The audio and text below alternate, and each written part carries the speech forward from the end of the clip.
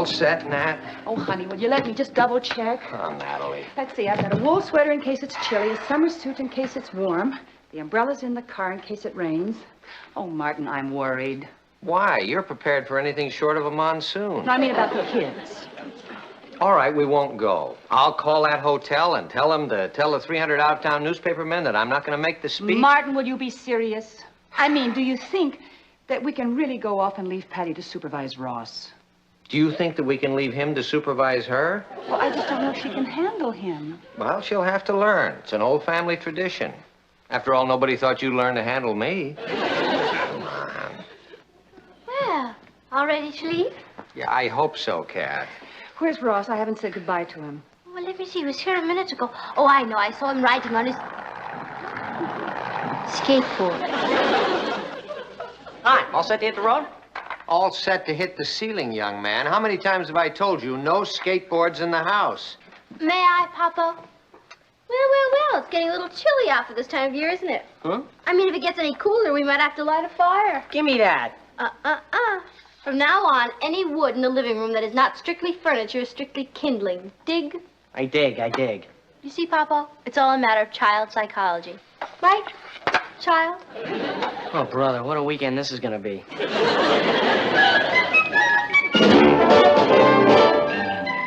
Meet Cathy, who lived most everywhere, from Zanzibar to Berkeley Square. But Patty's only seen the sights a girl can see from Brooklyn Heights. What a crazy pair. But they're cousins, identical cousins all the way. One pair of matching bookends, different as night and day. Where Cathy adores a minuet, The ballet russe and crepe Suzette. Our Patty loves to rock and roll, a heartfelt makes her lose control. What a wild duet. Still they're cousins, identical cousins, stand you apart. They laugh alike, they walk alike, at times they even talk alike. You can lose your mind when cousins are two of a kind.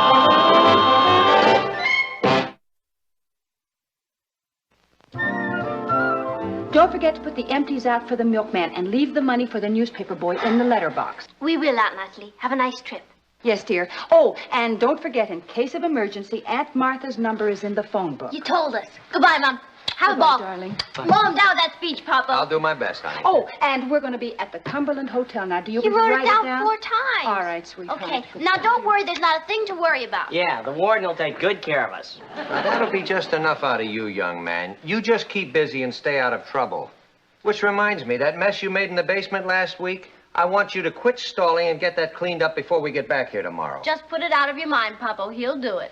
Oh, and one other thing, Natalie, darling. I forgot. please. Oh, all right. Goodbye. Bye. Have a nice You night. take care of yourself Drive now. carefully.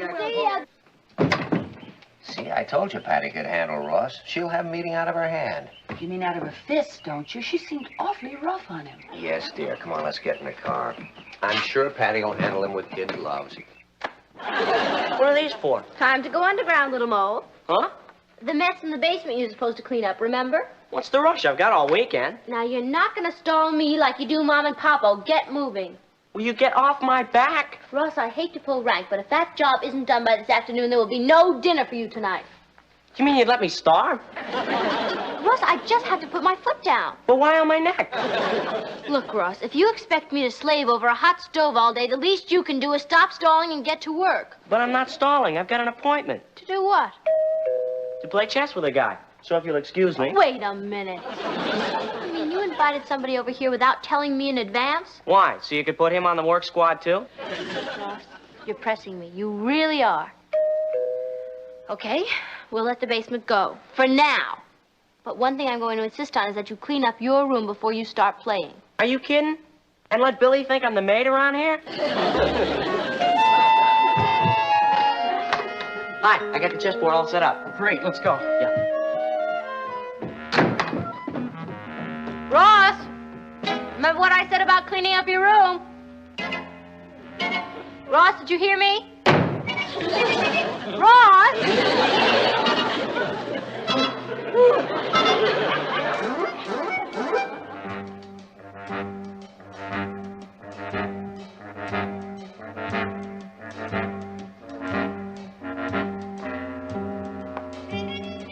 Checkmate.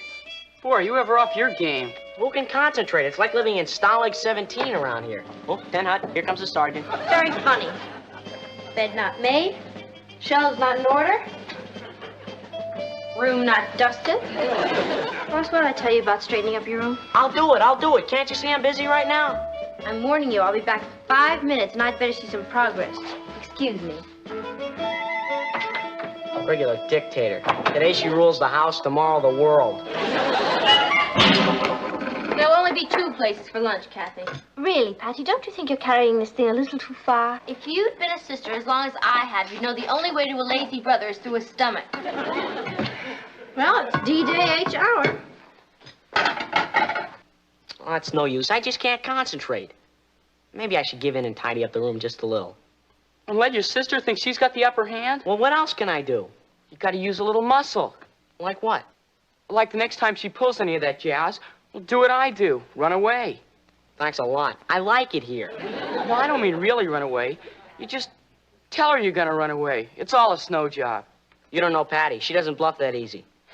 She will if she's anything like my sister. You tell her you're cutting out, and she'll get so spooked, she'll be eating out of your hand for the rest of the weekend. It's your move. Okay, I hate to do this in front of you, Billy, but I'm sorry. Hey! There will be no more games until this room is completely straightened up. Oh, yeah? Well, I'll tell you, Patty, if you don't lay off, I'm gonna run away. Oh, really? Where? I don't know, but if you don't get off my back, I'm gonna go someplace. Oh, well, suit yourself. Oh, well, and to prove there's no hard feelings, I'll make you a nice lunch. You and your big ideas. Now what do I do? Well, you can't give in now. You gotta get through with it. Besides, she's just bluffing. You'll see. He's just bluffing. You'll see. Can I have the liverwurst, please? Patty, don't you think you're pushing Ross a little too hard? Cathy, one of the first things you'll have to learn about bringing up children is that when they threaten you, you have to call their bluff. Well, what if he is serious? What if he does run away? He'll come back. How do you know? He hates liverwurst.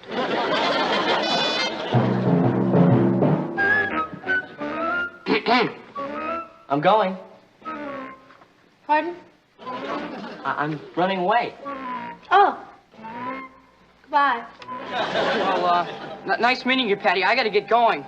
Oh, yes, nice meeting you too, Billy. Look, why don't you come back in a few days? Maybe I can give you Ross's new address.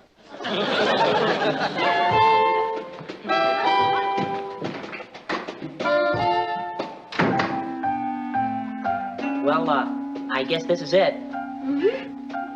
I'm going. Mm-hmm. See you around. Mm-hmm. Goodbye. Bye. See you around. You said that already. Yeah. Ross? Yeah? You forgot your sandwiches. Oh. Have a nice trip. Well, goodbye. Goodbye.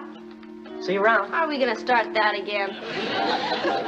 Now, don't you worry, and good luck, and be sure to write once a week. Yeah.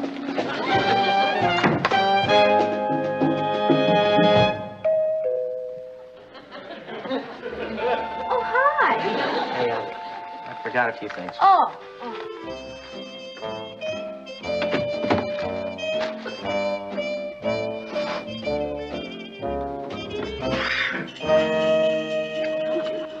Oh, good. The weather should be nice in Alaska this time of year.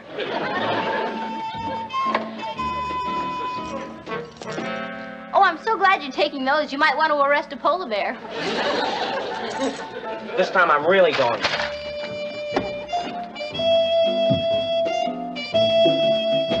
I'm pretty sure I haven't forgotten anything. Well, if you have, we'll send it to you.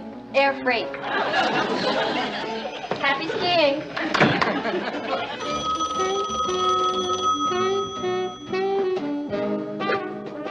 Hello. Hello, dear. Oh, hi, Mom. You in Atlantic City already? Well, not quite, but we just thought we'd stop off and call. We thought. What I called about, dear, is if Mrs. Ellis phones, be sure to tell her that we'll be home by tomorrow evening. You told her that yourself yesterday. I did? Yeah. Oh, that's right. Well, anyway, as long as I have you on the phone, how is everything there? Oh, just fine, Mom. Ross isn't giving you any trouble, is he? Oh, no. Handling him is like child's play. What'd you have for lunch? Natalie, this is a toll call. But my 3 minutes aren't up. Let me say hello to Ross before I hang up. Ross? Yes, your brother. Oh, Ross. Yeah, I'll get him. I hope.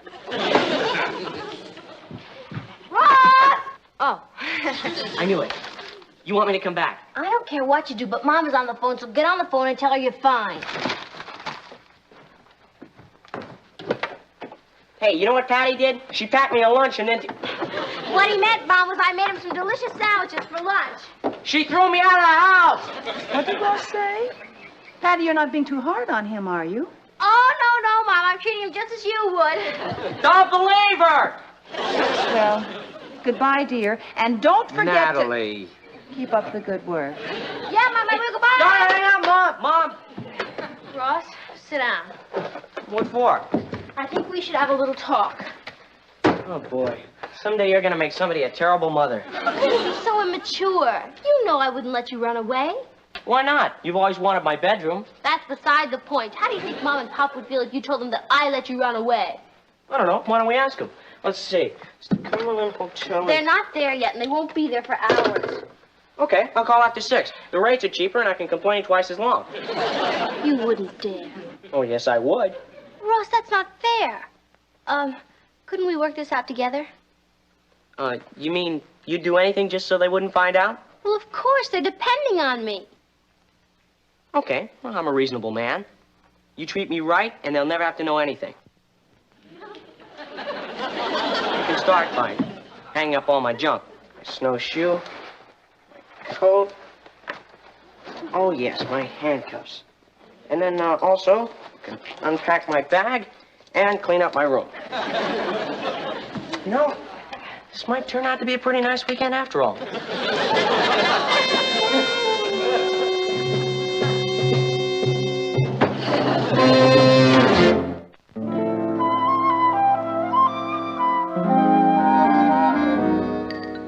Good morning. Or should I say good afternoon? Please knock. Well, here you are. Breakfast in bed, just as you ordered. Let's see now. Toast, honey, jam. You forgot the peanut butter. Oh, I am sorry. I'll go get it. Hold it. What's this? Scrambled eggs. I hate scrambled eggs.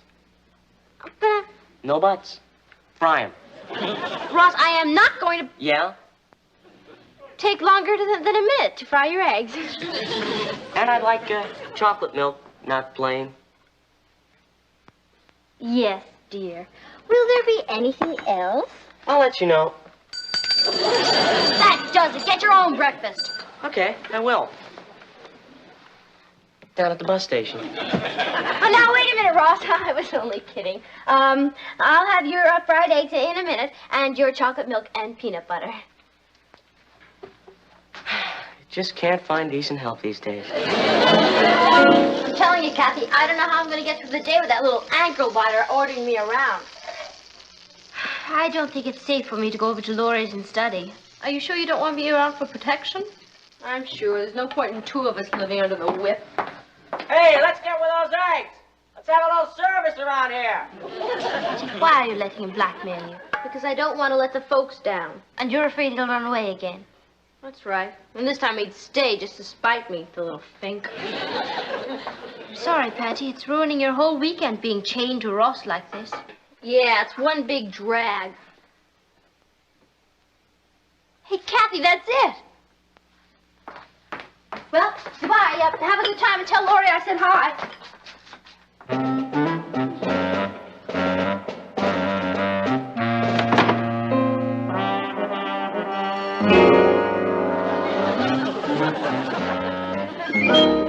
I told you, knock. Here's your breakfast, and if you don't like it, you can go down and make your own, and then you can clean up your room and get on the basement like your father told you to. You'll never learn, will you? And if you think I'm just threatening this time. Oh, I don't think you're just threatening. And you're going to let me run away? No, I didn't say that. Try and stop me. Oh, boy. If you don't rate some kind of prize for this. Pretty clever, huh? Just about as clever as I was 2 years ago, when I lost the key.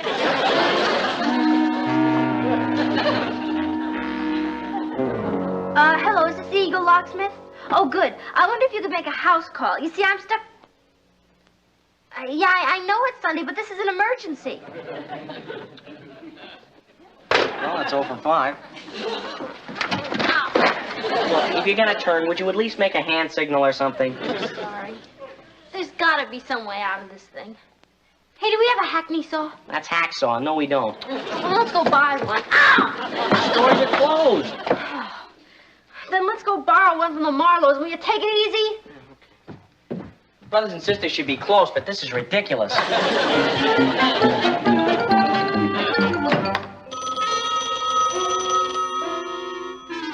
For inspiration, today's progressive journalist has only to look to the There's dynamic... no answer.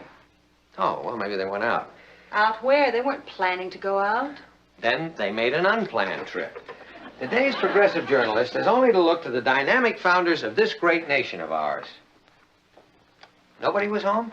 Oh, don't worry about it, dear. They probably just went out to the market. Yeah, probably. Let's see. In the same way that our forefathers dedicated themselves to principle, regardless of personal consequence. You sure you had the right number? I think I should know my own phone number. I guess. We must dedicate and rededicate our efforts.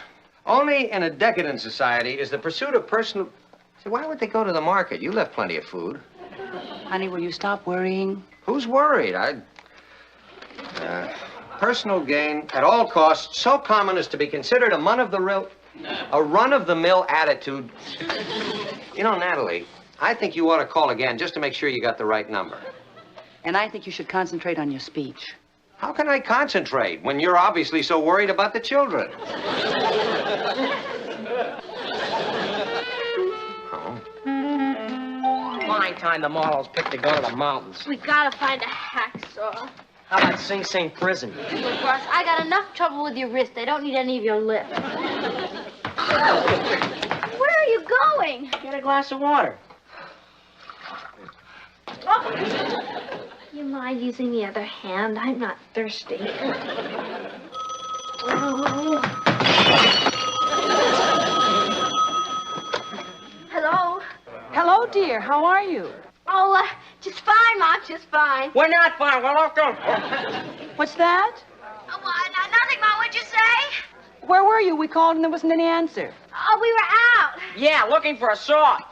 You were out looking for a saw. No, what he meant was we were out and we were looking and we finally saw what we were looking for. She's not telling the truth. What did Ross say? Nothing, Mom. You know what a put on he is. How'd the speech go? Oh, your father was a big hit. Here, I'll let you talk to him. Thanks. Hi, honey. How are you? How's everything going? Just fine, Poppo. Ross isn't getting out of hand, is he? Oh, no. That's one thing he's not doing. Can I talk to him for a moment? Well, he's kind of tied up right now. Oh, has he done anything about that basement? Well, not really. Well, you tell him that if that isn't finished by the time we get home tonight, it's going to cost him a month's allowance. Oh, okay, I'll tell him. Bye, Poppo. Bye. Tell me what? That if you don't get that basement cleaned up by the time they get home, it's going to cost you a month's allowance. Not when I tell them why I couldn't do it. Boss, that's a lie. It is not. Just a gross exaggeration. I begged you to do it all day yesterday. You have no right to blame it on me. Do you see anybody else I can blame it on? Okay. Rather than have you lie about it, we'll both clean up the basement. Come on.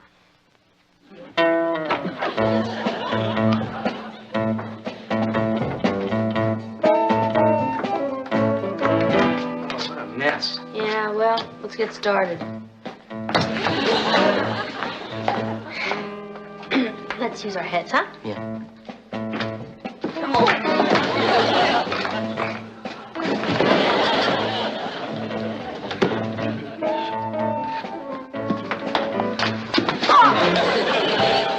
That's using our heads.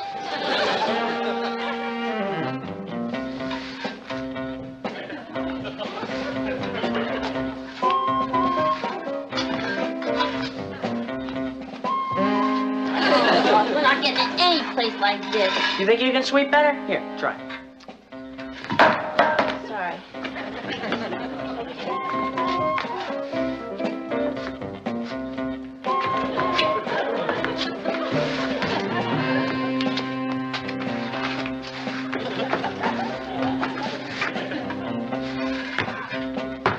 Well, don't just sit there. Give me a hand. Which one? Take the shovel out of your left hand. Yeah. Put it in your right hand. Very good. Now put your left hand on the broom. Now sweep.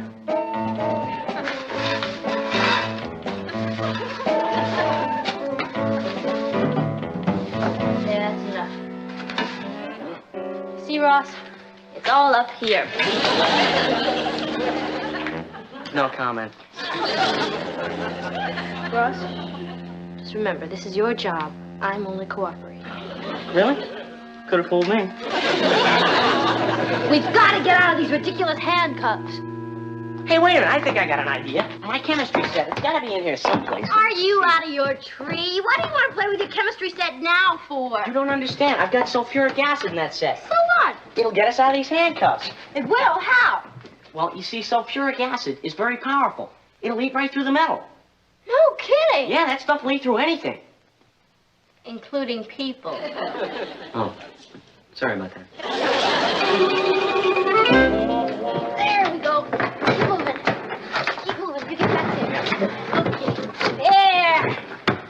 Well, you can't say I didn't help you. Don't think it makes any difference. I'm still going to tell them how you tried to make me run away. Oh. Boy, wait till they hear what...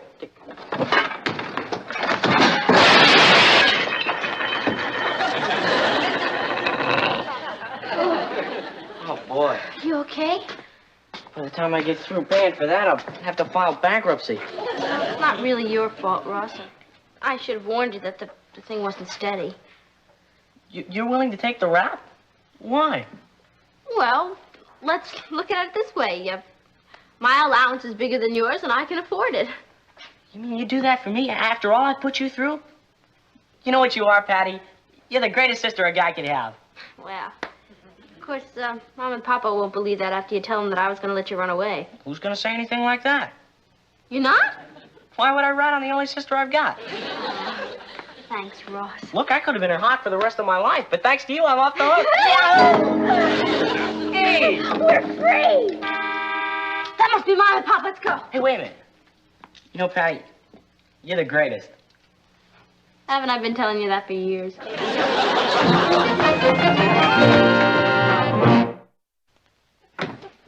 How many people were there? Oh, thousands. Literally thousands. Literally 300. Wow. So your speech was a gas, huh? Lots of applause? Well, I guess you might say I got a sitting ovation. I'm glad to see you two got along well. Oh, yeah. Ross wasn't any trouble at all. You see? I told you there was nothing to worry about. No? Yeah, you might say this weekend brought us a lot closer together, huh, Ross? Ross? No. Patty, I can't help it. I just gotta come clean. Ross. The truth is, I thinked out. You know those dishes in the basement? Well, I broke them. All of them. Really? But don't worry, I'll pay for it. Every last cent. Ross, now you really... Patty, I did it. I'll take the rap. Dad, you know that raise you were going to give me in my allowance? Well, maybe you just better keep it and take it out of that. And if that's not enough, I'll give up my lunches at school. And you may as well forget about my birthday and Christmas. Ross, nobody's asking you to pay for it. You're not? Of course not. It was just some old junk Patty and I were saving for the PTA White Elephant sale. Yeah, but it was my fault that White Elephant sale? But I thought that... Why didn't you tell me? You didn't ask. See, Ross, you'd save yourself a lot of problems if you just confide in your sister once in a while. That's right, Poppo. I mean, what are sisters for,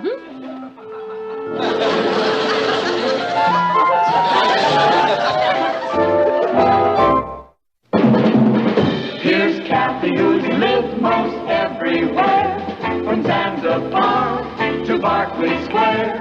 The Patties only seen the sights a girl can see from Brooklyn Heights. What a crazy pair! But they're cousins, identical cousins, and you'll find they laugh alike, they walk alike. at times they even talk alike. You can lose your mind when cousins are two of a kind.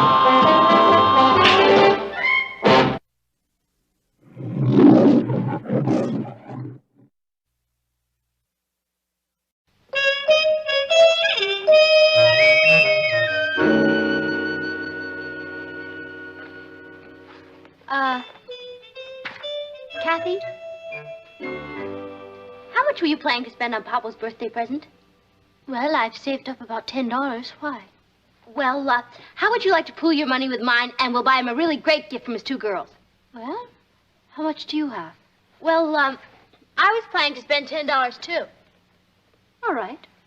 But all I saved up was $5.50. In that case, Patty, I think I'll just go ahead and buy Uncle Martin a present on my own. He's done so much for me. Cathy, don't you think that's being a little selfish? Selfish? What difference does it make how much each of us puts in? If we can get a really great gift for Poppo, isn't that what counts? If I had $100 and you only had a quarter, I'd go in with you. Hey, Patty, I'll go in with you. Yeah? How much do you have? $1.25.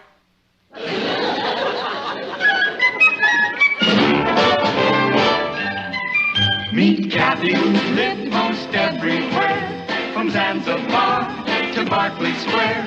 But Patty's only seen the sights a girl can see from Brooklyn Heights. What a crazy pair! But they're cousins, identical cousins all the way. One pair of matching bookends, different as night and day. Where Cathy adores a minuet, The ballet russe and crepe Suzette.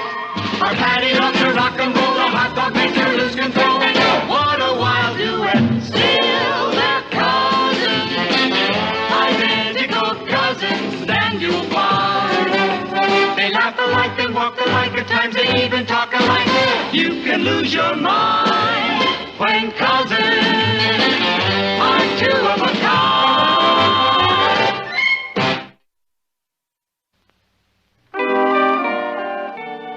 The things in this catalog are ideal for Poppo. What's so ideal about them?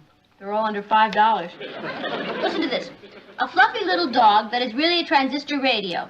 You turn his nose to the right for volume control. You press in his eyes for AM, FM, and you zip open his stomach to change the batteries. What do you think? I think the ASPCA should be notified at once. Well, it's not easy to find something he doesn't have. I know, dear. Maybe it's time to open the hinting season. You mean feel him out to see what he wants? Good idea. Where is he, in the den? But he's working. It might not be a very good time to disturb him. That's okay. When I'm working, I love to be disturbed. Try to be subtle. Mom? You are looking at a walking web of cunning.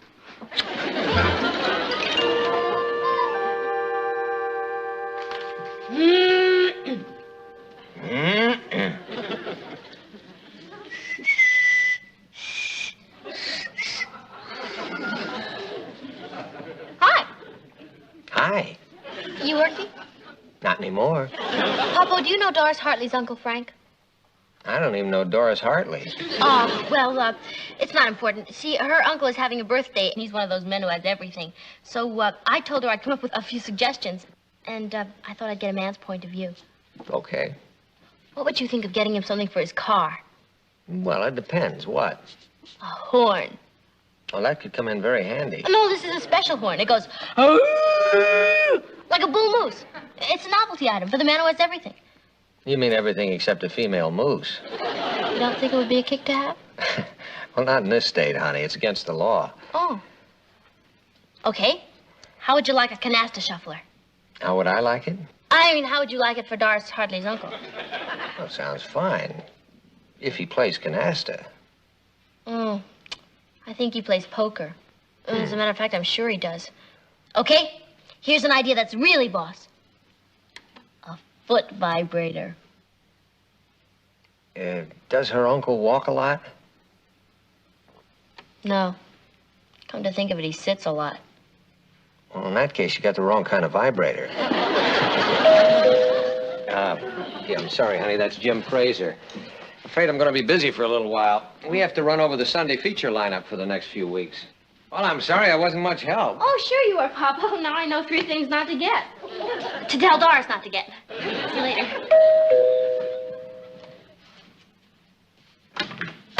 Hi, Jim. Hi, Martin. Come on into the den.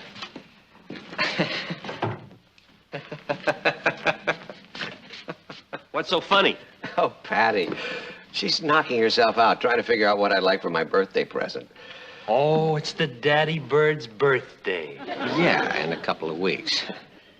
Oh, Patty's really come up with some wild ideas. Like an automobile horn that sounds like a bull moose. Huh? Now, who'd want that? Someone who's looking for a female moose. Yeah, all right. Here's the tentative schedule you asked me to rough out. I hate to see the kids spending their hard-earned money on me. I don't mind about my wife. That's my hard-earned money. Besides, you always get a lot of things you just don't use. Not if you're clever about it. What do you mean? Well, I always make a list, see? Then I leave it laying around somewhere where they'll run into it. Uh-huh. Last year, it took them about 10 minutes to get the idea. Where'd you leave the list? I pasted it to the bathroom mirror. Very clever. Yeah? Well, all I know is I didn't get stuck with a bull moose horn. Shall we get to work? Right. Hey, I think I got it figured out. The schedule? No. How to throw a hint to Patty without being too obvious. Now, let's see. Something nice and cheap. And then I'll just tear it out of the magazine and leave it around where she can find it, see? Now you're getting the idea. Yeah. Hey, how about this? Why would I want a personal oxygen tank? Well, it says right there it's great for hangovers. Yeah, well, I don't really think I need it, Jim. Besides, it's kind of expensive. Yeah, but if you only used it on the morning after New Year's Eve, it'd be worth it. Now, here's something. Swiss pocket knife. 8 different blades, including knife, fork, spoon, and leather punch. $3.95. Think it's worth it? At 50 cents a blade, it's perfect.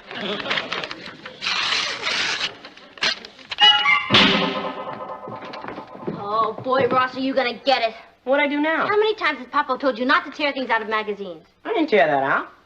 Don't lie to me. I'm not lying. Wait a minute. This is a matter of life and death. Yeah? Why? Because I found this on Poppo's desk, and if you didn't tear it out, that means he did. And if I can get him something for less than $5, I'm home free. Let me see. Swiss pocket knife. 8 different blades, including knife, fork, spoon, and leather punch. What would Papa want with this? To eat with, what do you think? And I suppose the leather punch is so he can make extra holes in his belt when he's through eating. Very funny. I guess it does seem like a pretty flaky gift for a grown man. Hey, wait a minute. You're looking at the wrong side. Telescopic rifle. Yeah, that's what Dad clipped the ad out for. For the discriminating sportsman. Oh, boy, what a birthday gift that'd make. Yeah. Hand-carved stock of French walnut. Oh, groovy. Engraved trigger guard.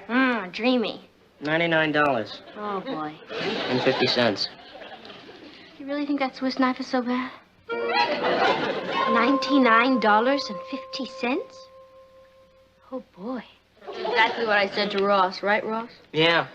All we could come up with was $6.30. It's just plain stupid. I don't think wanting to get your father a gift like this is stupid. Oh, Cathy, I knew you'd see it that way. Cathy, $10. Yeah. $83.20 to go. Go! Thanks, Cat. It's a marvelous gift, but even if we did pool our I money... know what you're going to say. $99.50 is an outlandish amount of money to pay for Poppo's gift. No, it isn't, but I... Oh, then you agree it would be a great gift. Well, of course it Oh, would, Mom, but... I knew you'd see it our way. Now, just a minute. $99.50 is a lot of money. I know, but Ross and I have it all figured out. You want to tell her? I yield to the champ. Okay. We figured if you'd let us have an advance on our allowance for a few months, we could make it with no trouble at all. Oh, I'm afraid not, dear. I won't have you skipping lunches to make up for it. Mom, we don't mind starving for a thing like that, do we, Ross? That Swiss knife is getting to look better and better. Mom, answer me one question. How much money were you going to spend on Papa's gift? Oh, I was going to get him some shirts for about $25. $58.20 to go. Mom, could you stretch the 25 a little? A little, yes, but what you're asking for could result in a severe strain. Please, Mom, I'm only asking you to think about it. Honey, I will think about it. Oh, Mom, you're great. I see the kitchen cabinet's in session. Hi, honey. Hi, dear. I'd like to make a motion for an early dinner. Jim is coming over around 8 to run over the feature lineup. Are you sure that's the way Soupy sales got started? Want me to help you hang up your hat and coat? Oh, boy. When that blabbermouth wants to help, watch out.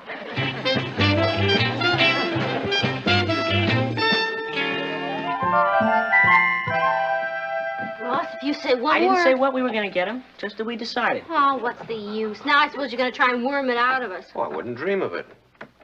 Don't you want a little hint? Absolutely not. Well, I'll tell you this. When you open that package, you'll really flip. I will? Yeah, and when you use it, you'll get a real charge. Ross. What did I say? He just means you'll get a bang out of it. Patty. All right, you two, that's enough. You want to spoil the surprise? Dinner in 15 minutes, dear. Oh, good. I'm starved. Well, at least that birthday present will get you out of doors, which won't hurt you one bit. Out of doors? It can't be used inside? Well, I don't think the neighbors would approve if you started firing.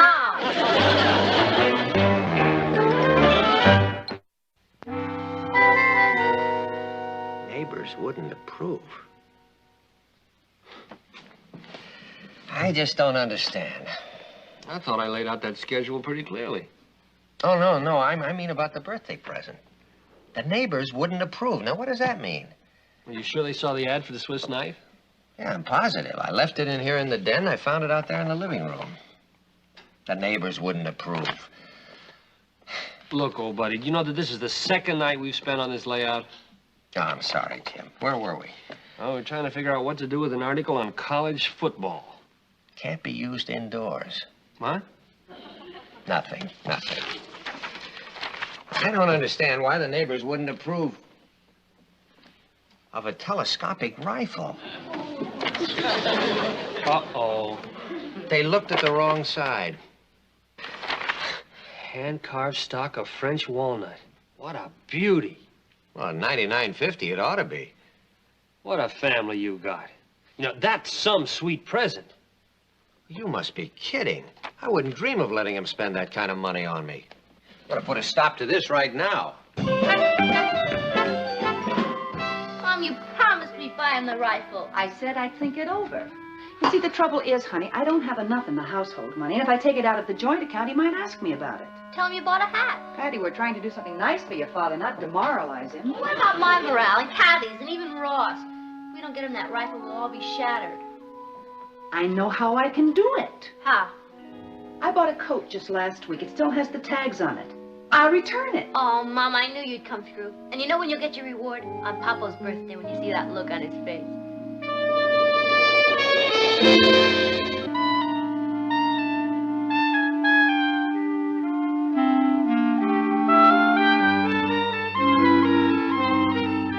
Jim, I've got to let him buy me that rifle. Well, I'm glad you changed your mind, because it's a beauty. No, that isn't it. It's just that they built up such a head of enthusiasm about it that, well, I can't put a damper on it. Do you know what Natalie is going to do? She is giving back a coat that she bought in order to finance my present. No kidding.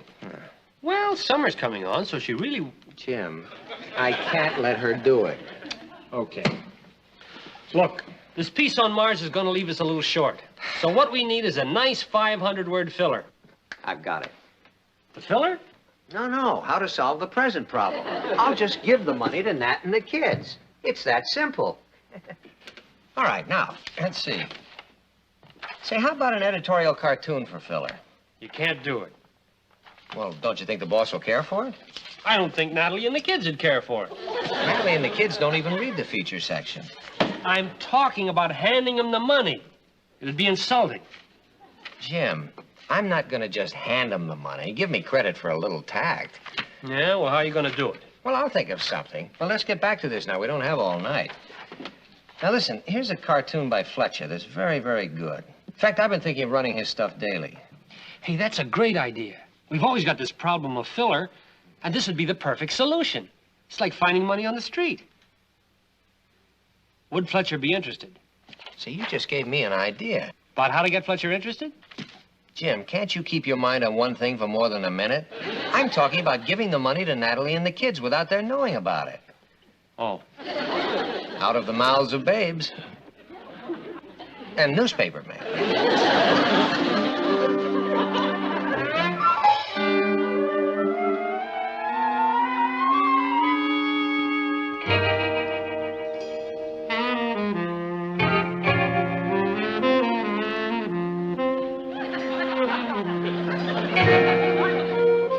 Nat?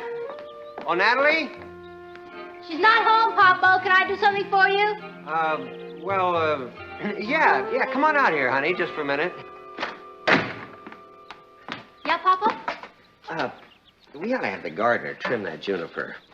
Don't you think it looks a little raggedy? Yeah. Yeah, I'll have Mom tell him about it. Patty, what's new?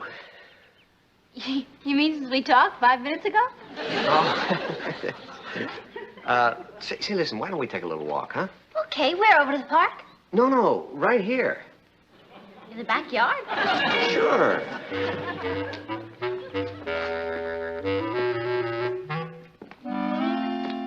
You know, it's very pleasant out here, isn't it? Yeah. Nice day. Yeah?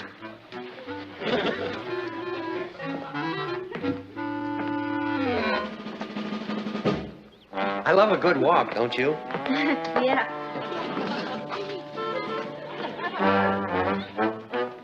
Papa, can you keep a secret? Well, of course. We're breaking out of this place tonight. Say, have you smelled those flowers? Have you ever smelled them? Yeah, they're wonderful. Oh, but I mean recently. Well, come to think of it. Oh, no, not those, honey. I meant those, the little one down there. Oh, those? Mm-hmm. Yeah, they smell great. What's that? What? That. Oh, those dumb kids next door are always throwing their candy wrappers. Oh, in. no, wait. Honey, I don't think that's a candy wrapper. No, it's probably some kind of money. Oh, is that what it is? Sure, $50 bills. How was it real? Oh, well, I'll tell you, this one is real. And so's this one. Hey, talk about pennies from heaven, Patty. You found a jackpot right here on Earth. Congratulations. You don't mean I can keep this? Well, why not? I mean, finders keepers, you know. Poppo, you're not serious. I'm not? This money has to be turned into the police. Well, no, wait a minute. Do you remember that editorial you wrote last month? Which one? The one about cheaters who keep lost things instead of turning them into the police. Oh, well, yeah, of course. You're absolutely right, and I'm going to take this to the police station myself right now. No, Patty, don't do that. I mean, I'll turn it in.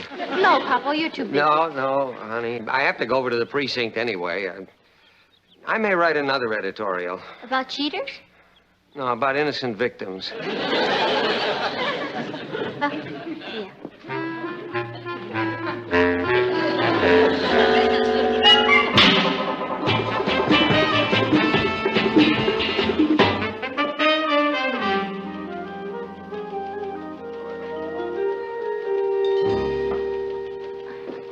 Hello. I was wondering how long you hold on to lost things before you give them back to the finder. Well, that depends on what it is. Some things we hold for 3 months. 3 months? Yeah, things like bicycles. Oh, well, this isn't a bicycle. This is cash. Oh, that's different. Yeah? Cash we hold 6 months. Well, there goes my mother's coat. What? Well, you see, we were hoping we could use the money to buy my father a birthday gift, but we can't wait 6 months. Well, let's get some of the details. Now, how much was it and who found it? $100, but my father turned it in a couple of days ago. Oh, that's different. Oh. What's his name? Lane, L-A-N-E. Martin Lane. Lane. I don't see it here. Oh, well, maybe he turned it in another precinct. Wouldn't matter. This is a citywide lost and found list.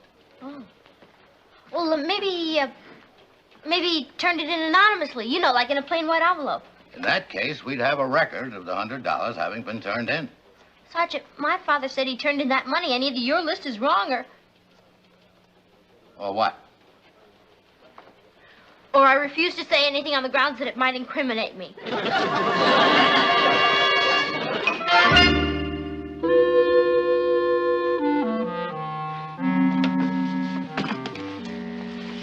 Oh, hi, hon. Say, where's Patty? Oh, she went downtown. What are you doing home? Well, Are you returning that? Yes, it's just not my color. I thought you were wild about blue. That was last year. Well, I like you in blue. Honey, my mind's made up. Well, you're not going to take it back today. Well, I'm going to play bridge, and the store's right on the way. Nat, say, listen, do you remember that money that Patty found a couple of days ago? Yeah? Well, I just got it back from the police department. Nobody claimed it. Is that right? Yeah, how about that? You really like me in blue. Oh, yeah. It's good enough for me. Since I'm going to the bridge game anyway, I might just as well wear it. Why not?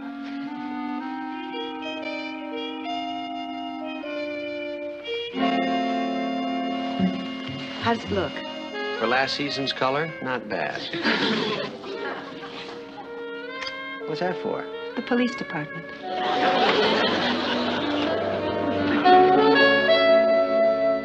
Oh, Mom, am I glad you're home. What are you doing with that coat on? I'll tell you about it later, dear. I've got to go now. Mom, you gotta put the tags back on or they'll never take it back if you wear it. Patty! I got wonderful news for you, honey. Nobody claimed that money you found. It's yours.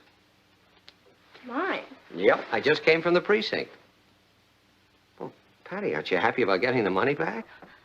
Happy isn't the word for it, Poppo. I'm overwhelmed.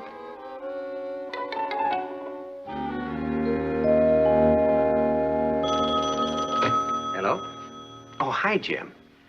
No, not yet, but I think they're going to give it to me right now. Listen, thank you very much for giving me that gun case to go with it. That was very generous of you. Well, why don't you come over in about a half an hour and you can see it then? Right. Okay. Goodbye. Poppo, Yeah? before you go back inside, I have something for you. Here. Oh. I know why you did all this, Poppo. You do? Because you're so anxious for me to have all the things I want. But honestly, Poppo, those things don't mean as much to me as other things. Patty, what are you talking about? I went down to the police station yesterday and they told me you didn't return that money. Oh. Well, Patty... No, you don't have to explain, Poppo. I'm sure you had a very good reason for doing what you did. Oh, Patty, I have to tell you... No, Poppo. This isn't much, but it's from me to you. Patty. Now, Patty, this is one time when a father insists on the right to explain.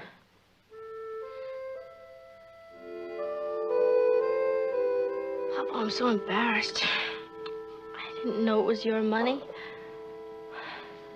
I don't know what to say. There's no need to say anything, honey. You just gave me the best birthday present I could wish for. A knife? Well, that's not what I mean. You gave me the kind of a birthday present that every father longs for. You see, honey,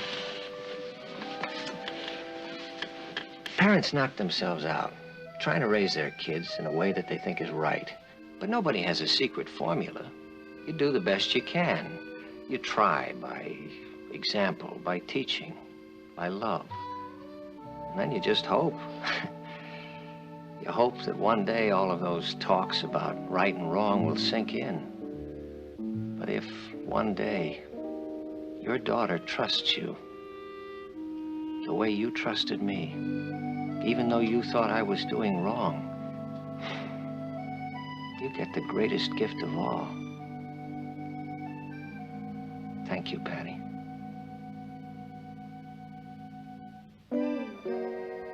Happy birthday, Poppo.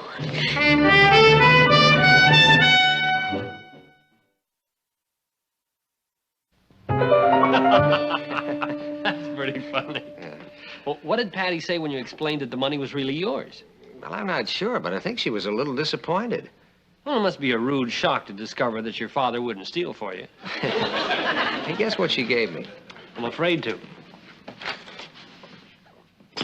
You mean? Yeah. Does it really have a knife, fork, spoon, and leather punch? Oh, no, that's the deluxe model. That is a knife, fork, spoon, and a pizza cutter.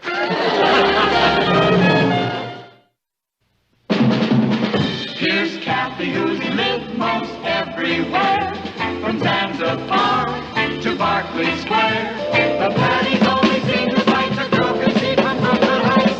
What a crazy pair, but they're cousins, identical cousins, and you'll find they laugh alike, they walk alike, at times they even talk alike. You can lose your mind when cousins are two of a kind.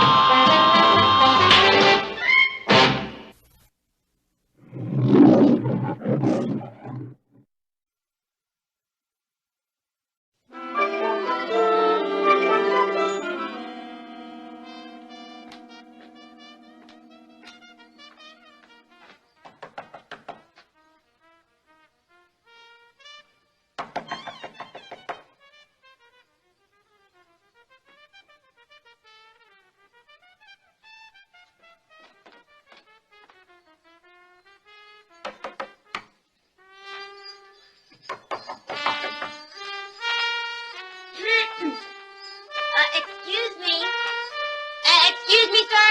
May I come in? That depends. You come to bug me about the gas bill? No. The electric bill? No. Can't be the phone. They already turned that off.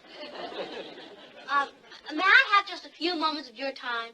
Oh, is that all? Well, come on in. Time-wise, I'm loaded. Well, thank you. My name is Patty Lane. I'm conducting a survey of consumer preferences for the Regal Research Institute. You dig my gizmo? Yeah, very nice. That chick I know gave it to me. Mona Moon. That's her over there. Oh, she's lovely. Yeah, she sang up a storm, that Mona. Whew. Really? Well, about the survey. What survey? Consumer preferences.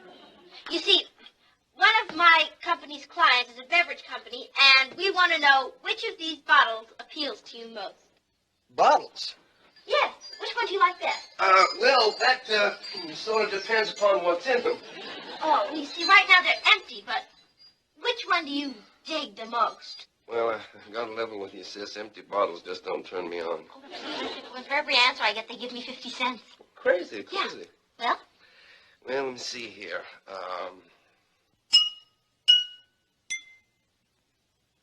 That's a winner. Bottle number 3. Now, why do you like bottle number 3 best? Are you putting me on? No. Don't you hear that crazy F sharp? Crazy F.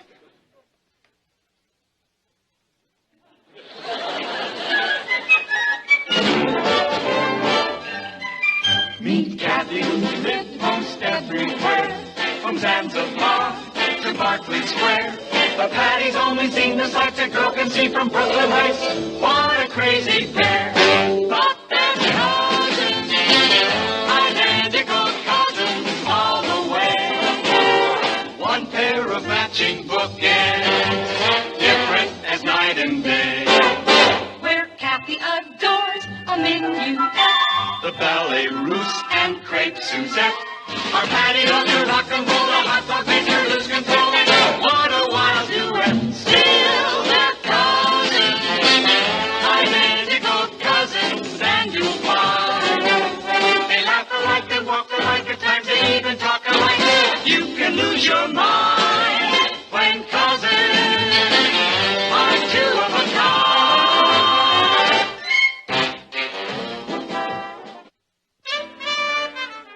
You mean this combo of yours, Garrison's Gases. GGG for short. Also stands for Go Gate Go. It's quite a gimmick, isn't it, with Yeah. 3 Gs? Cute. I don't know why it never caught on. your combo hasn't had a job in 3 months. Huh? No, not since little old Mona found another groove and bailed out. Oh, I see. When Mona left, something dear went out of your life, huh? Yeah, employment. That's terrible, Mr. Garrison. Don't call me Gate. Come on. Oh, thank you. I mean, it's awful for a talented artist like you to be living in a garret like this. You know what, Mr. Gate? You need someone to take care of you. Yeah, that's what I kept telling Mona. Well, what did she say? Yeah, she stood in the doorway there. She laid a big baby blues on me and said, "Flake off, Charlie." She really had soul. Mr. Garrison, could you spare a moment of your valuable time? Uh-oh. Who's that? The lady of the land. Landlady, Madam Scrooge. Don't go away. You growled? Mr. Garrison, your rent is now 9 weeks overdue. Well, time do fly, don't it? Oh, Mr. Garrison. Ma'am, look, if you just wait till my ship comes in. Oh, I've heard that before. Boy, have I heard it.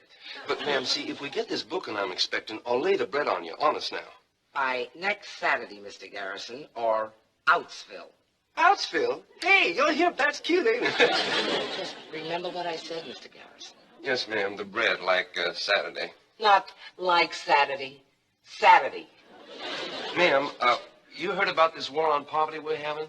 What about it? Why are you fighting on the wrong side?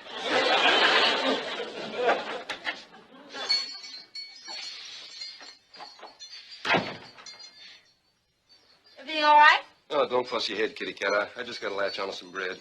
You don't have any bread? Man, I don't even remember what it looks like. That's terrible.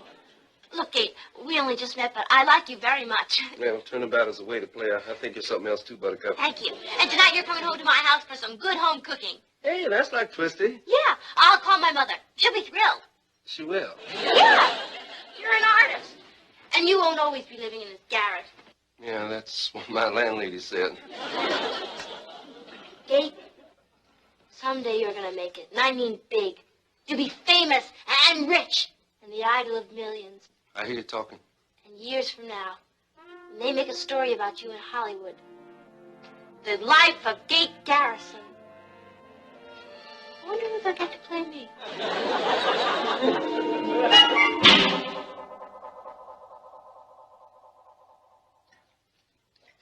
want to try some more steak, Kate.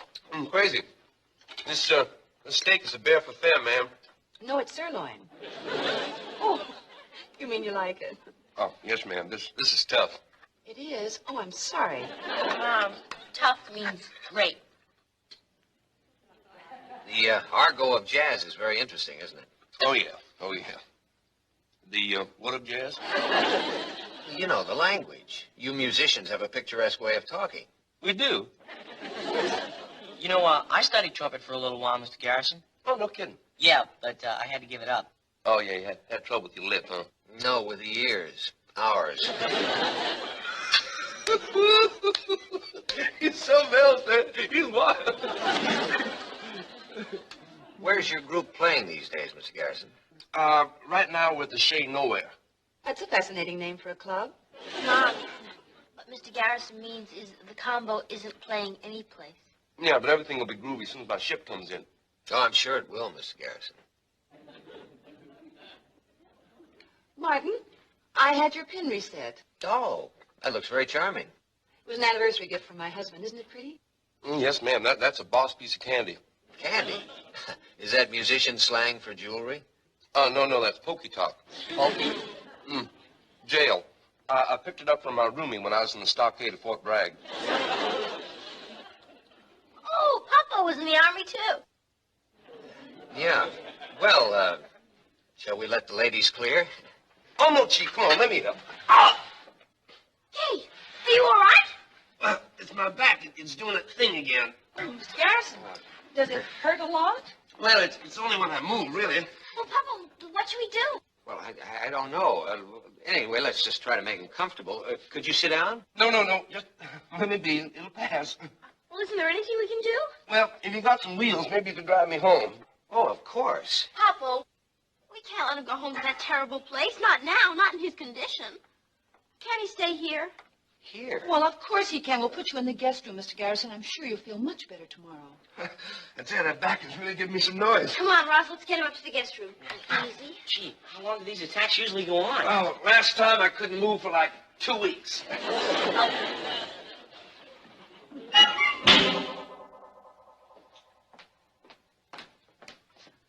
Yeah, greetings, ladies. Good morning, Mr. Garrison. How's your back? Oh, well, it's not bad, but they ain't whistling Dixie either. May I fix you some breakfast? Oh, no, thanks. Buttercup already dug me up some. I see she also dug you some wardrobe. Oh, yeah, well, you know, she figured my threads needed pressing. These are the pop cats. Yes, I know. Oh, look, the thingamahoo in your fiddly-dee is loose there. Oh, my goodness. Oh, I'll have to get the safety catch repaired. Yeah, you better do that right away. You know, you might lose it. Oh, that'd be terrible. It has great sentimental value. Oh, yeah, diamonds always do. What's taking place in the pot over there? Beef stew? Oh, beef stew is a groove. I love it. Kathy, would you peel some potatoes, please, dear? Certainly, Lovely, as soon as I finish the dishes. Oh, hey, listen, peeling potatoes happens to be one of my licks. Let me. Oh, no, I'll do it. What, and get the leavings on you? Are you sure you know how? Me, man? Woo! I'm a real kitchen cat, Daddy. Listen, I told you, remember I was in the stockade in the Army? Well, man, they laid KP on me night and day and night, evenings and twilight time, too, and some of the afternoons. Man, I'll tell you something. When I was finally sprung out of there, you know that mess sergeant cat? He finally asked me back for return engagement. Hey, look at that. Oh, never mind, Mr. Garrison. My husband loves potato balls. Kathy, let's get a broom and sweep up here. Oh, let me. Oh, no. Let Kathy. Oh. Hey, where are you? Oh, excuse me, ladies. I'm being paged. Hey, Buttercup. Hi, I brought your trumpet. Oh, bless you. Oh, have I missed you, baby? And I brought some other things for you, too. Oh, groovy. Listen, is it okay if I turn it around and wail into it once? Huh? Sure, let him check. Well, Buttercup, you never know when you're going to round the corner and bump into a square. Can I help you tune up? Yeah, give me an A, would you?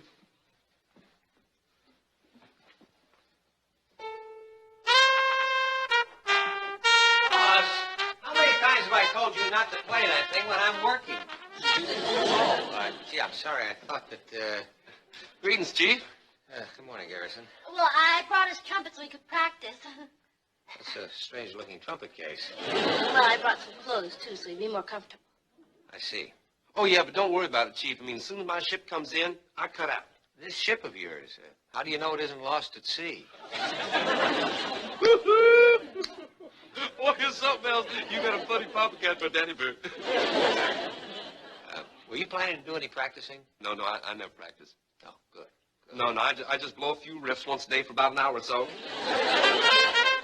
Garrison, listen, I've got to write an editorial now. Would you mind riffling a little later? Oh, no strain, Chief. Listen, I'll just join the silent service. I'll noodle on the mouthpiece if it's okay, sort of keep the lip in shape. Yeah, fine.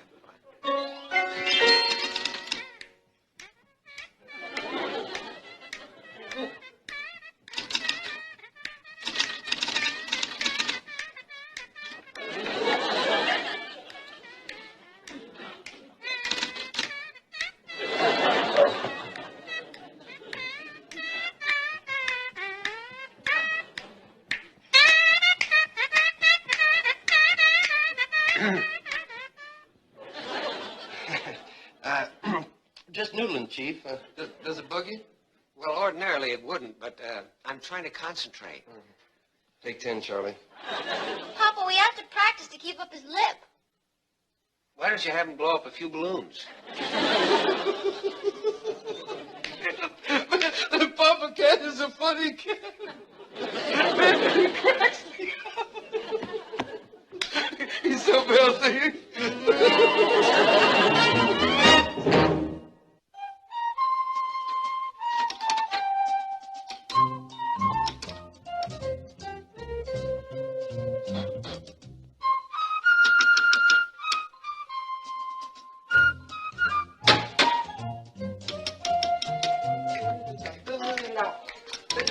Hey, what's happening, Chief? Oh, well, I can't seem to get this thing working. Oh, here, man, let me. Come on. You know how to fix a typewriter? Oh, you heard of Know How? I wrote the book, How to Know How. Oh, Daddy. Take a crack at this thing, fix her up for you.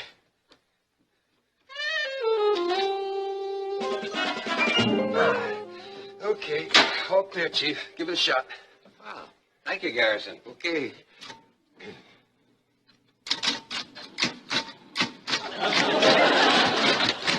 Hey, that's groovy. Yeah. But it's spooky, too. Yeah. You want me to take another crack at it, Chief? No, thank you very much, but I think I'll use a pencil. Oh, you want me to, like, sharpen it? No. There's just one thing you could do for me. Yeah, what's that, Chief? Pull the plug.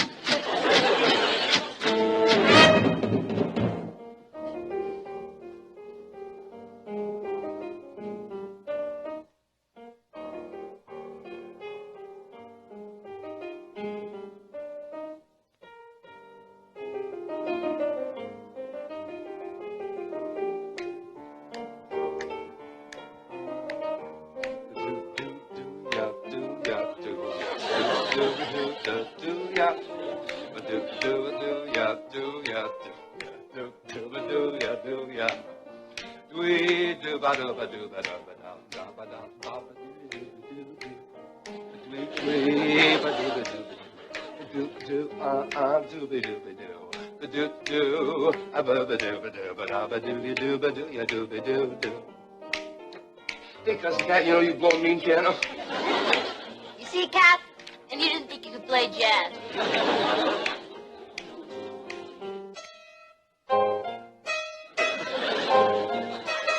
You got one that don't want to mix, huh? Dear, we'll have to have the piano tuner again. Piano tuner when I'm here? You can fix a piano? Man, does President Johnson know how to barbecue a steak? Really, Mr. Garrison, it'll be fine. Don't bother. Oh, no bother. Come on, this is my bag, Buttercup. Let me just dig right in here. Uh-huh. I see the problem. That's the beauty right there. Okay. Listen, sis, you can do me a favor. Why don't you fetch me a hammer, pliers, a little roll of black tape, and a big can of beer, huh? A big can of beer? Yeah, well, this is thirst-making work, you know. I'll just dig right in here. There we go. Okay, Cousin Cat, take it away. Whale, it's all yours.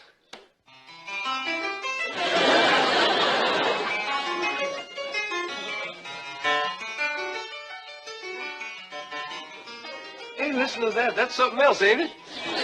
Yes? But what? What happened to the piano? Oh, ain't that a gas? Huh? Well, I gotta find out how I did that, man. I could make a lot of sick pianos real well. Hi, Mama. You're home early. Oh, and with wonderful news. Garrison, your ship finally came in. It did? Yep. Starting tomorrow night, Garrison's Gassers are playing what I believe is known as a gig at the Hotel Dorton. Oh, Poppo, that's great. Congratulations. Yeah. Hey, man, that's too much. Where's the Hotel Dorton? Over there on the east side. It's one of those places where the older society crowd comes to dance. You know, foxtrots, waltzes. Foxtrots and waltzes, huh? Show tunes. Man, I'm sorry. I'm gonna have to lose that scene before I make it. What do you mean, lose it? Sorry, you'll have to cancel the booking. Why? Well, Buttercup, Gate Garrison's Gases don't dig that Mickey Mouse jazz. You know, we're like cool. Gate, it's a job. Buttercup, I'd rather sit in with that cat with the champagne and the bubbles. Look, you're all hot, Chief, and it ain't your fault because you don't understand Gate Garrison's boys, but when we come on, we like go. Look, thanks anyway, Chief. They like go, huh? Well, that's just what Garrison's going to do right now. Poppo, you have to respect his integrity. Patty, I was on the phone all day landing that job for him. I had to make him sound like a combination of Benny Goodman, Peter Duchin, and Leonard Bernstein. Well, he's an artist. He has to follow his star. And he can, right out the front door.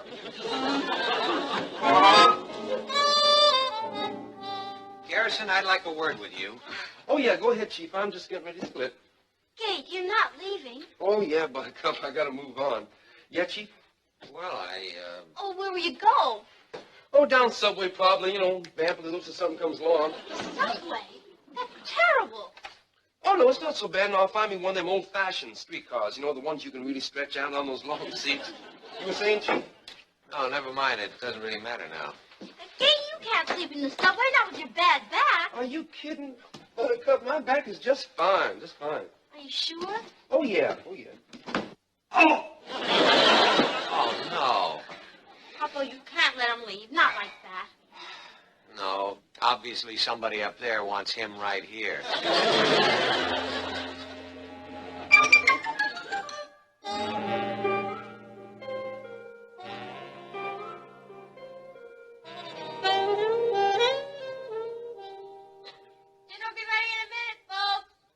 Good. Hey, where's Garrison? It's not like him to miss a meal. Oh, he said he had to go out for a while. Well, that's a step in the right direction. What are you looking for? Nothing. You've been poking around this room. What is it, a one-woman treasure hunt? Martin, I didn't want to upset you, but I've lost my diamond pin. I've ransacked the house. I can't find it any place. Well, not just a minute. Hey, kids, would you come in here a minute? Well, it must be around here somewhere, man. What is it? Listen, has either one of you seen your mother's diamond pin? No. I seem to have misplaced it. Oh, Mom, that's terrible. I was sure I had it in my jewel case. Gee, maybe a thief snuck in and heisted it. Oh, no, that's impossible. There's always somebody around the house, especially since we acquired Garrison as a permanent boarder. Hey, kids! Look me over. Gee. You got a new suit. Yeah, and new threads, new everything, just like I promised Buttercup. My ship came in. Well, what happened? But I'll tell you all about it. Don't go away. Isn't that great? He found a job. Yeah, or something. What do you mean, Martin? Well, I'm not sure, but you got to admit, prosperity came around the corner awfully fast. Poppo. Surely you're not suggesting that Gate... Well, now, he's not a pillar of the community, you know, and, I mean, he did say he spent some time in an army jail. So? Yeah. He seemed almost proud of it. Yeah, Gate wouldn't steal. Okay, he's a little unusual, but... Well, I hope that's all he is, son, but, I think I better have a little talk with him. Wait, Poppo? Aren't you being a little unfair? Well, in what way, honey? Just because Gate got some money, you're jumping to a wild conclusion. Patty, I said I was just going to talk to him. Well, isn't that just as good as accusing him? Don't you see how hurt he'll be? Now, Patty, don't worry. I'll be very, very diplomatic, believe me. Poppo? You can't. I know Gate didn't take that pin. What makes you so sure? I guess I better tell you. Tell us what, Patty? I took the pin. Patty, what are you talking about? Well, I wanted to wear it to the dance last night, and while Richard and I were Watusiing, it disappeared. Honey, why didn't you tell us? Well, I kept hoping it would turn up, and I was afraid to say anything. Patty, I don't understand. I mean, you know, no matter what you do, you can always tell us about it. Well, folks, this time I'm leaving, and it's for real. But before I go, I want to let you know from the leader on down that you've been a grand group. Gate, can I get in touch with you any place? Well, no, Buttercup. I'm not going to be anywhere you can reach me. Oh, well, you won't keep in touch with us, will you? Well, not for a long, long while, but I hope I can come back and pay back you cats for everything. You wouldn't like to pay us back before you leave, would you? Huh? Nothing. Oh, hey, what's the matter with me? I got something for the mama cat. For me? Oh, yeah, it's that bobble bubble the chief gave you. I found it in my room just now when I was packing. You found it in your room? Yeah, it must have dropped off when you were cleaning up. You better get that safety catch fixed on it right away. Oh, yes, I will. Did I say something strange? Not at all. And we're very grateful to you. Especially me. Gate, can I ask you a question? Buttercup, you could ask for the moon. I'd give it a good try. Well, why can't you tell us where you're going to be? Well, I'm going to be on board ship for the next year. On board ship? Oh, yeah, me and the combo got booked for a year's cruise in the SS Vagabond. You know, one of them cruise jobs? You mean all this time you've been talking about a real ship? Oh, yeah, me and the skipper are old buddies, and he booked me and the combo there for a whole year's cruise. It's gas. Oh, that's out of this world. No, just around it. Yeah, I'm going to miss you, civilian, especially you, Buttercup. Thanks, Gate. I'll get you a taxi, and Ross, get his bag. Oh, no, let me. No!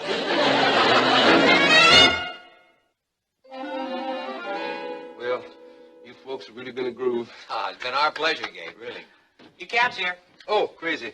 Well, take care, cats. Bye. Hey, Gabe, just before you go, I wonder if I could ask you a rather impertinent question. Well, sure, why not, Chief? Well, now, you remember you told us that you spent some time in an army stockade. What were you in for, if you don't mind answering? Well, no, it was really a gas, man. See, I had this little combo on the bass, you know, Garrison's Grenadiers. You're always with the 3 G's, see. Anyway, so one night this Eagle Cat comes in. Eagle Cat? Yeah, Colonel. Oh. Hey, you catching on, babe. Oh, thank you. Okay. Yeah. So, anyway, they're having a party for the big brass, you know. So the Eagle Cat comes up to me, and he wants me to play Happy Birthday. And you wouldn't? Right. So he looks at me like this, and he says, Garrison, that's a direct order. You know, just like that. And you still refused? Because of your integrity. Because we didn't know it. Happy. Well, listen, you know, Garrison's boys don't play that icky jive anyway. When we come on, we go.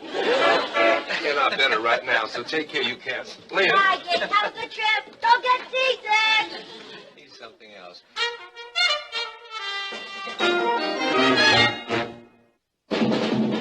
Here's Cathy, who's lived most everywhere, from Zanzibar to Berkeley Square. The Patty's only seen the sights a girl can see from Brooklyn Heights.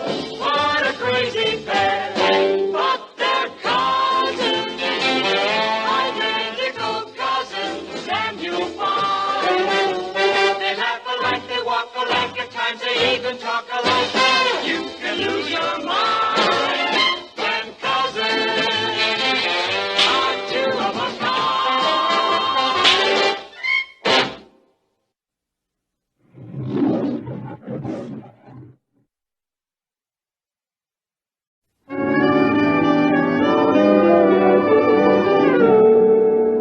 The mayor, Sammy Davis, Henry Fonda. Cathy, did I forget anyone? What about the governor? Good idea. Patty, do you realize what you're doing? You don't think they'll come, huh? Well, you're wrong. When you've got the greatest speaker in the whole wide world, everyone will come to hear him. Hi, I'm home. That's Poppo. Will I tell him the news?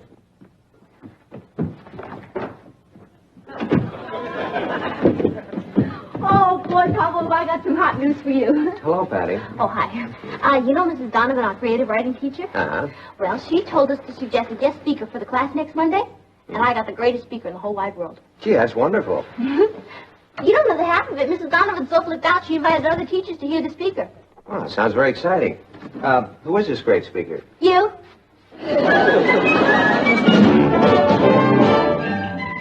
Meet Cathy, who's lived most everywhere, from Zanzibar to Berkeley Square. But Patty's only seen the sights a girl can see from Brooklyn Heights.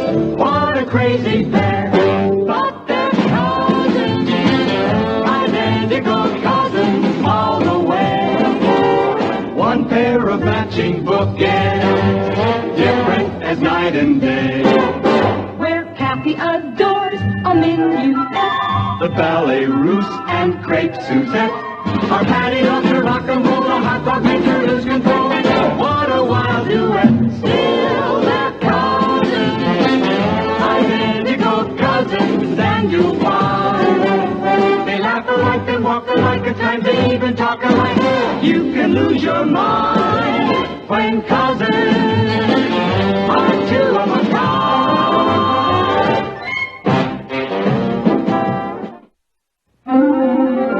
Poppo, you can't say no. I just did. But you didn't. You're already committed. You're committed. I'm not. Well, either way, the point is you've got to make a speech in front of that class. Patty, you had no right to tell Mrs. Donovan I was going to be there without asking me first. So I got carried away. Poppo, I thought you'd jump at it. It's an opportunity to talk to the future writers of America. Yeah, but I have a newspaper to put out. I just can't get away on Monday morning. Poppo, when was the last time I asked you for a favor? This morning. Boy, if I can't bring in my own father, I'll be the laughingstock of the whole school. You love to make speeches. That's right, and I'm going to make one right now. Patty, in the future, when you want something from someone, have the courtesy to ask them first. You can't go around making commitments for other people. Now, that's something you're going to have to get over. Is that clear? Can I ask you one question? Yeah, what is it?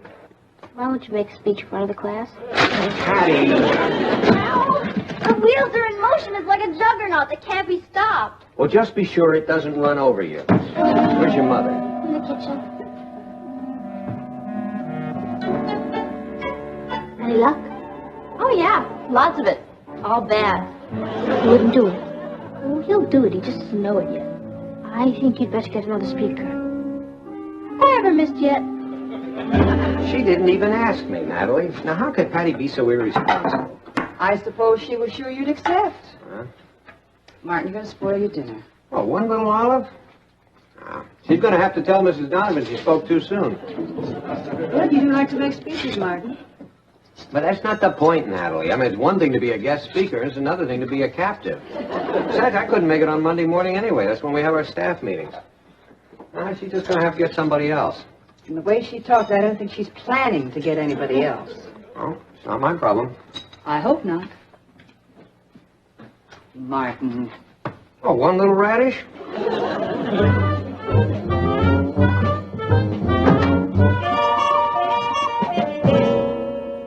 Hi, Kath. Hello, Richard. Hiya, Patty. Hi, Rich. Well, did you talk to him? Is he going to do it? Yeah. No. Well, what does that mean? Is he going to speak or isn't he? Of course he is, Richard. But he doesn't know it yet. Oh, you've done it again.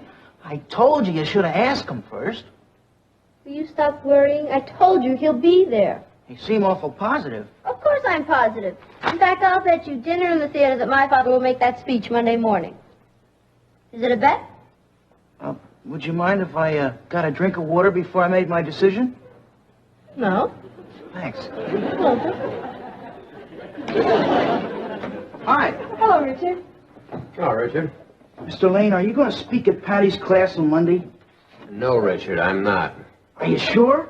I'm positive. Thanks a lot. Bye.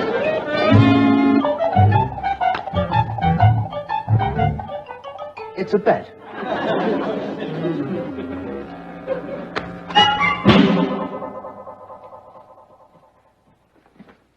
Busy, darling?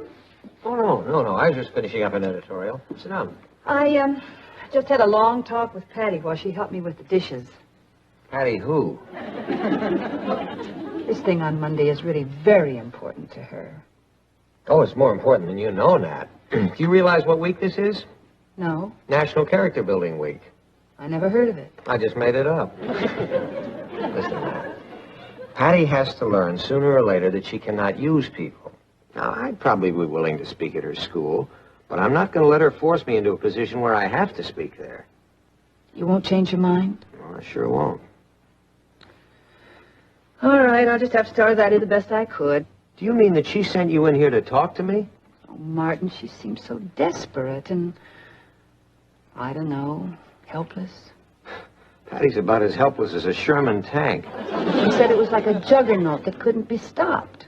Well, I'm sure it's not that serious, Nat. She probably doesn't even know what a juggernaut is. Come to think of it, I'm not sure I do. No, it was from Hindu mythology. It was a monstrous wagon with a religious idol on the top of it. And they used to roll it down the street, and fanatics would throw themselves under the wheels. They get carried away by their emotions, you know. Patty knows what a juggernaut is.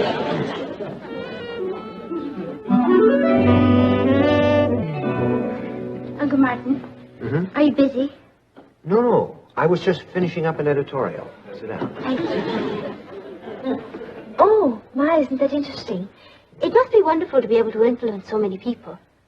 Well, I'm not sure I'm influencing anybody. I just express my opinion.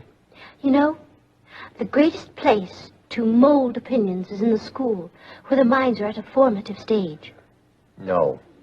No what? No, I'm not going to speak at Brooklyn Heights High on Monday morning. Now, Cathy, you got a lot of common sense. How could you let Patty use you that way? Use me? Well, sure. She sent you in here to plead her cause. Well, she didn't exactly send me. Well, she doesn't exactly send me either. Look, you tell her that you took the message to Garcia and he said no.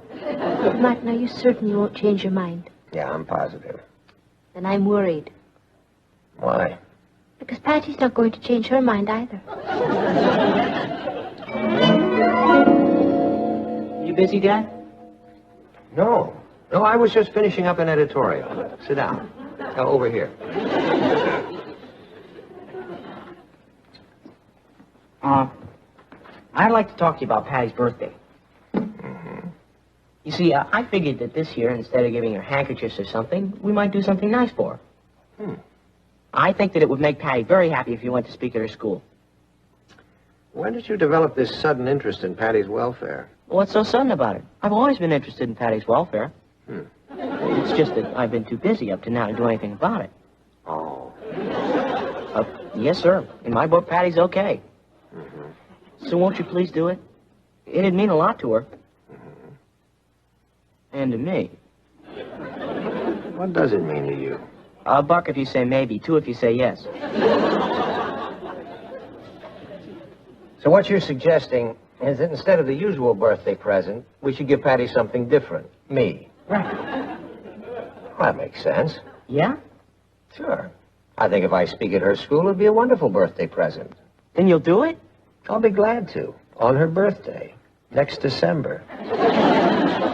Well, you can't win them all. Yeah, I know that, Ross. And you know it. The question is, does Patty know it?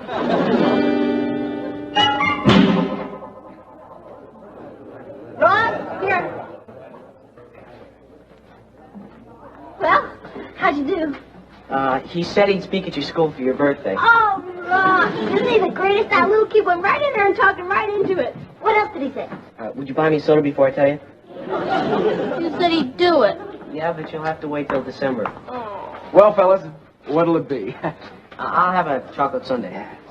And I'll have another peanut butter and jelly sandwich with a chocolate soda. And don't forget the onions. A chocolate soda with onions? Don't be silly. They're for the peanut butter and jelly. Excuse me a minute. Well, Patty? If you say I told you so. I wasn't going to say that, but now that you mention it, I told you so. Oh, boy, there's Mrs. Donovan. Hello, Cathy. Hello, Mrs. Donovan. Hello, Mrs. Donovan. Oh, don't get up. Don't get up. This is my cousin Ross. Ross, this is Mrs. Donovan, Patty's creative writing teacher. Oh, that, Mrs. Donovan. Did you lose something, Patty? No. Hi there, Mrs. Donovan. I can't tell you how I'm looking forward to hearing your father on Monday. We're all looking forward to it, aren't we, Patty? You must be pretty excited about it. Oh, yes. Her father is, too. Yeah, as a matter of fact, he hasn't been this excited about anything in years. Well, you tell your father how much we're looking forward to hearing him speak. Oh, I will. You know, I sure hope he doesn't get called away to the Far East this weekend. Well, is there a possibility of that? Oh, well, you never know with the newspaper editor. They have to go where the news is. And the situation's pretty flaky down there, you know. Well, if he's in the Far East, we'll understand. But if he's here, we'll expect him at school on Monday.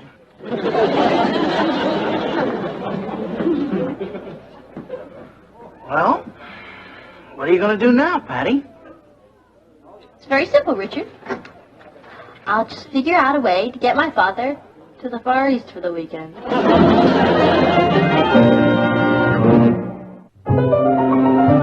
The important thing to remember about writing is that the creative faculty is there for all of us to use. But like any other faculty, if we want to develop it, we must constantly use it and improve it. I thought you'd gone. Aren't you playing golf today? No. I called Eddie Sheldon and told him to go on without me. What are you doing? Oh, well, I'm just rehearsing a little speech. What kind of a little speech? Well, it's a little speech for Patty's creative writing class on Monday. Oh, darling. I can't thank you enough. Well, what for? For getting Patty off my neck. Oh, she's going to be so tickled. Well, to be perfectly blunt about it, I'm not really doing it for Patty. No? No, I got to thinking about it, and I decided, why should I deprive the whole class? You mean why deprive them of the greatest speaker in the world? Yeah. No. Well, okay, yeah. Wonder if Patty knows how lucky she is to have a father like you. Well, if she doesn't, I'll tell her.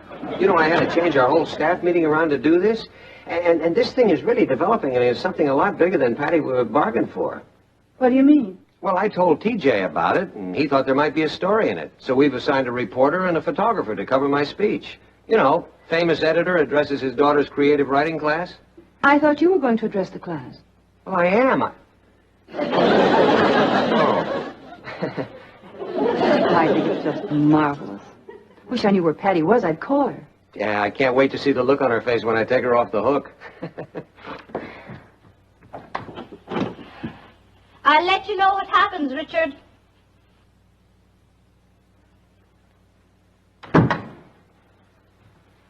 Are you sure you know what you're doing? Of course I do. It's one of my finer moments.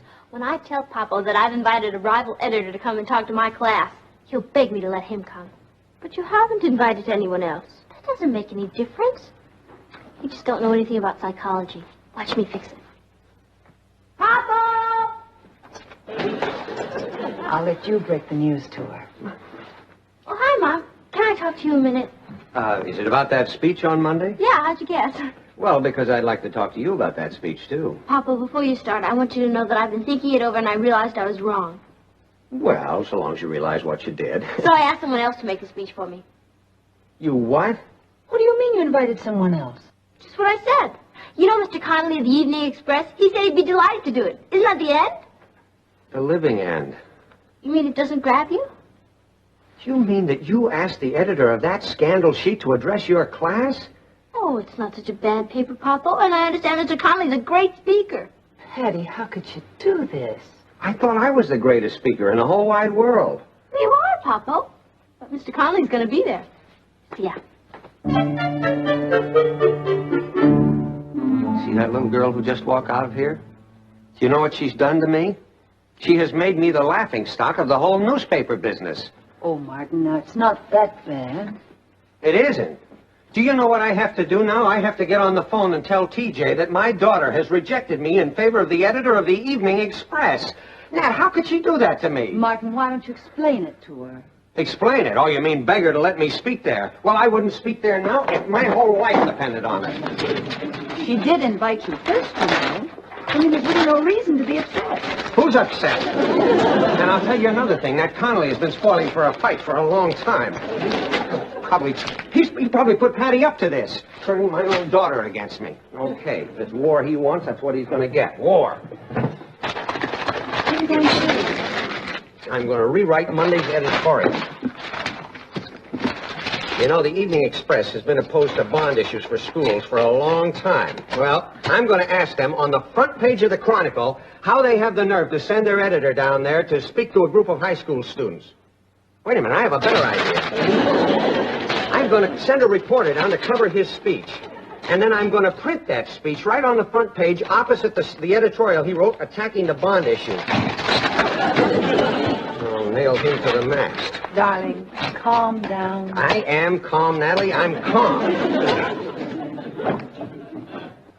Just work? Like a charm. Oh, Cathy, man, it's so easy to handle when you've got the key. Are you sure you didn't force the lock? Of course I'm sure. In 3 minutes, there will be a knock on that door, and Papa will come in, and he'll say, Patty, I've been thinking it over, and, well, you were right. I should have accepted your invitation to speak for the class, and, well, if it's not too late, maybe you could, call Connolly and, tell him you've made other arrangements. I'm more powerful than I thought. Man! Patty, Yes, Papa? I have been thinking about your invitation to Connolly. Yeah? Yeah, and I would like to tell you something. Go ahead. I think it's the best thing you could have done. You do? Yeah, and in fact, you can tell him from me that the Chronicle is going to send a reporter down there to cover his speech, and I would like to hear what he has to say about that. Papa, look, maybe I made a mistake. Maybe you'd reconsider about speaking at the school. Why can't we sit down and talk it over, Oh, well, we can sit down, but there's nothing to talk about. Everything I have to say from now on, I will say on the front page of the Chronicle. The Chronicle? Yeah, I have just declared war on the Evening Express. Well, what's you going to do now, Patty? What's left?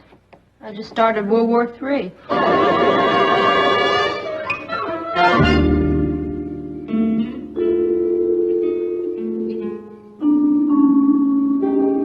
Patty? Hi, Rich.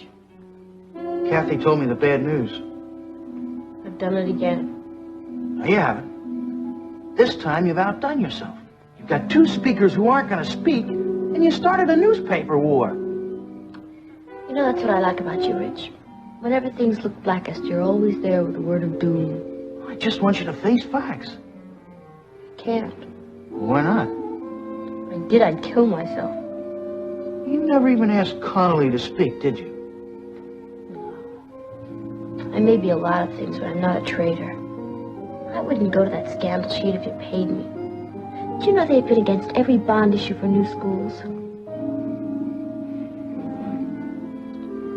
The only person I wanted to speak there was my father. Have you ever heard him speak, Richard?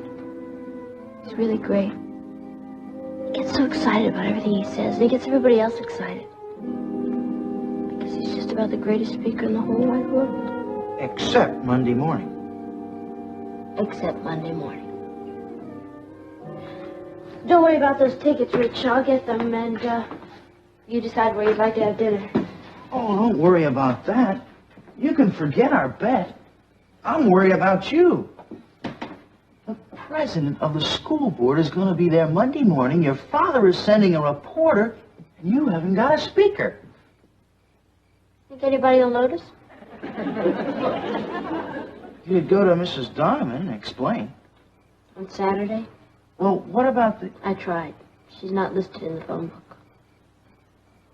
Well, there's one other solution. Oh, I thought of that. But I'm a coward.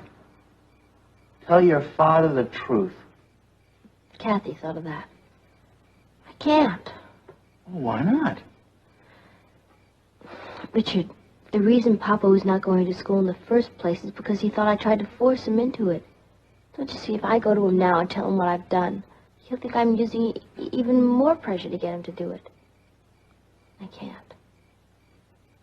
It's my own private little disaster. Well, if it's any help to you, I'm on your side, Patty. Sure it helps, Rich.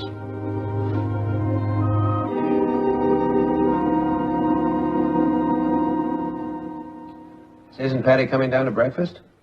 I don't think she's feeling very well, Uncle Martin. Isn't she going to school today? I don't know.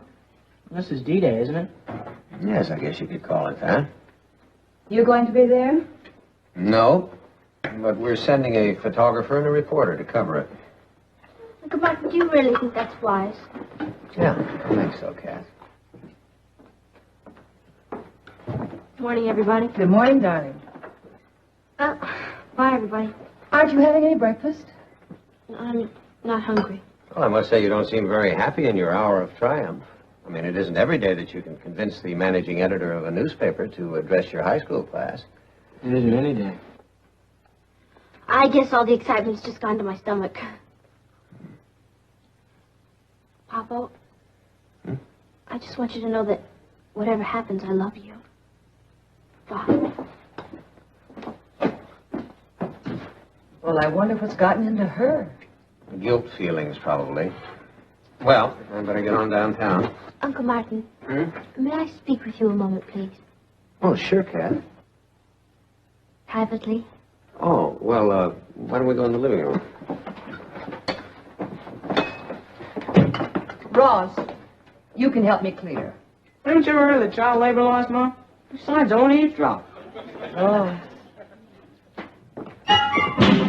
Good morning, students. Well, this is a red-letter day for the class. And on behalf of the entire class, I'd like to thank Patty Lane for arranging to have her father address us. Now, this is Mr. Dratler, the president of the Board of Education. And, of course, you all know Mr. Lewis, our principal. Oh, and Mr. Lane's speech is being covered by the New York Daily Chronicle. Now, before her father speaks, I imagine Patty has a few things she'd like to say to us. Patty?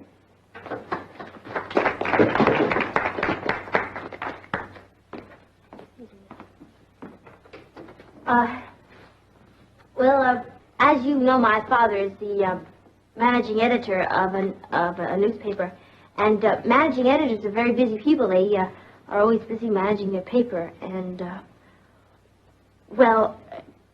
one person shouldn't really commit another person to do something unless she checks with him. So I'm here to apologize to you because... Because I'm late. I'm sorry about that, but as my daughter said, a newspaper editor is pretty busy editing his newspaper. Poppo. That's all right, honey. You just sit down and relax and listen to the greatest speaker in the whole wide world.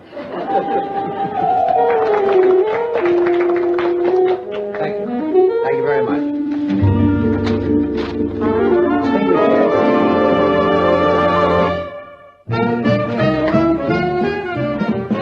Hi, Dad. Hi, darling. Well, tell me, how did it go? That was a smash. I'm sure you were. Patty home? No, she stopped off at Richard's, but she should be home any minute. You know, I may have let myself in for more than I bargained for. What do you mean? Well, Mrs. Donovan said that next month they're going to have a citywide meeting of all the creative writing classes, and they're looking for a guest speaker. Oh, no. Oh, well, that's okay. I'm kind of looking forward to it. Hi, Ma. Hi, Poppo. Hi. Well, I guess you heard. Yes? Oh, boy, was I a sensation. You were? Oh, yeah. Mrs. Donovan went on and on to the class about how you have to use your imagination when you're picking a guest speaker. All the kids were even telling me how thrilled they were. Yeah.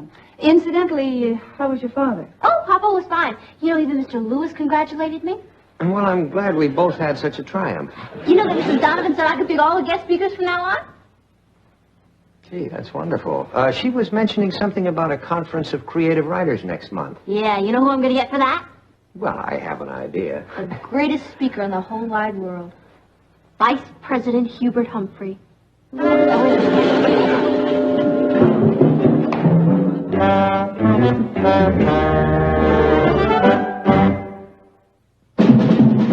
What a crazy pair, but they're cousins, identical cousins, and you'll find they laugh alike, they walk alike, at times they even talk alike. You can lose your mind when cousins are two of a kind.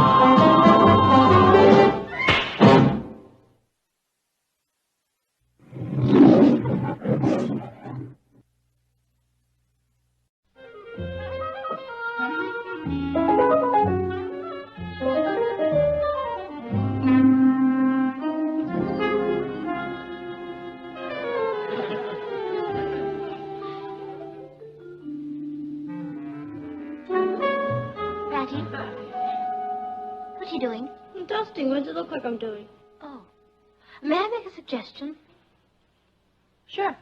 Don't ever take it up as a profession.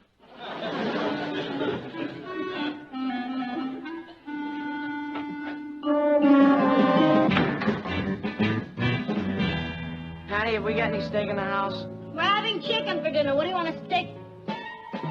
Ross, what happened to your eye? I was attacked by a monster. Oh, you mean some bully did that to you? Forget it, Patty. Just tell me where I can find some steak to put on this eye. No, I'm not going to forget it. What do you think sisters are for? I'm not going to sit here and let something like this happen to you. Gee, Patty, I didn't think you'd get so steamed up about it. Well, of course I'm steamed up. Now, who did that? His name's Jerry Mitchell. He's a new kid at school. Well, He's about 3 inches taller than I am, and he weighs about 10 pounds more than I do.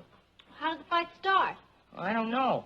At recess, he started shoving me around, and when I told him to cut it out, he belted me in the eye. Come on. Where are we going? To school to get his address, and then we're going over to his house, and I'm going to turn him over my knee and give him a thanking he'll remember for the rest of his life. Are you really? I told you, no one but no one lays a hand on my kid brother.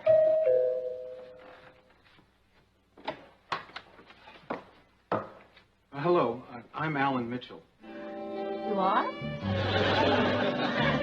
I'm Patty Lane. Well, it seems that my little brother Jerry got in a fight with your brother today, and I came by to apologize. We just moved into the neighborhood, and I'm afraid that's a bad way to get started. Oh, boy. Well, if it's any consolation to you, my brother has a black eye, too. You gave his brother a black eye? You ought to be ashamed of yourself. What? Come in, won't you, Mr. Mitchell? Alan. Alan.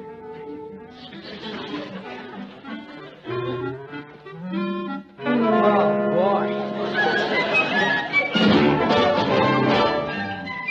Meet Cathy, who lives most everywhere, from Zanzibar to Berkeley Square.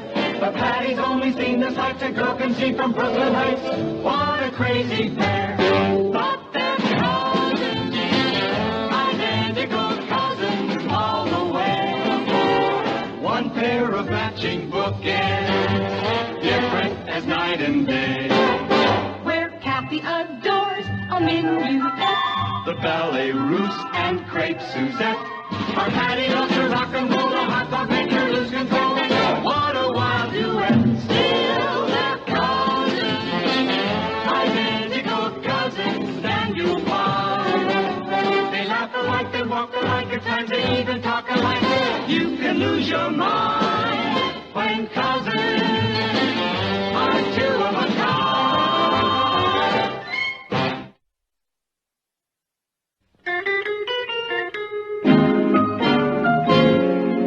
As a matter of fact, we were just on our way over to your house. Oh? What for? Well, to apologize. Apologize? That's right.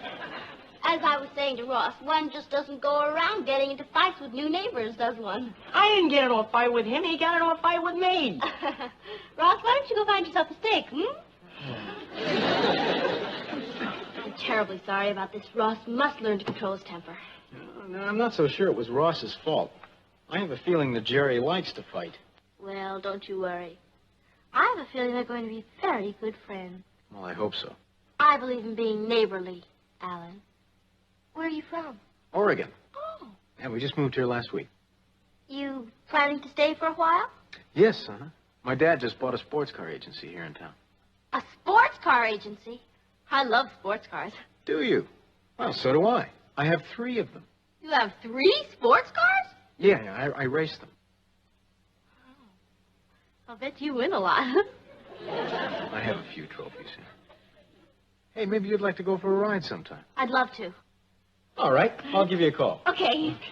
I've really got to go now and get dressed for a date. Yeah, I'd better be getting dressed, too. Dinner in the theater, you know. Gets to be such a bore doing the same thing every night. Well, I'll tell you, I'll have Jerry apologize to Ross. Oh, don't you do any such thing. I'll have Ross apologize to Jerry. I mean, after all, your brother's new in the neighborhood. And we wouldn't want anyone in your family to get the wrong impression of anyone in our family. Yeah, well, I'll see you. Bye-bye. Bye. See ya.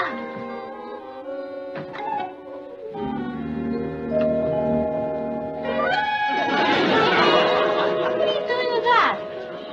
We didn't have any steak in the house. Besides, it's none of your business. You're not a member of my family anymore. Oh, come on, Ross. I did it for your own good. You're a Benedict Arnold. Do you want to be known as the town bully? No, and I don't want to be known as the town punching bag either. You're not going to be.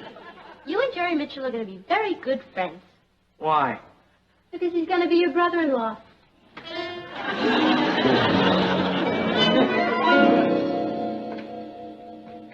Oh, Cathy, would you pour some milk, please?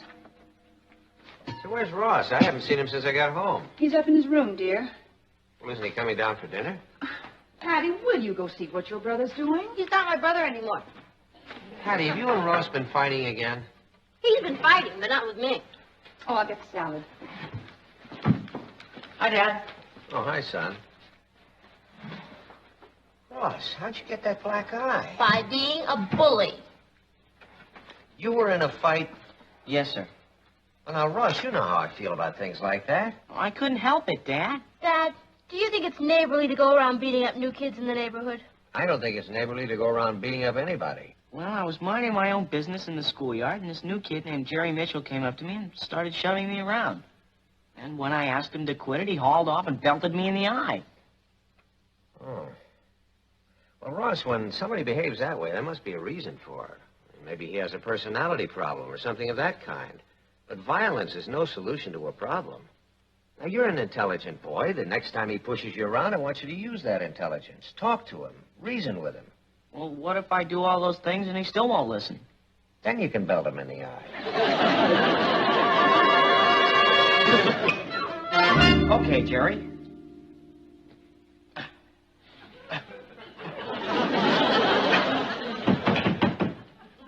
Who is it? It's Patty. Hi there. Look what I brought you, my transistor radio. You've always wanted it. It's yours. What's the catch? What's there anything about a catch? If a sister can't be nice to her own brother, who can't you be nice to? Jerry Mitchell's brother. Well, it can't hurt you to be nice to Jerry. Now, I want you to invite him to dinner tomorrow night. Okay, but he won't come. Why not? Because tomorrow morning I'm going to punch him in the nose. You better not. I thought you were on my side. I'm on the side of peaceful coexistence. Now, Tomorrow morning, I want you to go up to Jerry and shake his hand and tell him you're very sorry. Go up to him, shake his hand, and tell him I'm very sorry. That's right. Then I'll punch him in the nose. Ross, this is your last warning. I don't want to hear of you fighting with Jerry. Oh, I'll try and keep it quiet. Try to befriend somebody.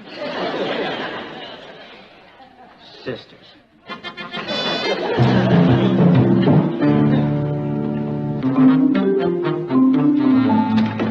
Any luck? He thinks he's Cassius Clay. I don't know what's gotten into him, Cathy. All I know is I'm not going to let him ruin things between Alan and me. What about Richard and you? We can't ruin that. Oh, Cathy, wait till you meet him. He's really something else. Yes, and I think I know what. What? Trouble. Cathy, you hardly know Alan. You're siding with him against your own brother. Just because I'm going out with Alan doesn't mean I'm against Ross. When are you going out with him? The second he asks me.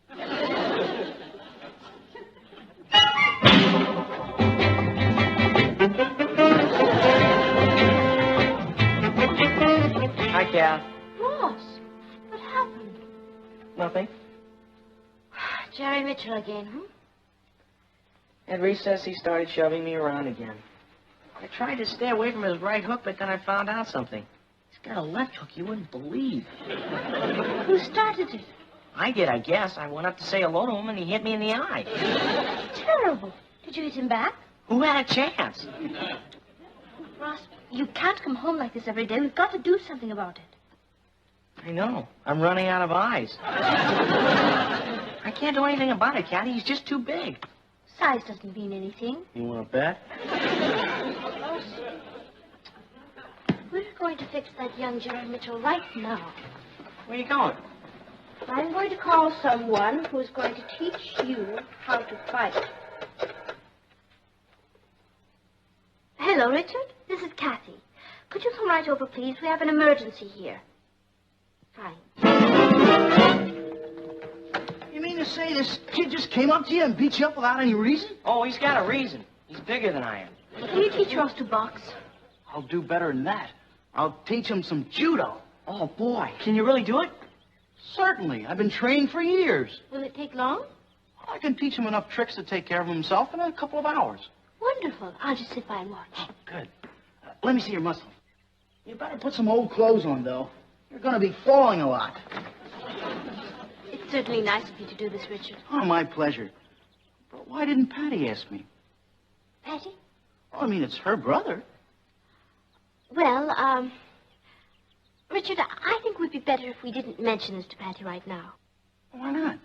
I think we should surprise her. Boy, she's really going to be surprised when she learns that I taught Ross, isn't she? Yes.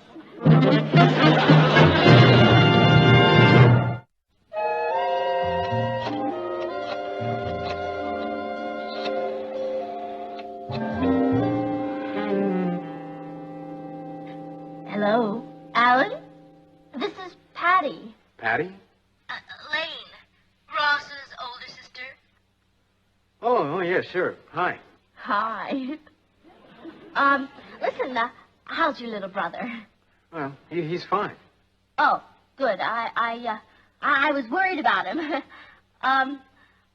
Look, the reason I called is, well, I wanted to be sure you told him not to worry about Ross bothering him anymore.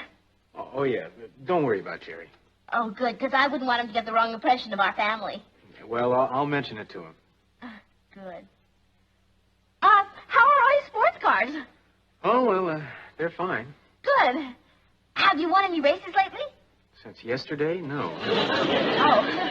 Well, you know, I was thinking about it. I mean, after you mentioned it yesterday. It must be wild driving around in a car like that with all that power throbbing inside of it. Yeah. I mean, it must give you a great sense of, a power, huh? Yes, it's really quite a kick. Yeah. Well, did I tell you I'd never ridden in a sports car? Yeah, I think you did. If you'll excuse me, I've got to go now. Oh, you're gonna go driving in your car? No, I'm going down to Miller's garage and work on my carburetor. You mean you fix cars? Oh, it's marvelous to be able to work with your hands. Well, thank you for calling. Oh, that's all right. I was just sitting here thinking, and I thought, Well, I thought I'd like to go out for a breath of fresh air. And then I thought, no, first I better call and see how your little brother is. You say he's okay, huh? Yes, he's fine. Oh, well, that's good because I was really worried about him. By the way, isn't my house right on the way to Miller's garage? No, Miller's garage is right around the corner from here. Oh, well, then you can practically walk there, can't you? Well, I mean, if you didn't need your car to fix it when you got there. Yes. I mean, you say your brother's really all right, huh? Yes, I'm sure he's fine. Thank you for calling now. Bye. All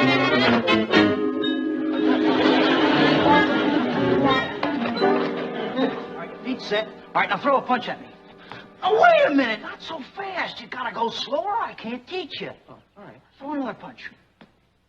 Parry with the left, grab the wrist, twist the arm up behind, and hold onto the shirt. You got it? Yeah, okay. Okay, you try. Go ahead. Throw a punch in. Now, come in a little closer. All right, okay. Parry, grab. Okay, Ross. Hey, I got it. Yeah, you're breaking my arm, too. Well, it didn't take long to learn that at all, did it? I can teach him enough tricks so he'll throw that Jerry Mitchell around the schoolyard like a basketball. I'm supposed to be teaching you. Sorry, just get carried away. You need more than one hold anyway. Okay, now. Come in a little closer and get your feet apart. All right. I'm going to show you the kick-back throw. You step in, grab the shoulders, and kick. Boss, you want to learn it, don't you? Hi, Cathy. Had any calls? Not since I've been home. You sure? Yes. I mean, you're sure Alan Mitchell didn't call me? Was he supposed to? Well, I happened to run into him at Miller's garage, and he said he might call. What were you doing at Miller's garage? Never mind.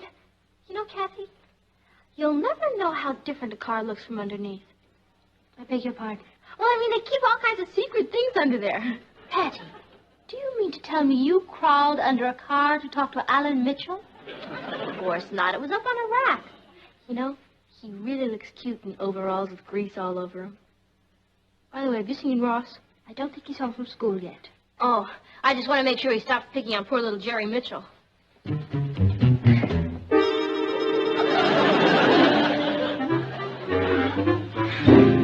been picking on poor little Jerry Mitchell again?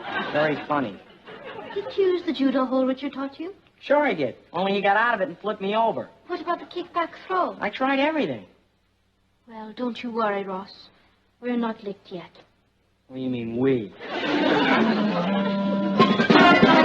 You say this kid knows judo. I'll say he does. Bet you he doesn't know karate. And that's what I'm going to teach you. Are you sure it works? Have I ever failed you? Never mind. I promise you, tomorrow this kid's going to be running from you in terror. Get up. He is? Sure. It's the most dangerous thing there is. Notice anything special about my hand? It needs washing. It's a deadly weapon. It is? As a matter of fact, in a lot of states, a karate expert has to register his hand with the proper authorities. Now watch this.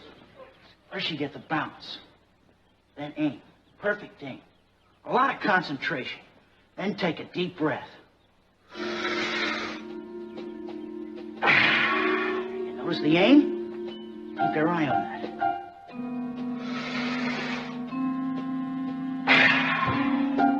Now watch.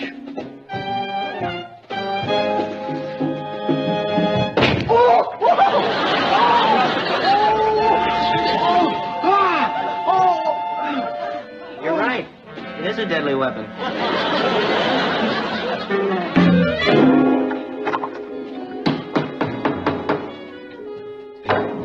I think you're right, Richard. Ross does need some fundamental training. There you are. A week with these and Ross will look like Samson. Good. First, Richard. Richard! Those are for Ross, shall we call him? Oh, okay.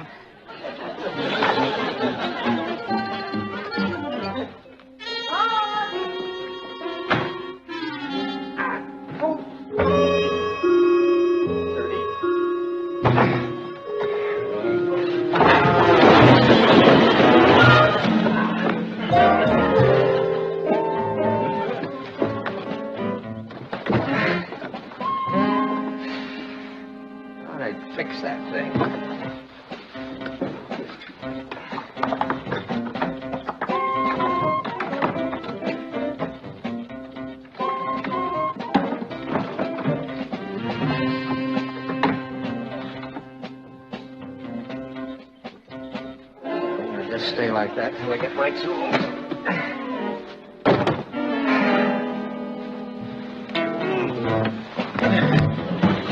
This is one of the best bodybuilders there is. Hello, Martin. Oh, hi, Mr. Lane. Can I help you? Oh, gee, thank you, Richard. That's very nice. Oh, I'll need that in the house. Thanks a lot.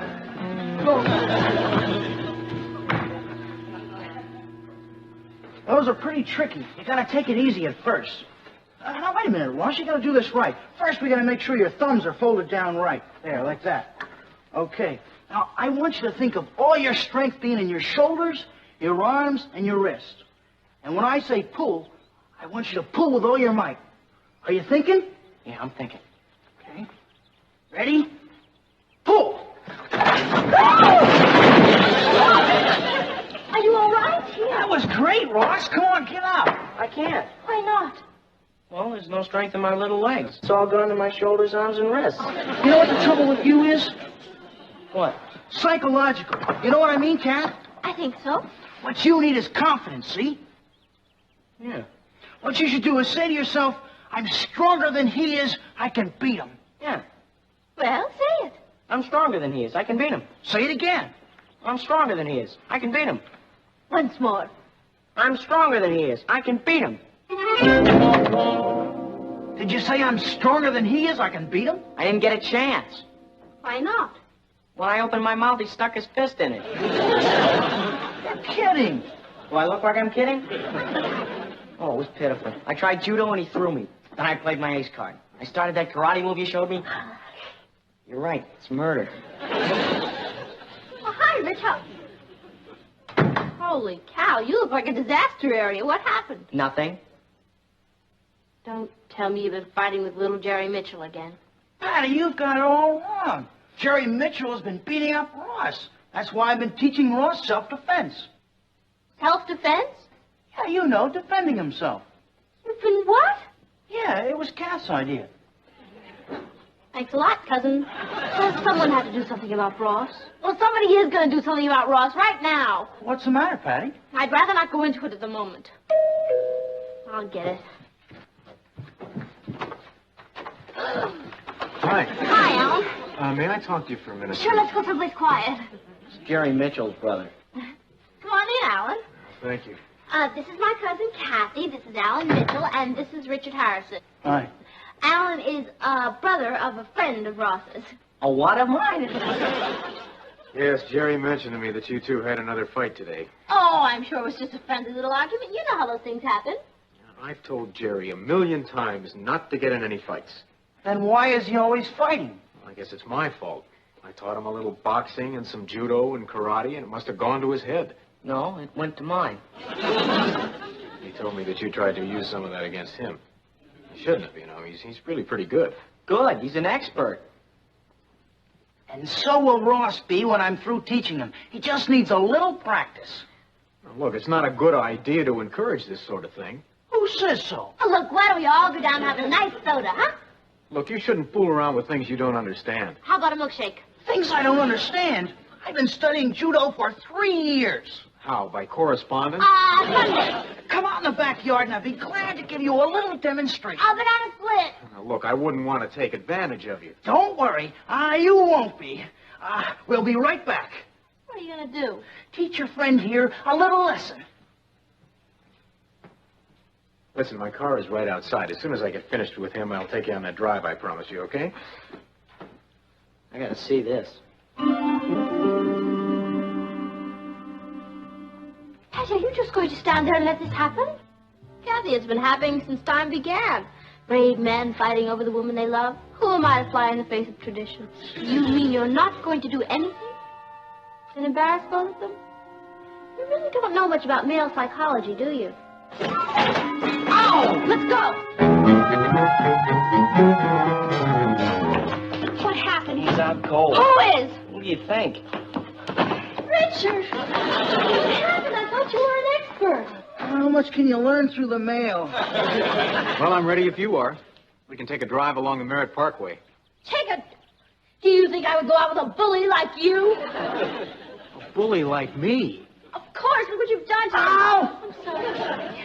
Don't you worry, I'll take very good care of you, Richard. I don't understand. How could you understand? You and your big moose of a brother are too busy going around beating up the neighborhood. I will thank you, Mr. Mitchell, to leave and never darken my doorway again. I'll show you to the door. Yes. You know, I thought I understood women. Oh, I'm sure you do. You just don't understand Patty.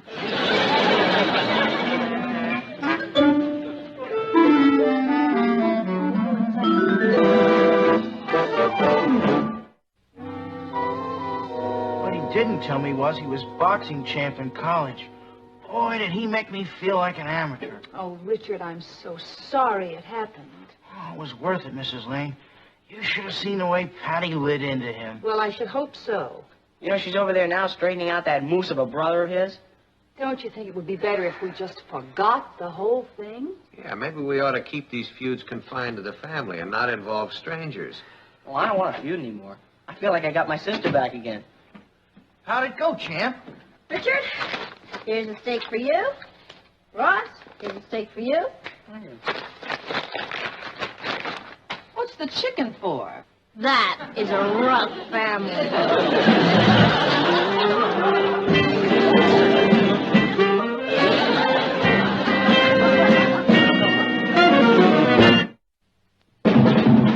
Here's Cathy, who's lived most everywhere, from Zanzibar to Berkeley Square. The Patty's only seen the sights of broken teeth from other heights. What a crazy pair! But they're cousins, identical cousins, and you'll find they laugh alike, they walk alike, at times they even talk alike. You can lose your mind when cousins are two of a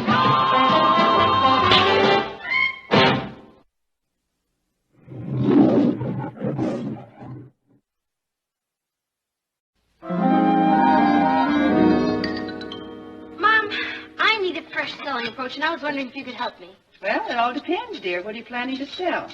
Dad are lending me $10. Oh, well, then I strongly suggest that you get into another line of work. When it comes to asking your father for money, there is no fresh approach. Isn't that kind of a defeatist attitude? Maybe. But I certainly wouldn't bother him right now. He's edgy enough about this dinner. Huh? Who's coming? Eloise Sutton. Doesn't she write the society column for his paper? Yes, and her contract's up for renewal, and your father's very worried that he might lose her. Poor Dad. He's really got his hands full. I mean, trying to run a whole newspaper office and then trying to keep us happy at home. Yes, and I'm glad that you're beginning to understand that, darling. Oh, I do. And I certainly wouldn't bother him tonight about $10. I mean, compared to his problem, what's a measly $10? Good. Mom? Yeah? Would you lend me a measly $10? Yes. Just thought I'd ask. Hi, girls. Hi. Gee, the table looks nice now. Well, thank you, darling. After all, Eloise Sutton is your society editor. Mm-hmm. Martin. Oh, I'm sorry. Dad, I've just made a very important decision. Namely? When I go to college, I do not want you to buy me a brand new car. Oh, well, that's very noble of you, especially since I wasn't planning to buy you even a brand old car. Oh, no car at all, then. And since I'm willing to make that great sacrifice, can I please have $10? Patty, now you know this is going to be a rough evening for me. I think instead of accentuating the negative, you'd try to think of some way to help. Oh, I'll help. What do you want me to do?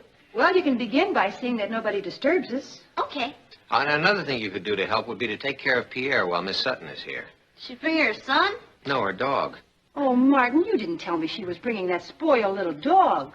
Well, the sitter canceled at the last minute. A sitter? For a dog? Why couldn't she get another sitter?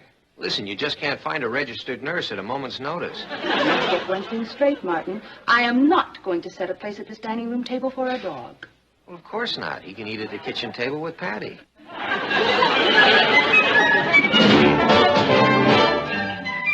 Meet Cathy, who lived most everywhere, from Zanzibar to Berkeley Square. But Patty's only seen the sights a girl can see from Brooklyn Heights.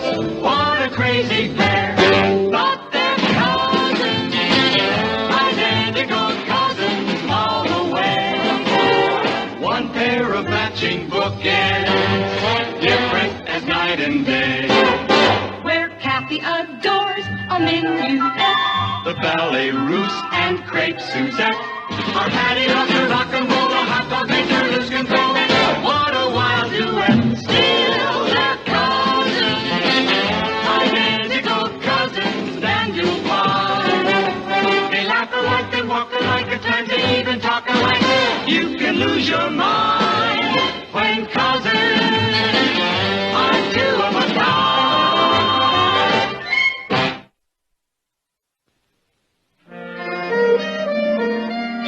That was a lovely dinner, Mrs. Lane. Thank you. Say thank you to Mrs. Lane, Pierre. You're welcome. You're very understanding. You know, there are people who object to eating at the same table with Pierre. Not really. Well, it takes all kinds. Personally, I think it's rather novel to eat with a dog. Martin, please, don't use the word D-O-G in front of Pierre. It humiliates him. Sorry. Eloise, about the contract, have you looked at it? Yes. Yes, I found it very amusing reading. Oh, come on now, Eloise, that's a pretty good deal. I mean, it's a nice increase and lots of benefits. Oh, I think Pierre's getting fidgety. Let's talk about it when I come back from Palm Beach. Shall we have coffee in the living room? Hi,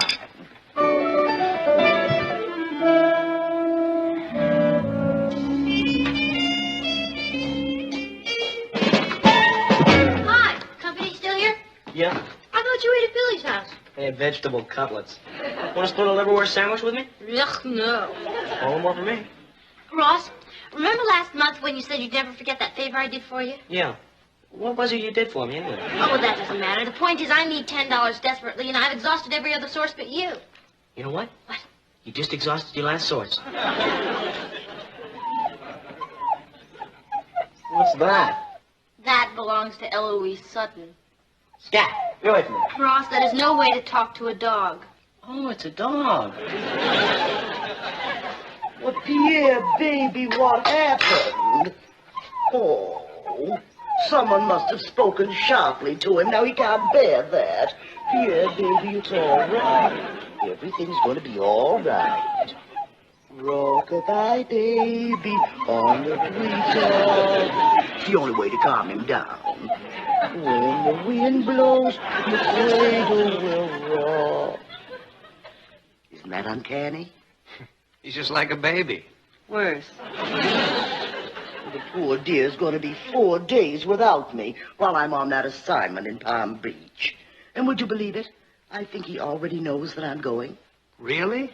Poor thing will go absolutely to pieces. He knows I'll have to put him in that Kennel. You see, I can't even get away with spelling it anymore. Oh, I'd do anything rather than have to put him in that you-know-what.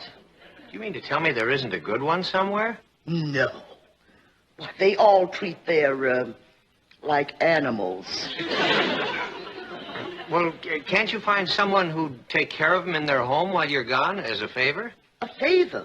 Well, I'd pay if only I could find the right someone. Pierre is so choosy. You know, I think he's a bit of a snob. Wonder where you could have picked that up. Would you like some more coffee, Eloise? No, thank you. Hold it.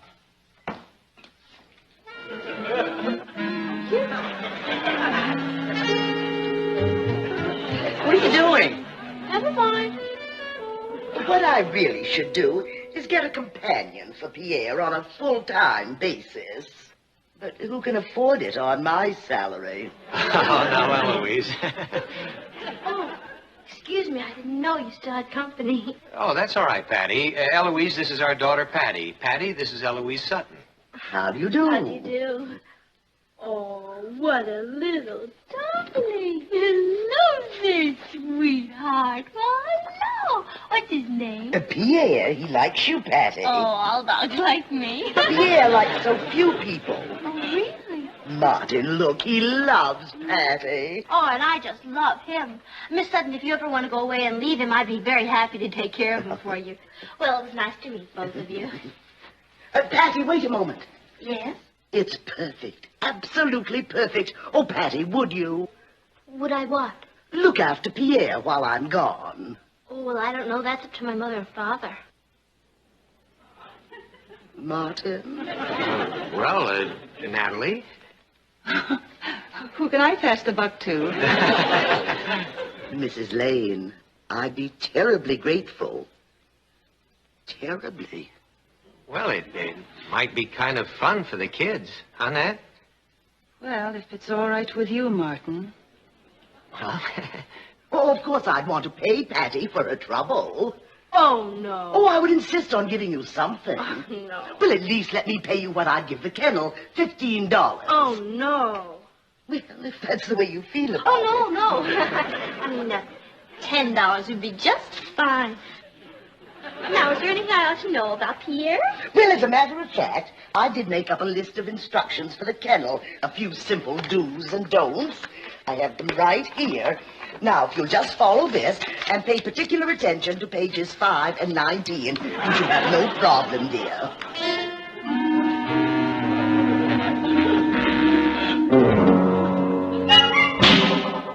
Natalie, I don't know what you're making such a fuss about. That dog is only going to be here for a couple of days.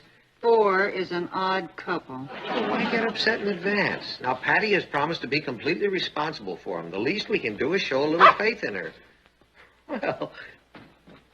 Oh, I'm sorry, Daddy got away from me. Oh, that's okay. Hi there, little fella. How are you? You know, I think he said he was fine. Oh, Come on, Natalie. Why don't you break down and admit he's cute? I'll admit it when I break down. Mom, do you have any monosodium glutamate? Yes, dear, it's on the top shelf in the spice rack. What do you want it for? For Pierre's dinner. You're kidding. No, it says right here in the instructions. Page 13. For dinner, Pierre must have half a pound of freshly ground sirloin sprinkled liberally with monosodium glutamate. Now I've heard everything. Mm-hmm. Oh, I hope you don't mind, Mom. I'm using that hamburger that was in the refrigerator. Well, it's not sirloin and it's not freshly ground. How's he gonna know? He's just a dog. Little doggy.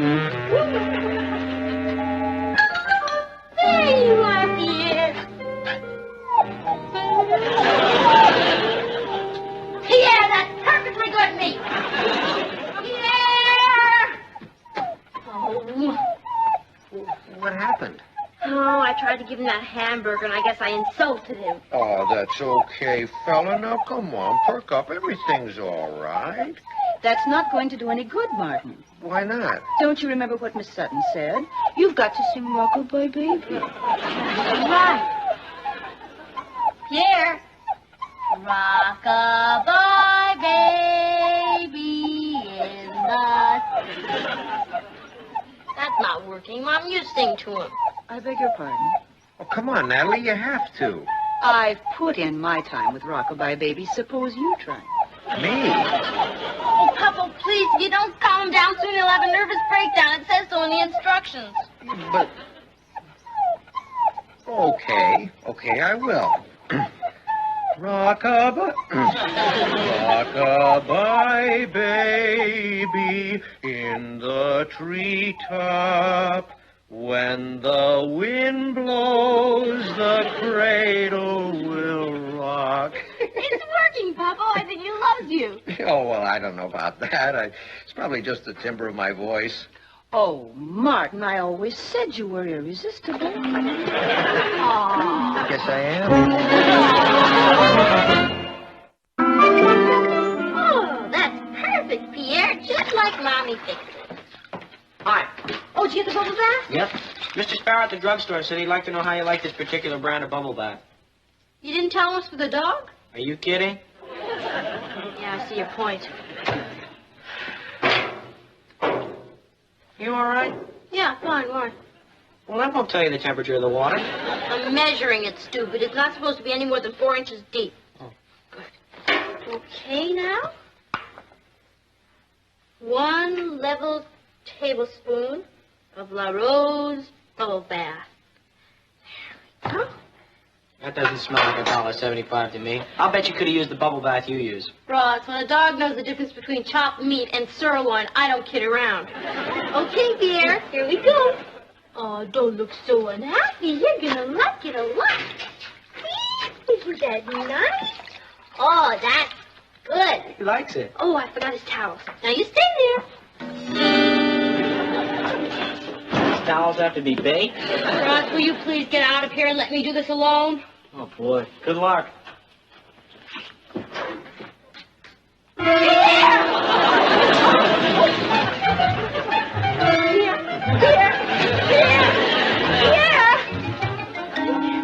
Pierre? No. Poppo, be careful. The dog is wet. I know.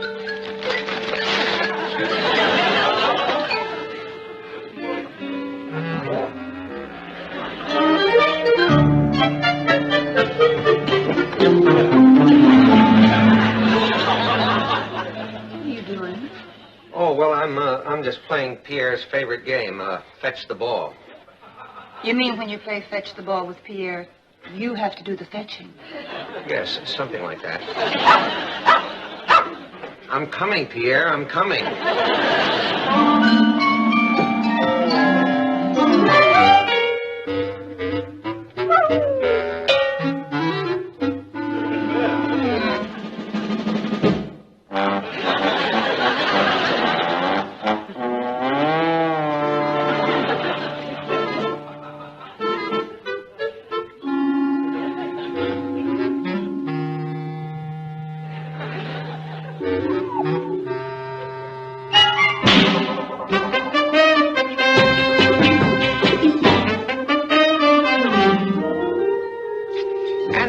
Extend their advertising contract for an additional 6 months. Good. Now, as far as Eloise Sutton is concerned, TJ, I think I can say that her renewal is practically in the bag. How can you be so sure? Well, let's just say that she's under a slight obligation to me. But what about this rumor that the Evening Express has made her a very attractive offer? TJ, believe me, if she doesn't sign with us for another year, she won't have another year. Hello? Just a moment, please. For you. Oh, gee, I'm sorry. Hello? Poppo, I know you're busy, but this is a crisis. Pierre is crying again, and no matter how much I sing to him, he won't stop. Well, now, Patty, I'm in the middle of a very important meeting. I know, Poppo, but he's really carrying on. You've got to sing to him. Patty, that's ridiculous. Poppo, if you don't sing to him, he could have a nervous breakdown. I know Miss Sutton comes back. All right, put him on. Okay. Take it away. Rock-a-bye, baby. Louder, Poppo. Rock-a-bye, baby. Poppo, you've got to sing out. Rock-a-bye, baby, in the treetop. When the wind blows, the cradle will rock. Patty, I forbid you, I absolutely forbid you ever to call me at the office again about that animal. You have no idea how embarrassing it is. Now, he is your responsibility, not mine. And you have to carry that responsibility out. Will you shut up? Papa, you're not supposed to talk to him like that. Miss Sutton says...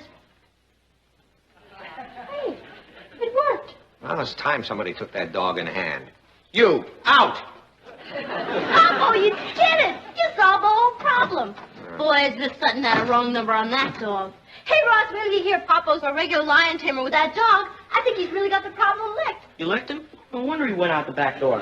He went out the... Oh, no. And you let him? He scooted out as I was going in. I thought I heard voices. Honey, there was a phone call. Not now, not now. But it was from Eloise Sutton. She's back in town. Eloise is back? Yeah, she finished a day early and she can't wait to see Pierre. How's that for luck? Oh, brother. Well, don't just stand there.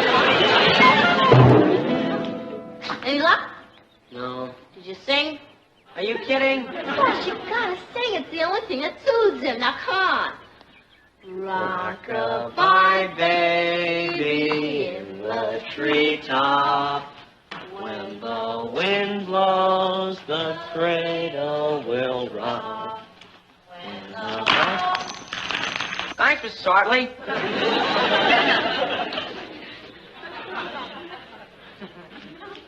Oh, the sun shines bright on my own Kentucky home. Ross, what are you doing? This could be the start of a whole new career for me. Stick to Rockabye Baby, will you? Here, Pierre. Rockabye, baby. Have you seen him? Is he back here? No, is he out there? No. Eloise is here. She's just getting out of the cab. Oh, no. Boy. Here she is. Well, what am I going to do now? I mean, Eloise will never forgive me for this. And I told TJ I had her in the bag. Oh, Poppo, I'm sorry. I wish there was something I could do. How about combing your hair over your face and barking? Ross. Wait a minute. That's not a bad idea. Dad, please, get a hold of yourself. No, I didn't mean that. I mean, just maybe we could stall her for a little, maybe. Patty, you keep looking for that dog, and Ross, you come with me. Well, would you like some coffee, Eloise? Oh, no, thanks. I just want to pick up Pierre and run. Where is my precious darling? Right here, my love. Oh, Martin, you sweet. Natalie, how about some coffee? Well, I just asked No, I Eloise really to- must run, Martin. Well, you just can't. Pierre is upstairs having a farewell bath, so he'll look lovely for your reunion. Listen. His voice sounds strange. He doesn't have a cold, does he? Oh, of course not. Well, has he been happy here? Have you ever heard a happier bark?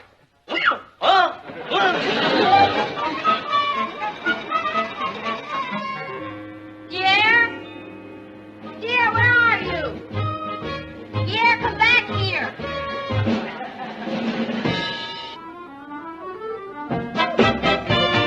Pierre, what are you doing in there? Come out of there. Now, come on, hurry up. Your mommy's waiting at home. Will you get out of there? Don't you hear me?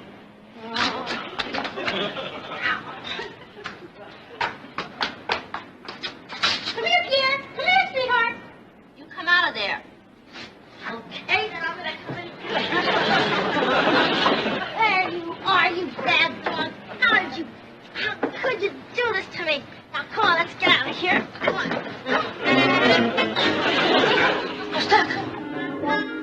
Do you think Patty will be much longer? I hope not. Oh, you mean with the bat? No, of course not. I do hope Pierre hasn't been too much trouble. Oh, believe me, there are times we don't even know there's a dog in the house. Eloise, about the contract, why don't you give up the pleasure of keeping me dangling and sign it? Hmm?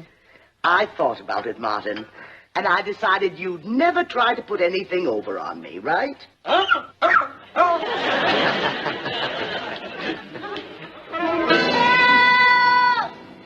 I'm stuck in this thing! Oh, well, I wouldn't give her a couple of pounds of butter. Hey, kid! Kid, come here! What do you want? Come closer, kid. Why not? You're not getting any of my peanut butter and jelly sandwich. Oh, Johnny, I don't want your peanut butter and jelly sandwich. Just come here, please. That's what they all say. And then they steal your peanut butter and jelly sandwich. Honest, I'm not going to take your peanut butter and jelly sandwich. Now, look. Look, all I want you to do is you see that red firebox over there? Okay, now I want you to go over there and ring it for me, okay?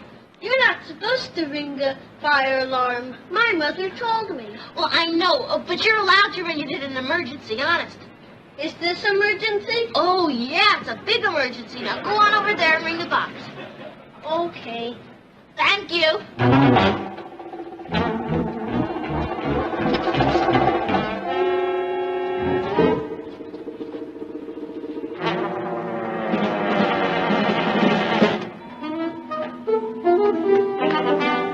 Now what? What's emergency? Look, Sonny. You like peanut butter and jelly, don't you? Yeah. Yeah. Now look, that fire alarm is connected to the peanut butter and jelly fire department. And if you go over and pull the alarm, you can have all the peanut butter and jelly you want. Yeah? Yeah. Oh, boy.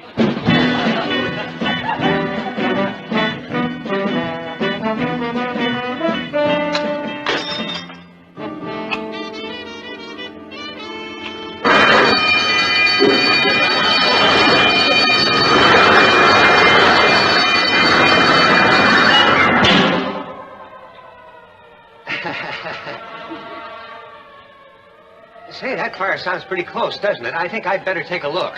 Why don't you? Eloise, would you like some more coffee? Oh, no, thank you. I must run. I think I'll go upstairs and give Patty a hand with Pierre. Well, wait a minute, Eloise. I'm sure Patty would prefer it if you'd let her finish that by herself. Now, Marvin, I'm just taking Pierre home, not to a beauty contest. Yeah, but you see, Eloise, you're going to ruin the whole thing for Patty. Marvin, I can't wait. You realize I haven't seen my little darling for 3 whole days? But, Eloise, if you just wait another minute, please, Martin, don't be ridiculous. Pierre, darling, Mama. Oh. How are you, Patty? Oh, it's wonderful to see him. Thank you for taking such good care of him. Oh, I enjoy taking care of him. He's such a little darling. Well, it's just marvelous to see him. Yeah, it sure is.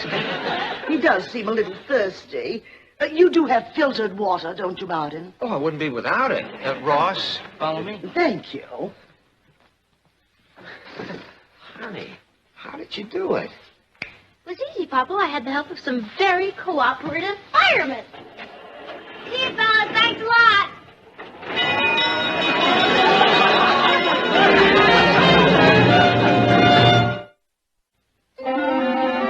Well, thanks a lot, Patty, for all your trouble. Oh, what trouble? Martin, how can I ever thank you? You've signed the contract, Eloise.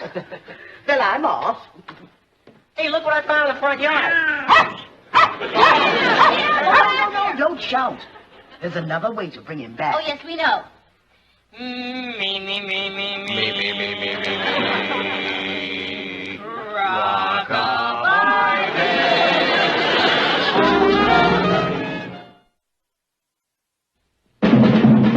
Here's Cathy, who's lived most everywhere, from Zanzibar to Berkeley Square.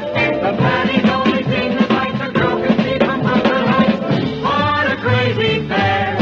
But they're cousins, identical cousins, and you'll find they laugh alike, they walk alike, at times they even talk alike.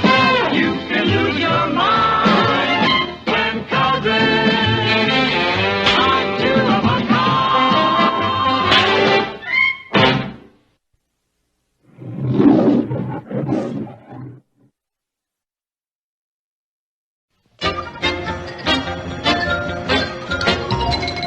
I'll have a couple of banana delights, chocolate chip, marshmallow drip, and butterscotch whip. Sounds dreamy. Must be great to be crazy in love. You just never seem to get hungry. Poor Louis. I guess he's too old to understand people like us. Aren't we lucky, Rich? I mean, we found the someone we want, and we know that that special someone is always going to be there. Yeah, it's spooky. Drives everything else out of your mind. Yowie! What is it? I forgot to tell Louis to put sprinkles on.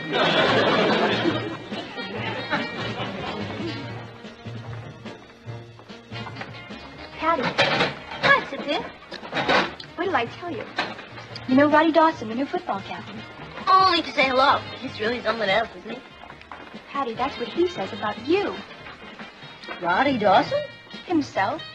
My brother told me that he is dying to date you. He is? Why doesn't he ask me? Because of Richard. What about him? Well, he knows that you and Richard are a thing, you know. Well, anyway, I thought you'd like to know what might have been with you and Roddy Dawson.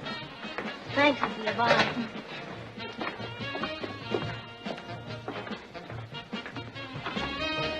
Here you are, Patty. Big Guinness. Wow.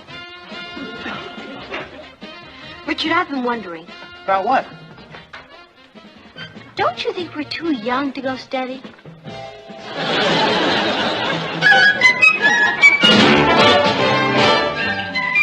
Meet Cathy, who's lived most everywhere, from Zanzibar to Berkeley Square. But Patty's only seen the sights a girl can see from Brooklyn Heights. What a crazy pair! But they're cousins, identical cousins all the way. One pair of matching bookends, different as night night and day. Where Cathy adores a minuet. The ballet russe and crepe Suzette are padding up to rock and roll. The hot dog makes her lose control. What a wild duet! Still they're identical cousins, and you'll find they laugh alike, they walk alike, at times they even talk alike. You can lose your mind when cousins are two of a kind.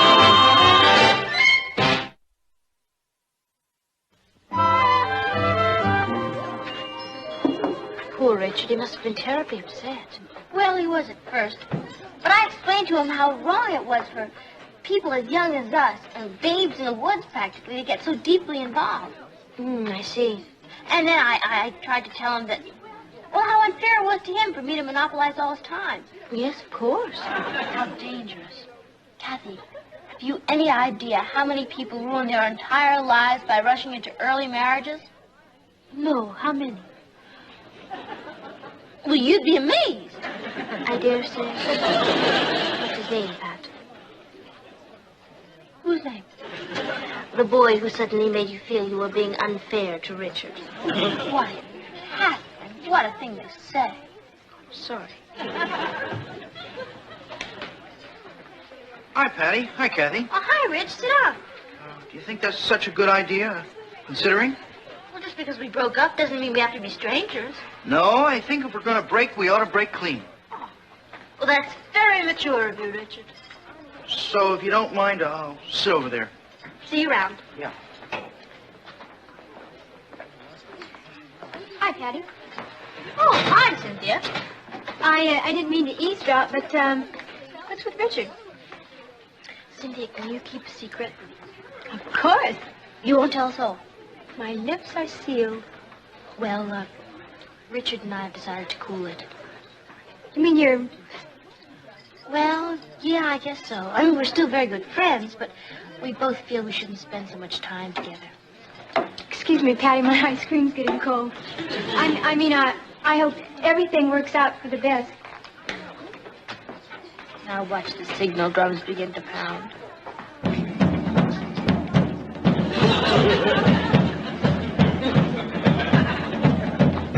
Well, mission accomplished. You know, the only thing I feel pretty flaky about is Richard. I mean, it takes a pretty special person to understand him. I hope he won't be too lonely without me.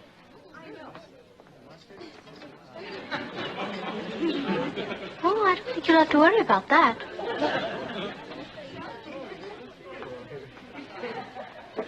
Well, I'm glad he doesn't have to eat alone.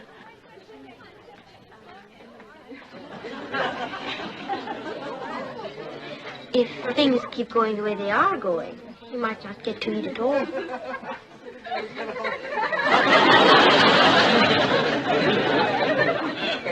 was never that funny when I dated him.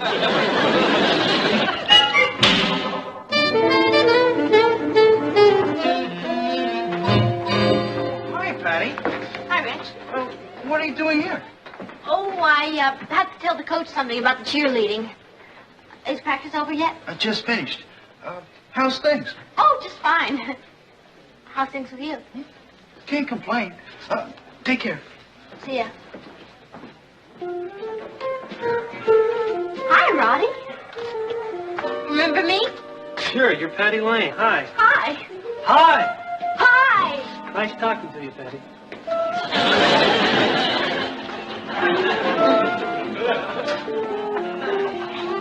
Hi, Patty. You seen Richard? He just left. That's Roddy's latest, Dee Dee Lavelle. He certainly can pick 'em. And drop him. Cynthia, yesterday you said your brother told you that Roddy was ape for me. Yeah, how about that? It just proves, Patty. Go figure a man. You know, my brother told me she's already got Roddy's class ring. You know something about your brother? What? He talks too much.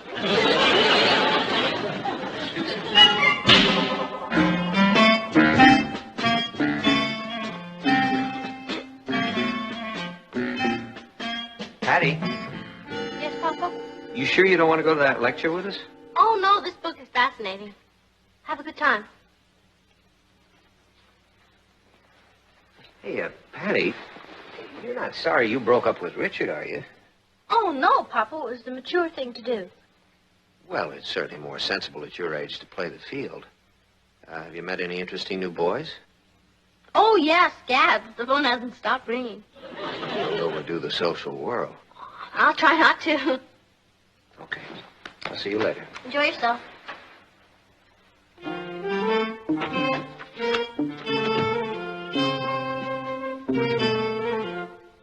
Well, don't just sit there. Ring.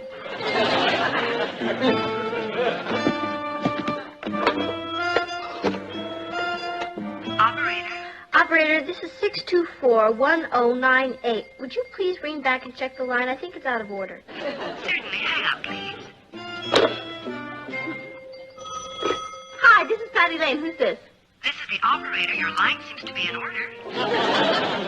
Thank you.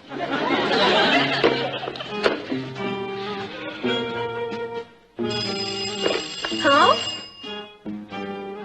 Hello?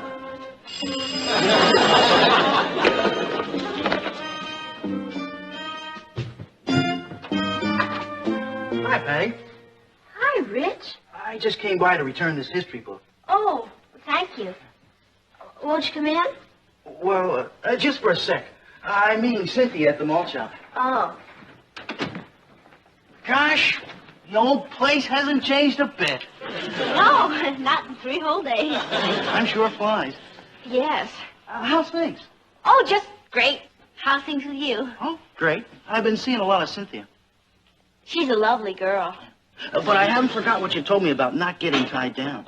I'm also dating Millie, Molly, Julie, Alice, and Leela. That's very mature of you, Richard. How about yourself, Patty? You busy? Oh, wildly. Who you been seeing? Well, to tell you the truth, Richard, all the boys at school seem terribly young to me now. Are you waiting for a call? Yes. As a matter of fact, I was expecting a call from, Keith. Keith? Yes. Didn't I ever mention Keith Caldwell? He's this terribly rich and social boy I met up in New Hampshire this summer. He was there for skiing. In the summertime? Oh, well, when you're that rich, Richard, you can afford to import your own snow. Keith Caldwell, huh? Yes. You know, he's top man in his class at this very exclusive military academy. No kidding. And captain of the firing squad. Gee. Oh, yes. Keith drove down today to show me his new Alfa Rodolfo. He's got an Alfa Rodolfo? Why, is that something? Patty, how come you never mentioned this hotshot Caldwell before? Well, Richard, one doesn't like to drop names, does one? Richard, it's awfully chilly in here. Would you mind checking to see if I left the back door open? Oh, sure, Patty. Thank you. Operator? Hello, this is 624-1098. Would you mind checking to see if this number is working?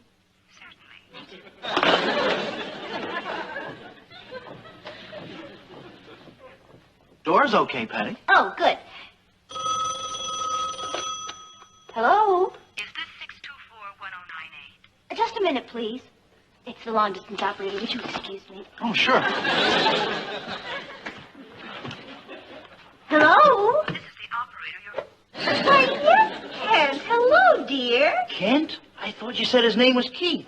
Oh, well, he's calling from Kent, Connecticut. Yes? Well, of course I'm glad you called.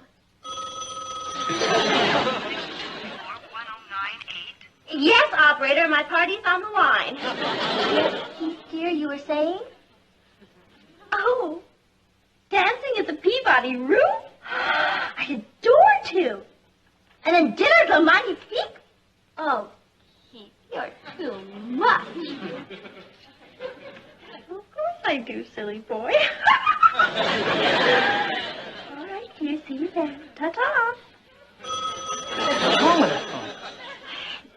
Hello? Is this 624-1098? Yes, operator, and everything is fine. Thank you. Wow, Patty. You're really living it up with this Caldwell guy. Yes, dear Keith can deny me nothing. I guess we're both doing pretty good. I guess so. And just think, Patty, if it wasn't for you, we'd still be stuck with each other.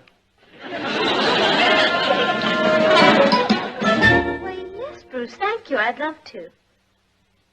No, I don't know if she does have a date. Hold on a moment.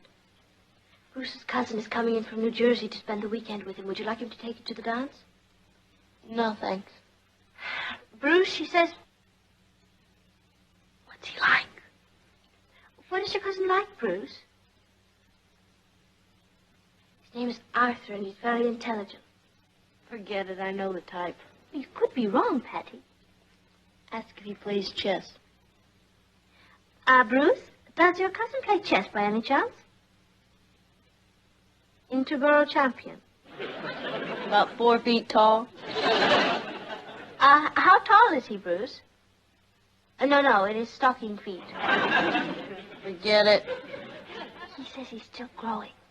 How much will he grow by Saturday?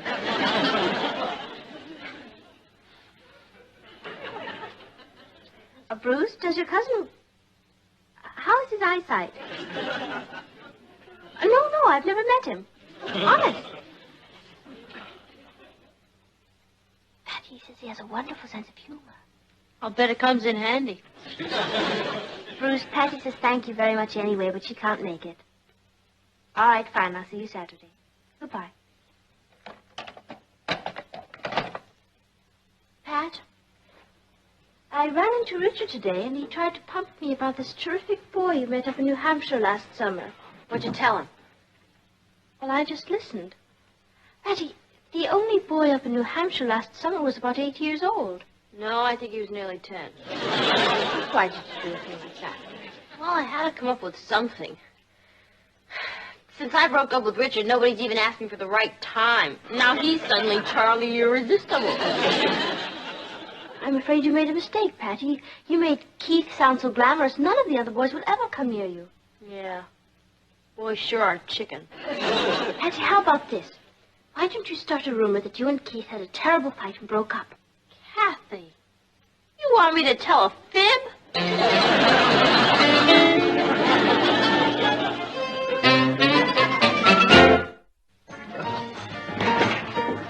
Hey, Patty. Oh, I'll see you in a minute. Hi, Cynthia. Hi, Rich. Hi, Pat. Say hello to Irving. Oh, he's very cute. Richard insisted that I have, and he's getting me a corsage to wear to the dance. Oh, well, you're finally learning how to treat a lady, huh, Rich? Yeah, Cynthia's teaching. Oh. Gee, I'm awfully sorry we won't be able to join you at the dance tonight. Yeah, you told me. Keith's taking you to La Go-Go East. Oh, did I mention that? Yes, we've come to think of it as our place. I'm so sorry that we won't be able to meet him. Oh, you probably will. What? I mean, where? At your house before the dance. I'm driving Bruce over to pick up Cathy. Oh, I don't think that's necessary, Richard. Yes, it is. Otherwise, Cathy will have to walk. Bruce doesn't have a car, and neither does Arthur. Hey, you think Keith will show up in his Alfa Rodolfo? I'd really like to see it. Well, I really don't know what time he's going to get there, Rich. Well, we can wait. Well, we'll see you tonight. Yeah. Bye, Irving.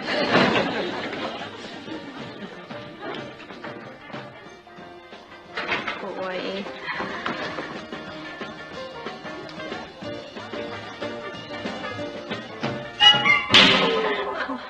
Oh, it's almost 9 o'clock. Shouldn't we be going? What's your hurry, Cathy? It'll go on for hours. Patty, Keith should be along any minute. I'd like you all to meet him, really. Keith? I suppose so. Richard, would you get the door, please? You bet. Do you think he'll be wearing his uniform? Yes, I suppose so. Telegram for you, Patty. Oh, thank you, Richard. Oh, it's from Keith. Darling, I can hardly bear each long moment until I'm there. Love, Keith. Isn't that thoughtful? Never even send me a postcard. Postcard? We've only been dating for 3 days. Oh, here he comes now. I'll get it. Thank you, Richard. I didn't hear his Alfa Rodolfo drive up.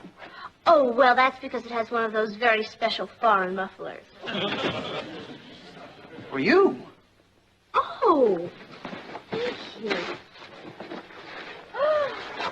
Oh, aren't you beautiful? Roses are red, violets are blue, orchids are sweet. These are you, adoringly, Keith. Aren't they charming? In an ostentatious way. That must be him. I'll get it.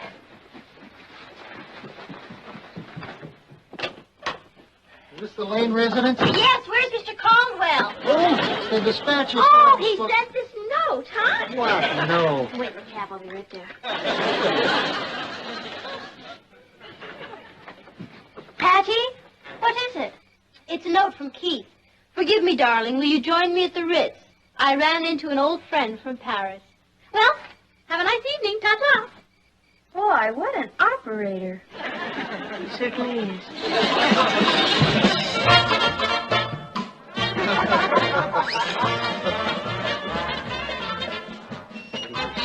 There are two over there, Martin.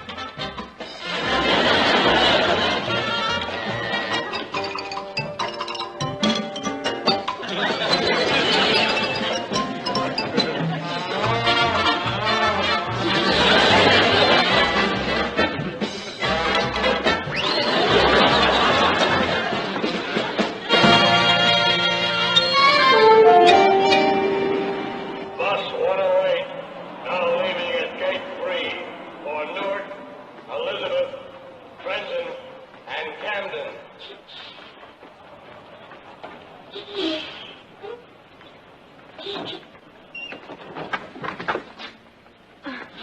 Maybe you don't know it, miss, but we've got a water shortage. Beg your pardon? That was your 8th trip to the fountain. Sorry. You've been around here a long time. What bus are you waiting for? Well, I'm not really waiting for any bus. I kind of like sitting around bus stations. I think you'd be better off home in bed. Bus 110, now leaving for Hoboken, Jersey City, Plainfield, and Morristown. Hurry! You'll miss your bus,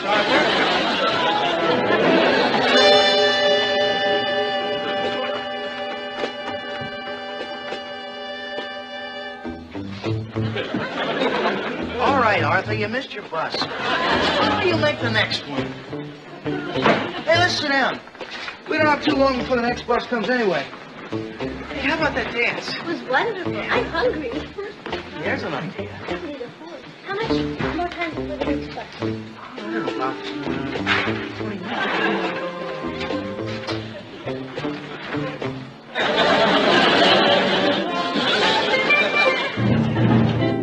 I don't think Patty's home yet. Oh, I forgot to turn off the garage light. I'll be right back. All right, dear. I'll get the coffee started.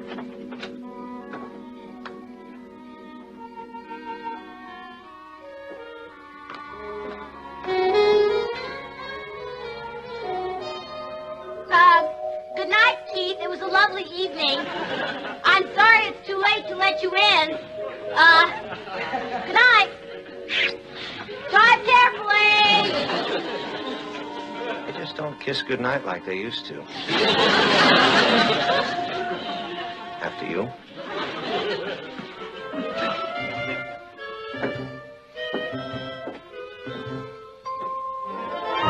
Patty, you amaze me. I sort of flabbergast myself, Poppo. What can I say to her after all that? I'll say it for you. I told a pack of lies, which is not only wrong and bad and unethical. It's dumb. I'm forced to agree. Don't worry, Poppo. I'm ready to take the consequences. What consequences are those, dear? Well, I've lost Richard and nobody else wants me. I'll probably go the rest of my life without dating another boy. Anybody up?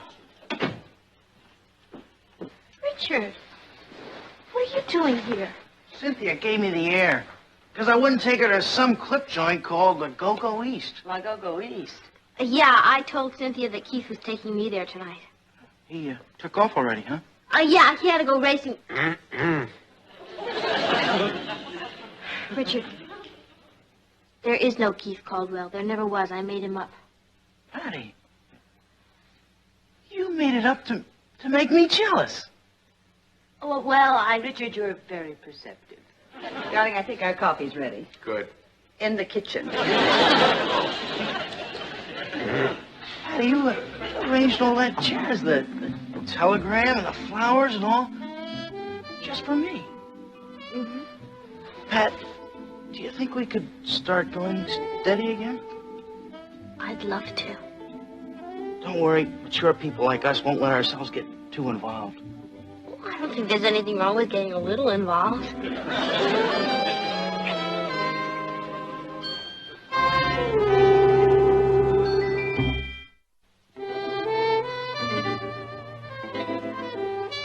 Pat? What are you daydreaming about? Nothing. I was just thinking, Kath. Wouldn't it be wild if there really was a Keith Caldwell, and years from now we ran into each other? Patty, that's the silliest thing I've ever heard. He was just a figment of your imagination. I know. But he was such a cute figment. I'll get it. Hello? Yes, this is the Lane residence. Who's this? Mr. Caldwell? It's Richard trying to put me on. So, this is Mr. Caldwell, hmm? Well, listen, Mr. Caldwell, you may think this is funny, but I think it's just dumb. It's not smart, it's dumb. Because I think practical jokes are the lowest form of humor. And another thing, Mr. Caldwell. Really, that Richard, his sense of humor is so infantile. You think he'd stop needling me when... Hello? It's him again. Listen, stupid. If you don't stop bugging me, you're going to regret it. I think you're being cruel, inhuman, and dumb. Hi, Patty.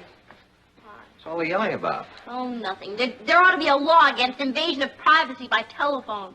Sounds like a good idea. Where's your mother? In the den. Here I am, dear. Hi, hon. Any calls for me? No, dear. Who are you expecting to hear from? Oh, from that senator who's going to write the articles on state reform. I sewed up that deal with him. Wonderful. Say, that's quite a feather in your cap. Oh, yeah, we almost lost him to the Evening Express, but I turned on the old charm, and who could resist me? Say, girls, would you do me a favor and stay off the phone for a little while? Because I'm expecting a very important call from this Senator Caldwell.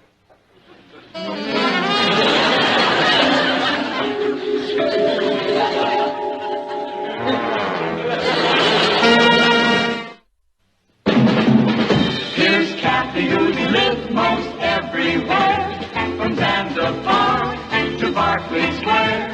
The Patty's only thing that lights a girl can see from Brooklyn Heights. What a crazy pair! But they're cousins, identical cousins, and you'll find they laugh alike, they walk alike, at times they even talk alike. You can lose your mind when cousins are two of a kind.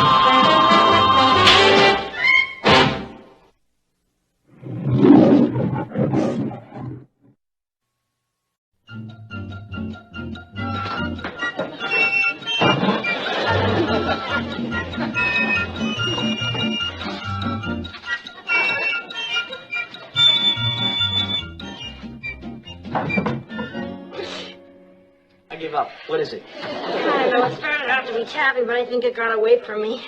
Oh, yeah, it got away from you, all right. They just don't make recipes the way they used to. No, they don't. Moms usually work. I got it. Hello, Ross. What is it? Well, we're not sure yet. We're going to send it over to the lab and have it analyzed. Yeah, it's interesting. I'll get it. Yeah, it is interesting. Maybe I should give it a name and package it. We'll just be sure to put a skull and crossbones on the label. Hello, Mr. Darren. Good morning, Cathy. I've got a letter here for Patty. Oh, I'll give it to her. No, I'm sorry. She has to sign a receipt. Oh, can't I sign? Oh, no, not for this. This is registered. Oh, I see. I'll get her. Patty! What is it, Cat? There's a letter for you. You have to sign for it. Thanks, Cat. Hi, Mr. Darren. Oh, morning, Patty. Here, sign right there. Oh, thank you. Okay. Good, thank you. All right. There you are, Thank Patty. you. Bye-bye. Bye now. Hey, Cathy, the postmark's from Russia. Who do you know in Russia? Well, who knows anybody in Russia? The only one who could be writing you. Hey, what is it? Do you remember my telling you about that civics assignment we had? We all had to write to some government official? Yes. Well, some of the kids wrote to the mayor and the governor and some senators. Yes. Well, I never told you this, but I wrote to Kozlenko, the head of the Russian Presidium. And I think he answered me. Meet Cathy, who's lived most everywhere, from Zanzibar to Berkeley Square. But Patty's only seen the sights a girl can see from Brooklyn Heights. What a crazy pair. But they're cousins, identical cousins all the way. One pair of matching bookends, different as night and day. Where Cathy adores a minuet, The ballet russe and crepe Suzette. Our Patty loves to rock and roll, a heartfelt makes her lose control. What a wild duet. Still they're cousins, identical cousins, and you'll find they laugh alike, they walk alike, at times they even talk alike. You can lose your mind when cousins are two of a kind.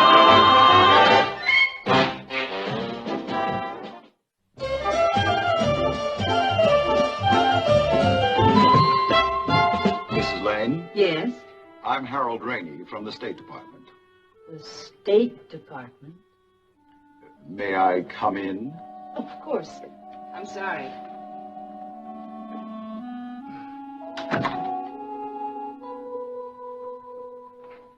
This is Mr. Rainey from the State Department. Ours or theirs? It's my husband, Mr. Lane. How are you? My daughter, Patty. Hi. My son, Ross. How do you do? How are you, Ross? Won't you sit down? Well, thank you, thank you.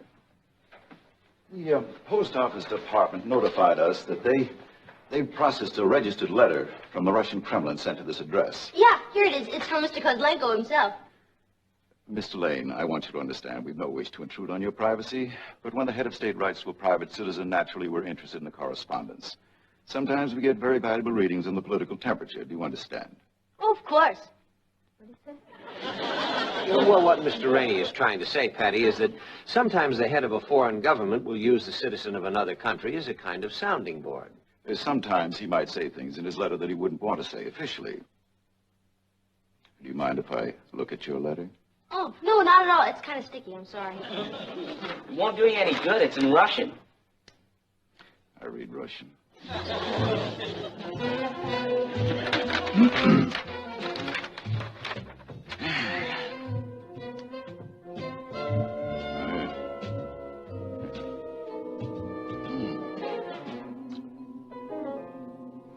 Well, What does it say?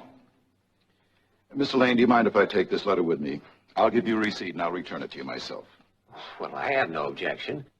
Excuse me, but it's my letter, and I don't mind your borrowing it, but I'd like to know what's in it. You'll know, Miss Lane, in due time. But first, I prefer to take this up with my superiors. Oh, when will you tell me what's in it? I'll be back tomorrow. Wait till the kids hear about this. Miss Lane, Yes. I'd appreciate it if you didn't discuss this with anyone. I can't even tell my friends? Not until we've had time to analyze the contents of the letter and decide how you're going to answer it. Can I answer it? That's right. You may have a chance to make an important contribution to your country's foreign relations. Nice meeting all of you. Bye-bye. Wow! Do you realize that the fate of the world is practically in my hands? Pat, pass the meat, please. Pat? I made a mistake. About what? I should never have given that letter to Mr. Rainey. How do we know he's from the State Department? We let a perfect stranger walk out of here with a very valuable letter. Get her the international spy. Well, did anyone ask to see his credentials? If he weren't from the State Department, how did he know you even got the letter? That's my point. If he were a spy, he could find out easily, couldn't he, Dad? He could be a spy. See? Sure, he tricked you out of that letter because he knew Mr. Kozlenko was giving away all of Russia's secrets. I'll never be able to sleep tonight. I've got to know what's in that letter. Well, darling, you'll know all about it tomorrow. In the meantime, Patty, while you're waiting to make your contribution to the world, would you like to do something for your mother? Sure, what? Pass the meat.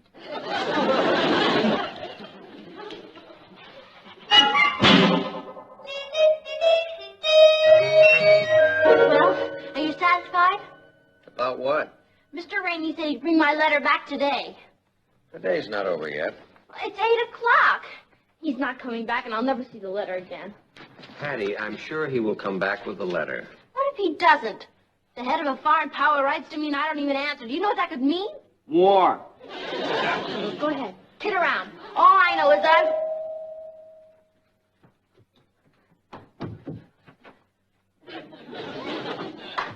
Miss Lane. Oh, hi, Mr. Rainey. Sorry I'm late. Oh, you're not late. It's after 8 o'clock. Is it? My time does fly. This letter, I promised to bring it back tonight. I'd almost forgotten. Do come in. Well, hello, Mr. Rainey. It's nice to see you again. How are you? Good evening, Miss Randy. Good to see you again. I have the letter right over here. Well, that's good because Patty was just saying she thought she'd never see it again. Now then. Dear Miss Patty Lane. How do you like that? It's the same in Russian as it is in English. No, I'm translating. Oh, thank you. Thank you for your kind letter in which you inquired about freeways in Russia. Freeways in Russia? Well, I had to ask him something. In your country, freeways are connecting links on which automobiles may travel. Here in my country, we prefer the freeways of the mind in which people can communicate with one another. It is a pity, my dear Miss Lane, that our two countries are so far apart. It is sometimes difficult. Would you repeat that part again, please? It is sometimes difficult. No. The part about my dear Miss Lane. Patty. I'm sorry. Go ahead, please. For people to communicate exactly what is in their hearts. I think it's very interesting what he said. Yes, we think so, too. What do you think it means? Oh, obviously a suggestion for a high-level conference. How do you like that? I called a summit meeting. Can I have the letter to show to my friends? Eventually, yes, but for now, we'd like to hold on to it in case our G7 section wants to examine it. G7, is that right? Miss Lane, we'd appreciate it if for the moment you'd keep this entire matter confidential. Oh, you can count on me. My lips are sealed. Mine, too. Naturally, we'd like to continue the correspondence. Oh, naturally. I can't wait to answer Mr. Kozlenko. You already have. Excuse me. We've taken the liberty of drafting this reply for you. All you have to do is sign it. If you'll just sign right there. No, I can't sign that. You can't. No, it's not me. Miss Lane, this letter was drafted by 3 members of the State Department, carefully gone over by one of our cabinet members, then completely rewritten by one of our former ambassadors to Russia. Patty, sign the letter. I can't, Mom. Like he said, it's 8 other people. Listen. Dear Mr. Kozlenko, I am sure that I express the sentiments of the majority of my class when I say that the free exchange of opinion is vital in order to achieve a basic understanding among all the peoples of the earth. Don't you believe in that? How do I know? I can't even understand it. It simply means that... I know what it means, Mr. Rainey. But people don't talk like that. Oh? How would you say it? Do you really want to know? Yes.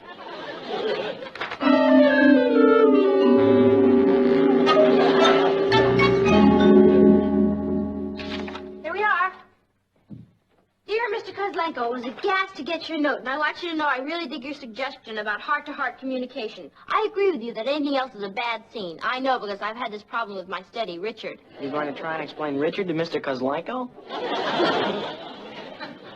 I heard about him going out with another girl. I figured I was wiped out for good, and then I decided to have a showdown. So I went to his house and blew my cool, and it turned out...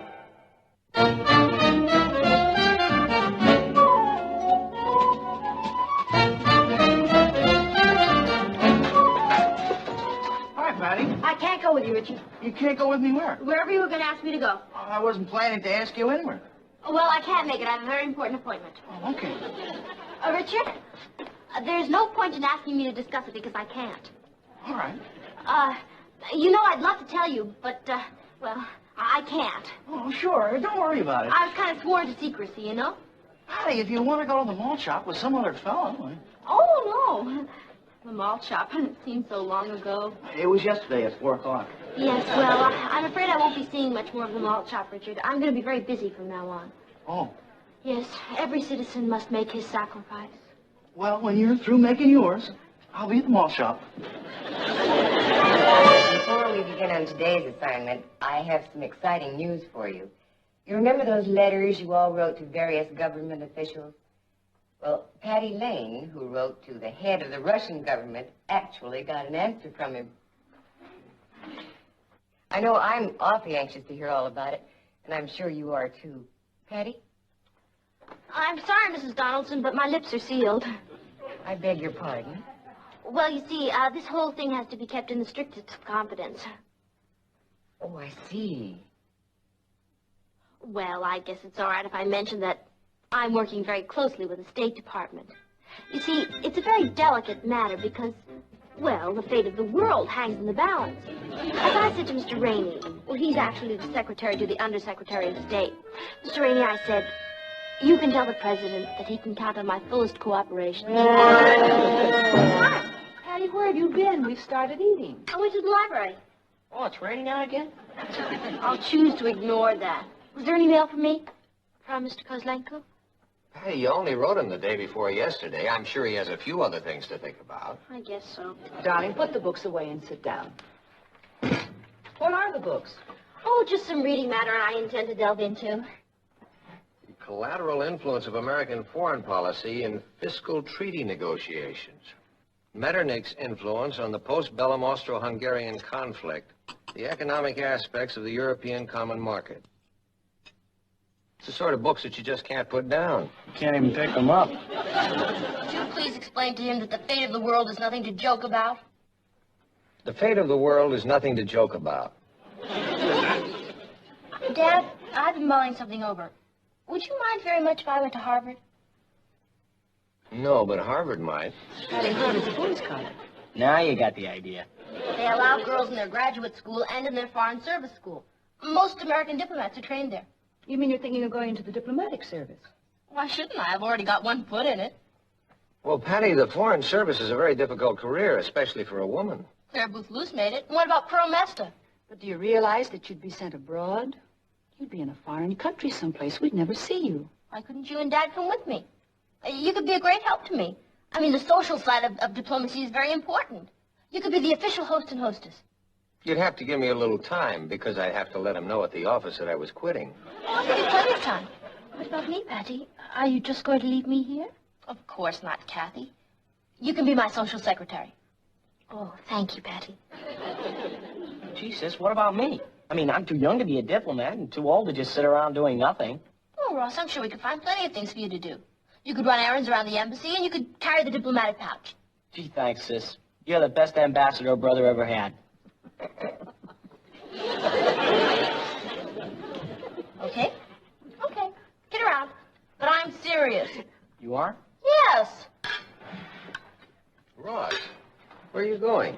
To apply for my passport.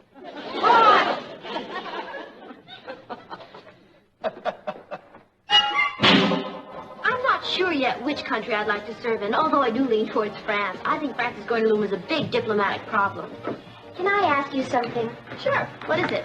When are we going to see this letter you got from Kozlenko? Monica, if you knew anything about the mechanics of diplomacy, you'd realize the letter is now being examined by G7. What's G7? I'm afraid I'm not at liberty to divulge that. How about the answer to your second letter? It's been over 2 weeks since you wrote it. You really don't understand, Monica. Everything we write to each other has to be weighed and reviewed by the experts on both sides. That takes time. And imagination. You're suggesting I made the whole thing up? I'm suggesting that you turn the whole thing over to James Bond. Because, frankly, I'm bored with this whole scene.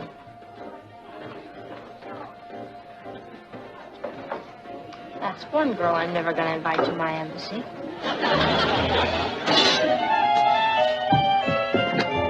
Mr. Darren? Oh, hi, Patty. Good morning. Mr. Darren, there seems to be a letter missing. Really? Yes, from Russia. Why, Patty, you got a letter from Russia just 2 weeks ago. I know, this is another one. It's an answer to my answer. Well, I'll see that it's delivered to you as soon as it turns up. Well, what if it's already turned up? What do you mean? Well, you could have lost it. Patty, I've been delivering mail for 30 years. I've never lost a letter yet. There's always a first time, Mr. Darren. For instance, your card is sitting out there right now unattended. Someone could walk along and just pick a letter out of it. Now, why should they do that? Well, let's say it's a very important letter that some foreign government might like to get a look at. Patty, I think you've been going to see too many movies lately. Don't you care about the fate of your country? Yes, I do, and that's why I've got to get out and deliver the rest of this mail, if you'll excuse me.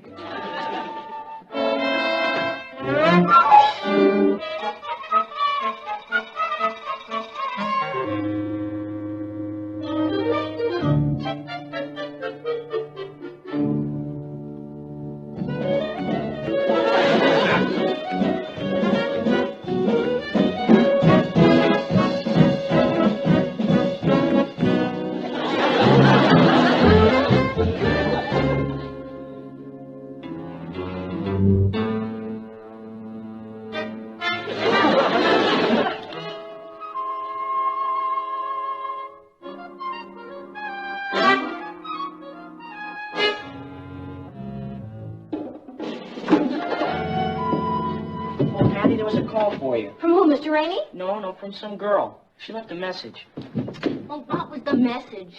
Well, she wanted to know if you'd be interested in running for some position. What kind of position? President of the Oris Magnum Society. Oris Magnum Society? I never heard of any such... Ross, it's one of your stupid jokes. No, honest. Then it must be Monica. I don't get it. Oris Magnum is Latin for Big Mouth Society. Hey, that's pretty stupid. I've got to get that goon girl off my back. She and her drippy friends have been needling me all week about that letter from Kozlenko and embarrassing me in front of the whole school.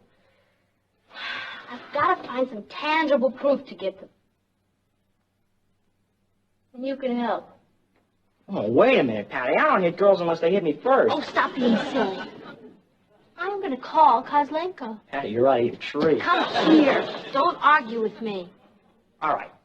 Say you do call Kozlenko and talk to him. How are you going to prove it? That's where you come in. You know that funny little gadget that you stick on the phone and then plug it into the tape recorder, the one you got for your birthday? Oh, no. Dad told me if I did that again, he'd plug it into me. Oh, come on. He was only talking about fooling around. Now, do you think Dad would do anything to stand in the way of foreign relations? I don't know. You sure it wouldn't hurt my domestic relations? Ross! Okay, there we are, all ready to roll. Okay.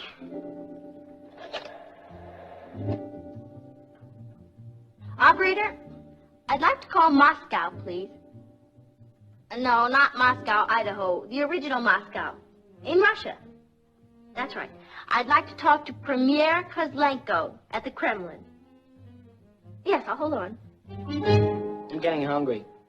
She said she'd have the call through any minute. You could have walked there by now. Listen, why don't we just... Yes, operator, you've got my party on the line? Well, say something. Here, you talk. Nothing doing. Hello? Is this Mr. Kozlenko? Когда вы услышите звон, будет 8 часов. That means they're recording the conversation, too. Oh, I better be careful what I say. Mr. Kozlenko, this is Patty Lane. Beep. What are you doing? Beeping back. Mr. Kozlenko, I don't happen to speak Russian. Do you happen to speak English? Когда вы услышите звон, будет 8 часов 6 точно. I guess he understands it. He just doesn't speak it. The reason I called... Beep. Knock it off. I was saying, Mr. Kozlenko, the reason I called was because I didn't get an answer to my last letter. I know you're very busy, but... Когда вы услышите звон, будет 8 часов 6 и 1 четверть. Mr. Kozlenko, it's very difficult to carry on this conversation. But all I want you to know is that, well, our correspondence means a lot to me. And I'll be looking forward to your next letter. Когда вы услышите звон, будет 8 часов 6:30. Have you got any idea what he's saying? Who cares? All I know is this is going to put Monica in a basket. What's keeping Mr. Rainey? Oh, relax, darling. You know what the traffic is at this hour. You know, I probably should be pretty angry with you for making that phone call without my permission, but I've got to admit I'm impressed with the results. Thanks, Dad. I did the recording, you know, and the beeping. I'm impressed with both of you. And as soon as Rainey gives me a clearance, I'm going to write a big story for the paper. Oh, Dad, that'd be wild. I can just see Monica turning a lovely shade of magenta. I'll get it. Must be him. Hi, Hi, Mr. Rainey. Let me take your hat. Everybody's inside. Isn't it wild about my talking to Mr. Kozlenko? Yes, but I really wish you'd consulted us first. Oh, don't you admire my initiative? Well, Mr. Rainey, sir, should we get started? Oh, Hello, Mr. Rainey. Shall I turn on the machine, sir? I know. Just let me get set here first, please. Oh, I wish I'd called up Monica. I'd like to see just how magenta she'd get. All right, Sonny.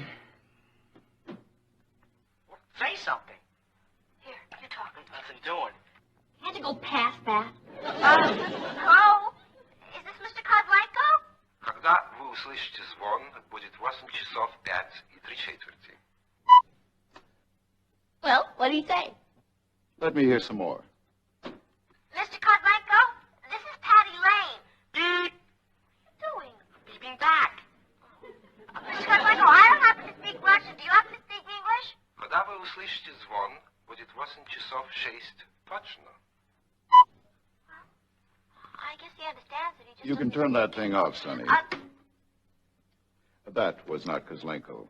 Are you sure? Of course it's him. If it isn't Kozlenko, who is it? May I translate? Of course. When you hear the signal, the time will be exactly 8:05 3/4. You mean she called for the correct time? I'm afraid so. We spent all that money just to find out what time it was in Russia? We? You mean I spent all that money just to find out what time it was in Russia?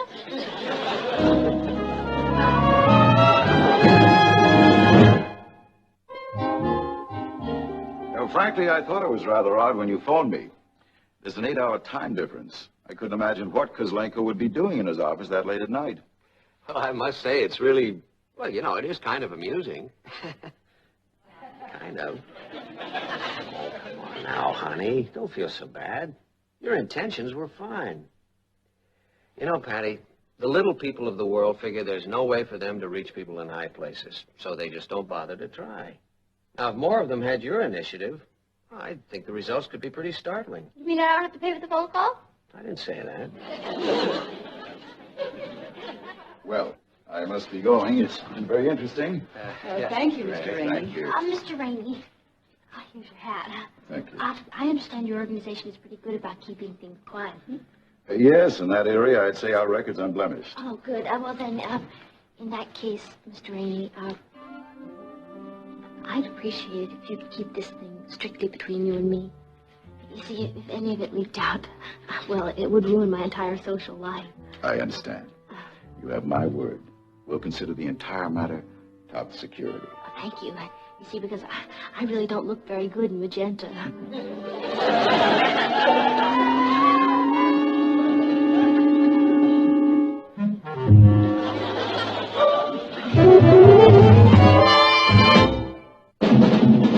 Here's Cathy, who's lived most everywhere, from Zanzibar to Berkeley Square.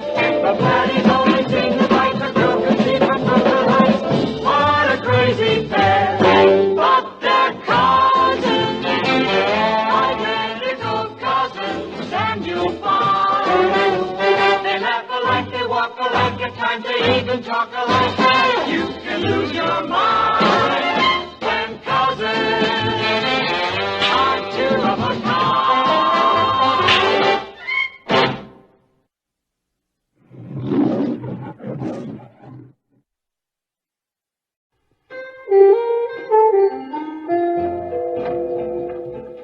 Yes?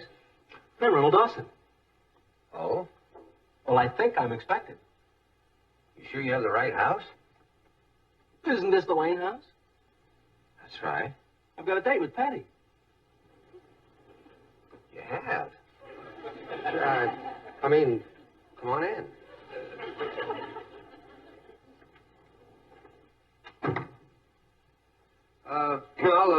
I'll tell her you're here. Patty, Yeah? your date is here. Okay, I'll be right down. Well, come on in. Make yourself comfortable. Meet Cathy, who's lived most everywhere, from Zanzibar to Berkeley Square. But Patty's only seen the to fight to cook and see from Brooklyn Heights. What a crazy pair. But they're cousins, identical cousins all the way. One pair of matching bookends, different as night and day. Where Cathy adores a minuet. The ballet russe and crepe Suzette. Our Patty loves to rock and roll, our hot dog maker lose control. What a wild duet. Still they're cousins, identical cousins and Diplomat. They laugh alike and walk alike, at times they even talk alike. You can lose your mind when cousins are two of a kind.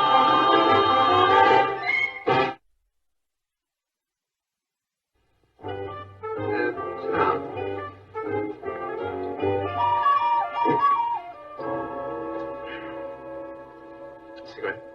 No, thank you. Are you... Well, that is, you're not still in school with Patty, are you? Oh, no. I graduated several years ago. I see. What do you do, Mr. Dawson? Oh, please, call me Ronnie. I'd rather call you Mr. Dawson. I work for Duncan, Pierce, and Ludwell, Coles, and Hart. Aren't you spreading yourself a little thin with all those jobs? Oh, no. That's one firm. We're stockbrokers. You're not out of college already, are you? Oh, no, I decided against college. I figured, why waste the time? When the rest of those eager beavers get out of school, I might be a partner by then. Well, Ronald, how are you? Hi, Patty. Nice to see you again. Well, you haven't changed much, put on a little weight, I see. Oh, yeah, well, I've had that for quite some time. You'll excuse me. Oh, incidentally, Mr. Lane, if you ever need any advice about the market, anytime. How long did you say you've been with that firm of yours? Well over 2 months. Really?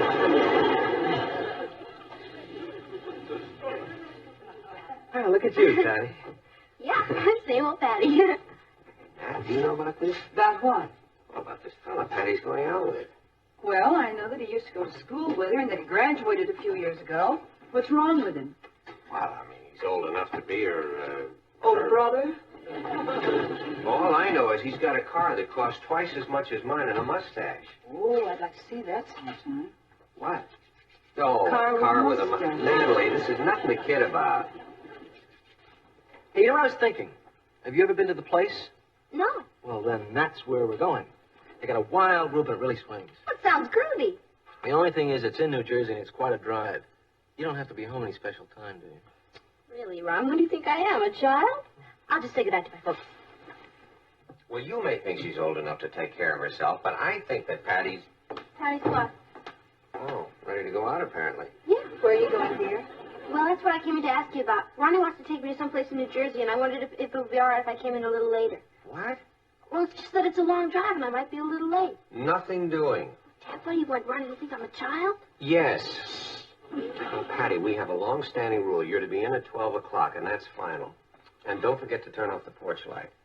How many years you've been reminding me about the porch light, and have I ever forgotten? Maybe it's because your father's never forgotten to remind you, dear. Thank you. What am I going to tell Ronnie? Well, you'll think of something. You always do. Okay. Good night.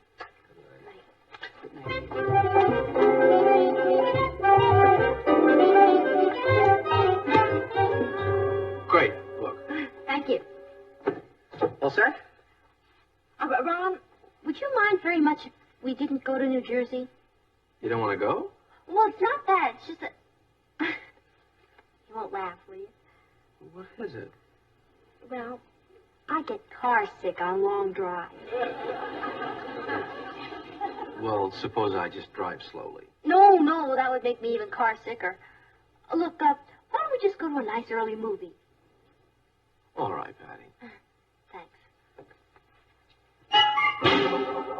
You really like that? Oh, yeah, I thought it was very interesting. Particularly the part... I thought it was terrible. Terrible.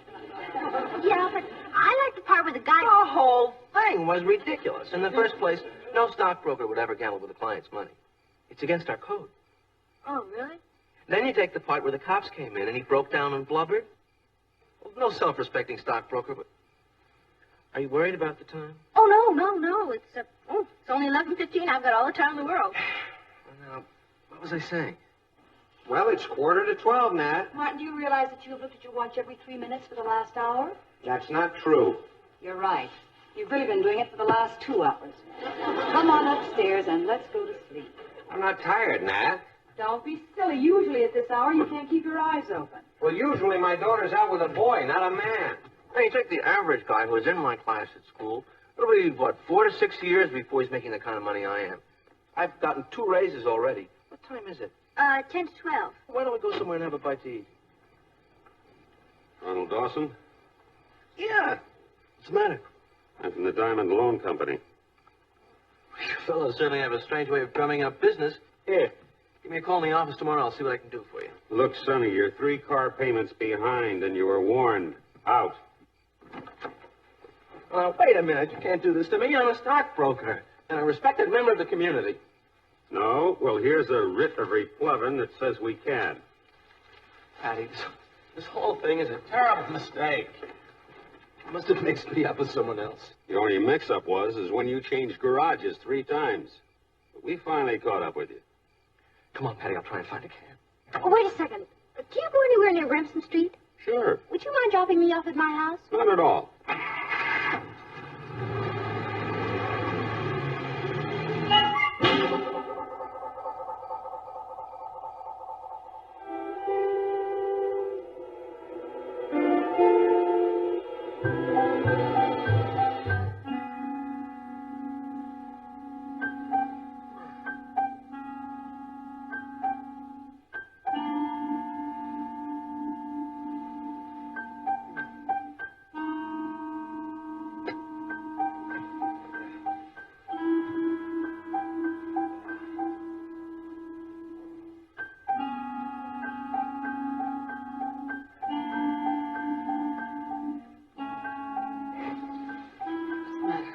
I hope you're satisfied. It's 1:30 and she's not home yet. Are you sure? Yeah, the porch light's still on. Maybe she forgot to turn it off. Oh, Natalie.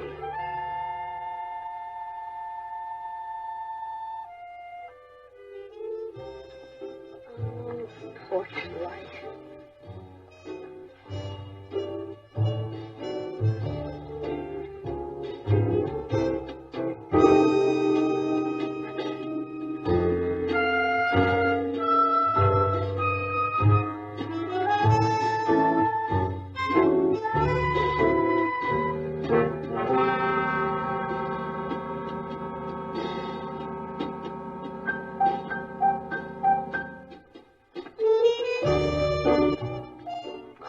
There. Are you sure? What do you mean, am I sure? Well, she could be raiding the refrigerator. I'm going to have a talk with that young lady. Martin, wait. What is it? Why spoil her whole evening? I mean, couldn't you wait and spoil her evening in the morning? Okay.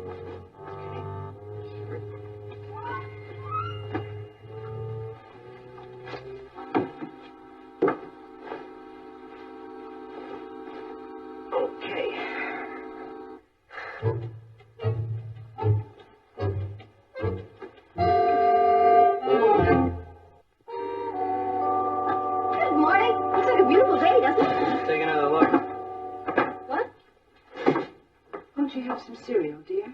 Yeah, okay.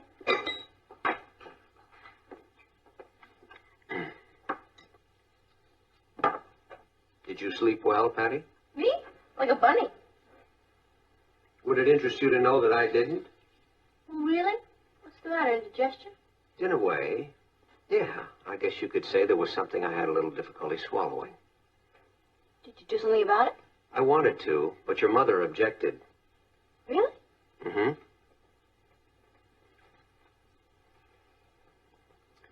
Patty, haven't you got something to say to your mother and me? To you and Mom? Oh, my gosh. Happy anniversary, Mom. Patty. Happy anniversary, Dad. Patty. Why didn't you two remind me of Patty. my heart? It's not our anniversary. It isn't? No.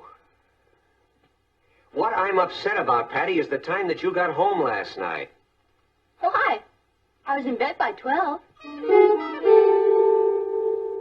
were what? Well, I finished, if you'll excuse me. Are you finished, Ross? Just about, but I want to hear this. I think you better straighten up your room. But he's starting to yell. Can't I just... Ross! Well, I think I'd better go straighten up my room.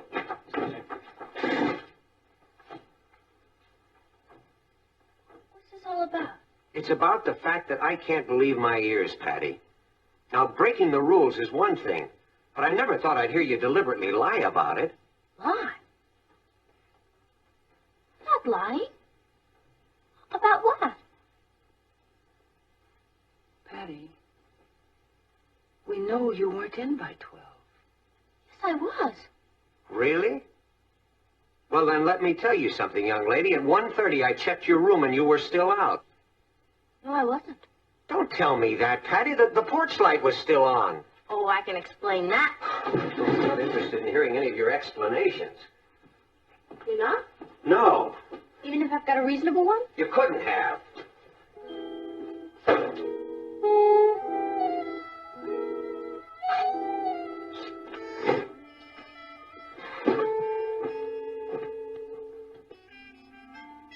Well?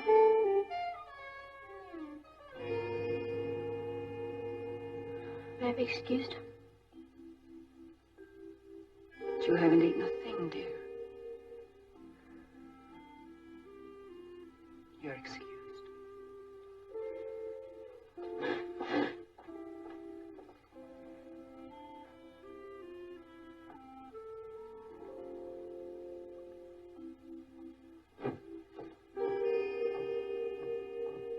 Martin, she's hurt. Well, that's too bad, Nat. But this is the first time that Patty has ever lied to us deliberately like that. And I'm not going to let her cry her way out of it. Patty? Ross told me what happened. Ross? He wasn't even in the kitchen. Well, he wasn't very far away. Why didn't you tell your father what happened? I tried, but he wouldn't listen. Well, I'm sure if you told him the truth. I told him the truth the first time, and he didn't believe me. Why should he believe me the second time? Aren't you being a little childish, Patty? I'm sure if you explained to him, he didn't want to hear an explanation. He said so in so many words. So you're not going to tell him? What's the use, Cathy? He doesn't trust me, that's all. He just doesn't trust me. All right, Patty. And Cathy. Yes, this is between Dad and me. Understand? I understand.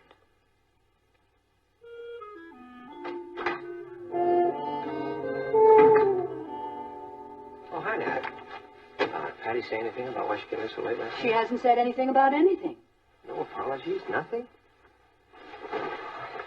I don't know why she's so mad. Of course, that's the way a guilty conscience usually works. Yes, Dr. Freud. Natalie, this is not a kidding matter. Now, we're going to have to punish her. You know that. We?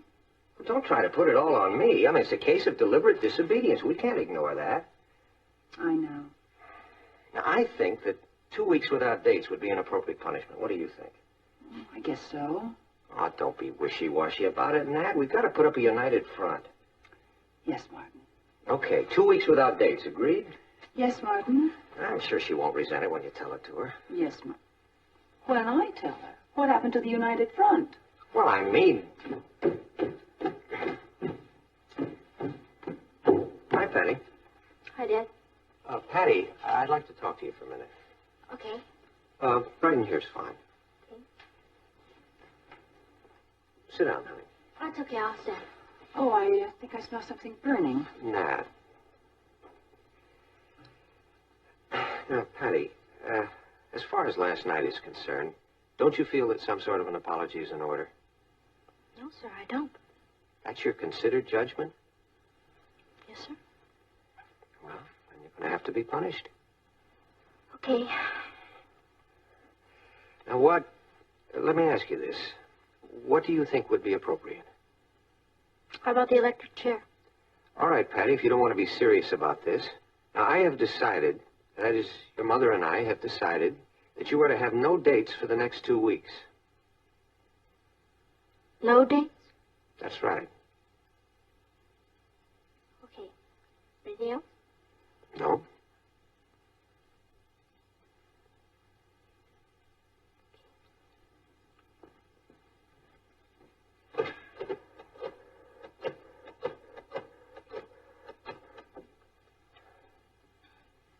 Hi, Rich. Patty. What time are you picking me up tonight?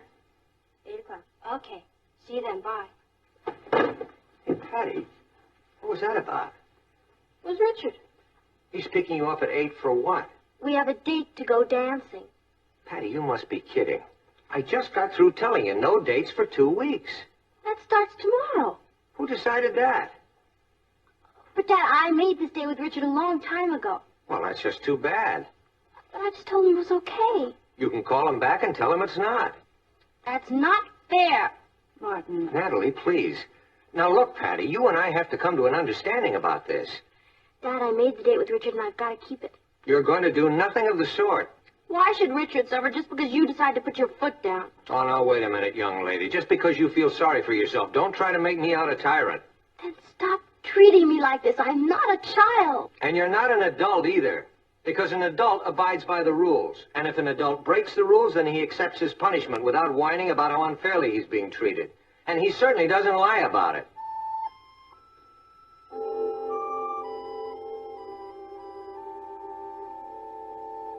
Can I go now? Yeah.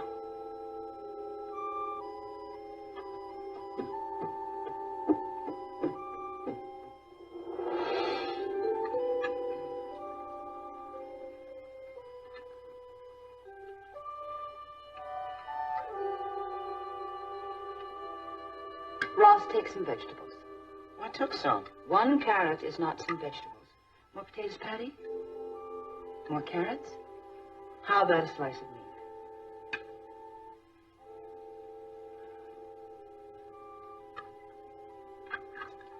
Oh, did I tell you about the wonderful name we picked for the church sale? We're going to call it the Bazaar Bazaar.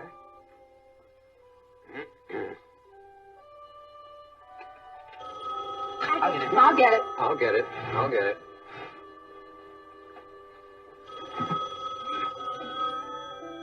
Hello?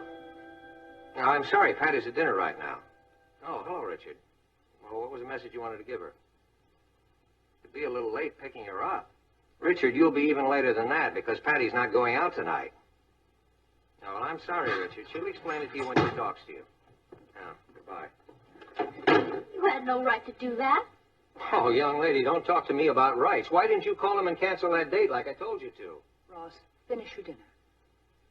You know, Patty, I don't know what's gotten into you. Breaking the rules, lying, defying me. I didn't break any rules. Why do you keep saying that? Because I didn't. All right, Patty, do we or do we not have a rule that you have to be in at 12 o'clock? I was in by 12. Well, then why weren't you in your bed when I checked it at 1:30? Because I went downstairs to turn off that porch light. That's why. You went down to... Oh, honey, well, why didn't you tell me that? Why didn't you explain that to me this morning? Because you said you weren't interested in hearing any of my explanations. I said that? Those were your exact words. Oh, that's ridiculous, Patty. Why did you tell me anyway? I mean, why didn't I defy you? Well... Why couldn't you just trust me?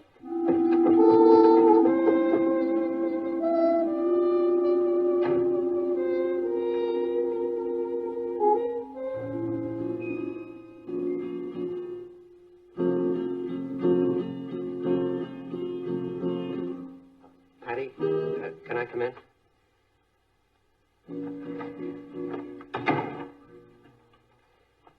Oh, well, go on ahead, honey. Don't let me interrupt.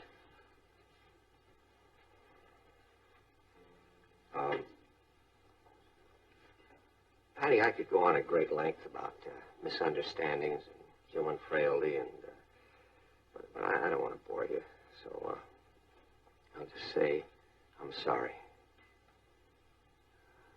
I was wrong. Honey, don't you understand? I'm trying to apologize. Well, I guess guess you decided to stay mad at me, huh? I don't blame you. I mean, I let you down. And when you've come to expect a certain kind of behavior from a person, that's a pretty awful experience, isn't it? That's right. Well, then maybe you could understand why I did it. Because, you see, I'd come to expect a certain kind of behavior from you, and I didn't think I was getting it. Now, I was wrong about that, but I didn't know that. So, I guess we've both had a pretty hard time getting over our disappointment, haven't we?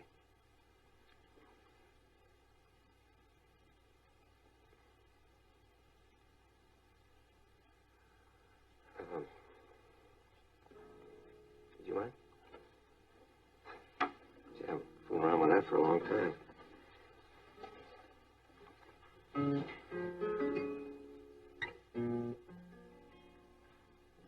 wonder if, now, you probably don't remember it. It's just a kind of a silly old song I used to sing to you when you were still in pigtails. See, I think it went like this. A great magician taught me a secret spell to say, and so I use these magic words to steal your heart away.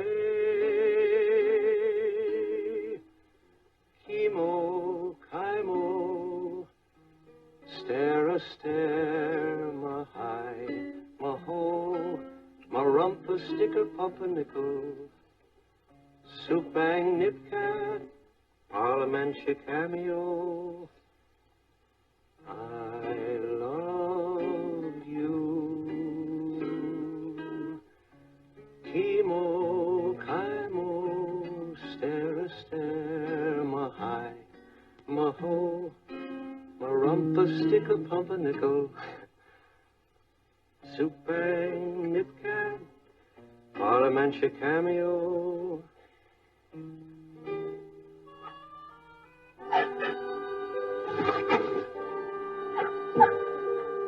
Oh, Cathy, I'm so sorry.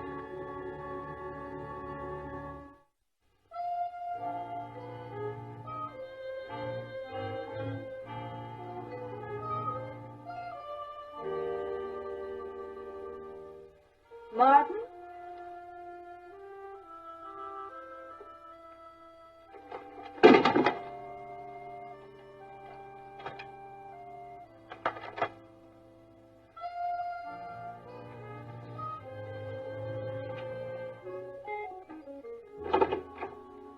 Anything wrong, Mom?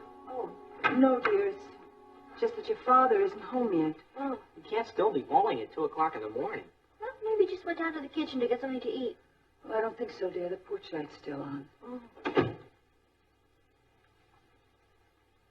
Well, this is a fine time to be coming home. You mean you think I went bowling in my pajamas? No. I think you very ingeniously left your pajamas downstairs in case you were caught sneaking in.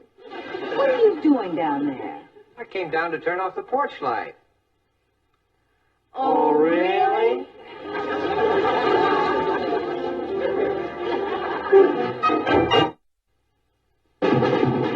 What a crazy pair, but they're cousins, identical cousins, and you'll find they laugh alike, they walk alike, at times they even talk alike. You can lose your mind when cousins are two of a kind.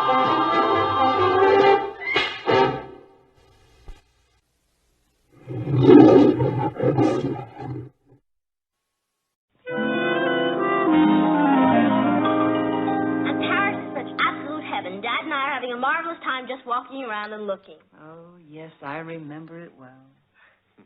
Yesterday, Dad took me shopping on a terribly fashionable street called Rue Saint. Rue Saint-Honoré. Yeah, how'd you know? I took your mother shopping there once. Left a permanent scar in my wallet. Hey, listen to this. Dad bought me the most beautiful evening dress, and it looked so terrific on, I made him get one for you, too. Now, isn't that just like Cathy? Tell Uncle Martin's dad is sending him the bill. Isn't that just like her father?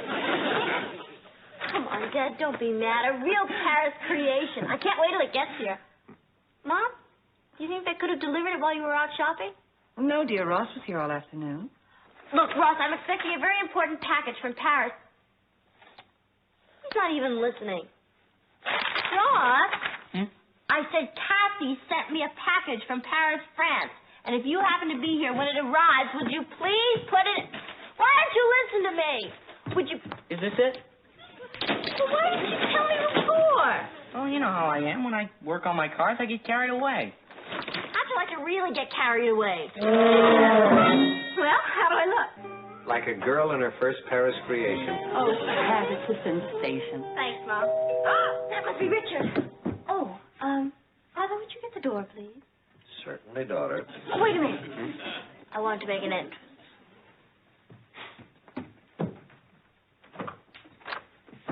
Hi, folks. Patty ready? Hi, Pat. We're late. Let's go. Richard, take a look around. Don't you notice something special? Yeah, you had the place painted.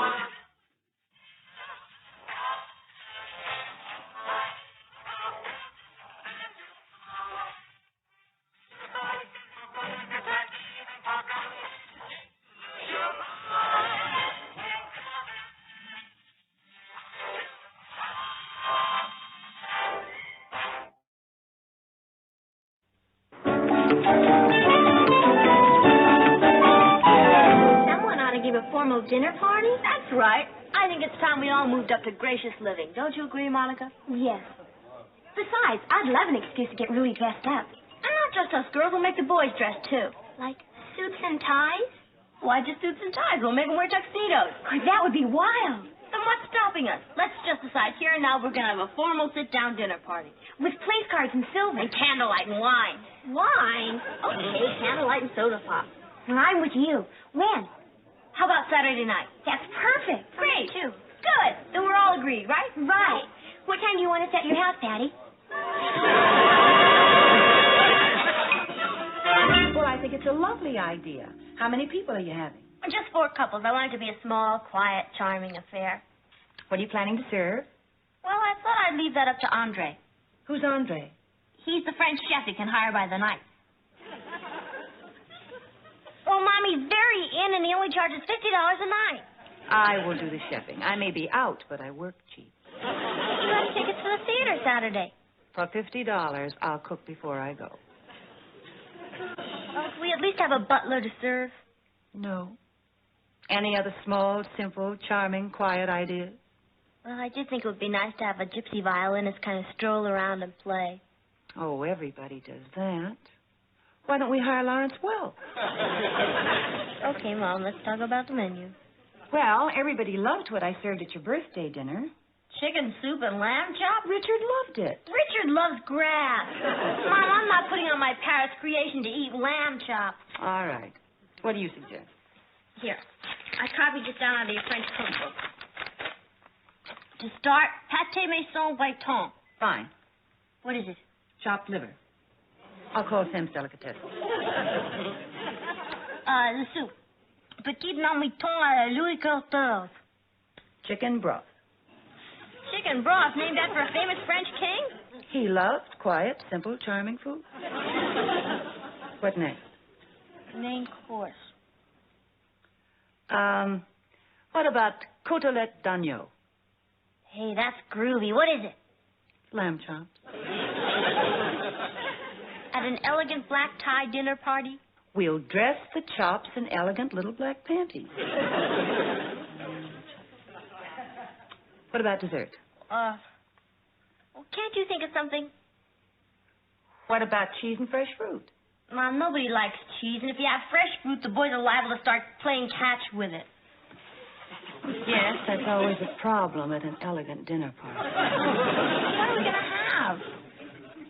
Pat, do you remember that fruit cake your Aunt Ellen used to send us at Christmas? That'd be perfect. Do you know how to make it? No, but I'll write Uncle Jed and have him send the recipe. It's going to be a groovy dinner. Yes. 1 dozen carnations, 1 dozen gladiolas, 2 bunches of daisies, and 12 roses. Are you ordering for a dinner party or a gangster's funeral? Yes, I'll need them late Saturday afternoon. Okay, fine. Thank you very much. Goodbye. Let's see now. Flowers, nuts, candles. Oh, I must remember to get candles. Ross, what are you doing Saturday? You're inviting me to your dinner party? No, I'm inviting you to get lost. I'll get it. I'm not going to let anybody or anything interfere with my party, including Uncle Jed. Howdy. Uncle Jed? What a wonderful surprise. Yeah. Natalie, you're looking pretty in a blue ribbon Guernsey. Oh, Jed, you always say the nicest things. Want to know something? That extra weight's right becoming to you. Dad, hi. Hold it there. Don't cop to being kissed by strangers. Who is this young lady? Don't tell me. It's Patty. Heh, filled out real nice, ain't she? We're hoping she'll bring us a blue ribbon. Huh? Oh. Hey, who's this young fella? Can't be Ross. Well, he weren't no more than a spindle-shank calf last time I saw him. Well, I've grown into a spindle-shank boy. Well, it certainly has been a long time. Too long, in fact. Yep, that's just what I got thinking myself when you wrote me asking for Aunt Ellen's fruitcake. How's it get on the bus and deliver it in person? Well, we're just delighted that you did. Come in. Martin's going to be so upset that he wasn't here to meet you. Oh. Still keeping this place hot as a blast furnace, ain't you? Oh, well, it's not really warm. It's just that our furnace is a great deal more efficient than that old coal stove up at the farm. Oh? Can you roast chestnuts over your furnace? Fix the thermostat, Ross. Yeah. Sit down, Uncle Jed. Sit down. Thank you. Oh, so you got a new divan. Mighty fancy. Uh-oh. Somebody's went and tore the cellophane off of that there lampshade. Hey, you don't want these lights on in the broad daylight, do you? You know what I always say. We need it more than the electric company. Yeah. Well, how was the bus trip down, Uncle Jed? Made it in just a mite under 5 hours. 5 hours? You should have taken a plane. If the good Lord meant for us to fly, we'd have been born with wings. Instead of wheels. Huh? Patty, come here. Sit down alongside me. Tell me all about yourself now. You got a fella? Oh, yeah. His name's Richard Harrison. Like to meet him. Had your lunch, Uncle Jed? Oh, don't worry about that. I'll eat lunch with you. We've already had lunch. Then I'll wait till dinner. I'll just take a sandwich to tide me over. Fine. What would you like? Chicken, bologna, ham? Say, that sounds like a dandy combination. Put some Thousand Island dressing on that, if you don't mind, and a little mustard. Have you got any coleslaw? No. Forget the coleslaw. I don't want to be a burden. Just put a pickle on it. Ross, why don't you take Uncle Jed up to the guest room and get him settled meanwhile? Good. Sure, that's a sweet pickle. That other kind don't set too good. Mom, how long is he going to stay? Well, I don't really know, dear. Why? Well, I love him and everything, but what's going to happen to my dinner party? Well, why should he interfere with that? Take it easy on that there banjo case, Ross. Oh, you brought your banjo. Yep. Thought we'd all get together for a good old-fashioned hoot. One way he could interfere. Honey, I don't think there's any reason to get upset in advance because after Hiya, all... buddy. Martin, I'm glad you're home early. Guess who dropped in on us unexpectedly? Natalie, I thought you were going to talk to your mother about that sort of It's thing. not Grandma. It's Uncle Jed. What? You mean to tell me that old... Howdy, Martin. Oh, hi there, Uncle Jed. More coffee, Uncle Jed? Don't mind if I do. He's really hooked on that TV, isn't he? I'll say he's been glued to that set ever since he got here. You think he'd be worried about using up all that electricity? I think he was till he figured out the free entertainment was a bargain. Dad, my dinner party's tonight. Suppose Uncle Jed decides to stay parked in there. Oh, I won't worry about that. Want a bed? What do you mean? There's a big rodeo on Channel 7 tonight. Guess who's not going to miss it? Oh, Dad, you've got to do something. I can't give an elegant dinner party with Uncle Jed parked in there watching a rodeo. Patty, he's my father's only brother. What can I do? Well, can't you take him someplace tonight? Tonight? Are you joking? We've got tickets for Hello Dolly. Do you mean to tell me you're going to leave your father's only brother alone on a Saturday night? Oh, Patty, we've waited 3 months for these tickets. No, I've been waiting to give an elegant dinner party all my life. All right. Just a minute now. I have an idea. Uncle Jed? It's only the commercial. Yeah, that's my favorite one, Martin. You got a washing machine that jumps up and down there, hits the ceiling. Please, Uncle Jed. Believe me, there'll be another one on in a few minutes. What's on your mind, Martin? Uncle Jed, you know who you ought to look up? Cousin Clarence. Clarence with us? Well, him and me was boys together. That's right. Yeah. Used to go fishing every day after school. Sometimes during school. Well, he's retired now, and he lives not too far from here. How'd you like to get together with him sometime? Like tonight? Tonight? What about my rodeo? Well, you could both watch it on his set. Oh, Martin, that's a Jim Dandy idea. Good. I'll call him right now. Good old Cousin Clarence. Hadn't seen him since he gave up his automobile dealership back home. Martin, put down that phone. Ain't a-going. What? No, sir. Wouldn't set foot in that old buzzard's house if I was caught in a typhoon. Why not? Well, he sold me the worst lemon I ever bought. 32 Packard. 32? Well, that's ancient history, Uncle Jed. Here's a piece of advice for you, Martin. Never forget an injury. I'll get it. Might be for me, you know.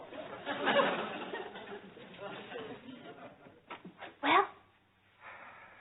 Everything was fine until Uncle Jed discovered a Packard in his past.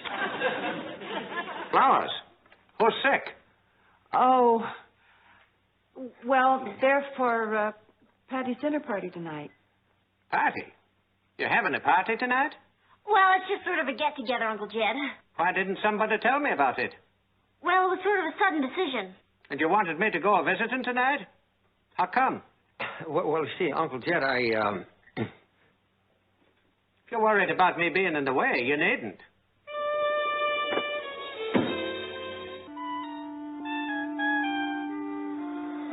I think he's hurt. I better go and apologize. No, I will. It was my fault.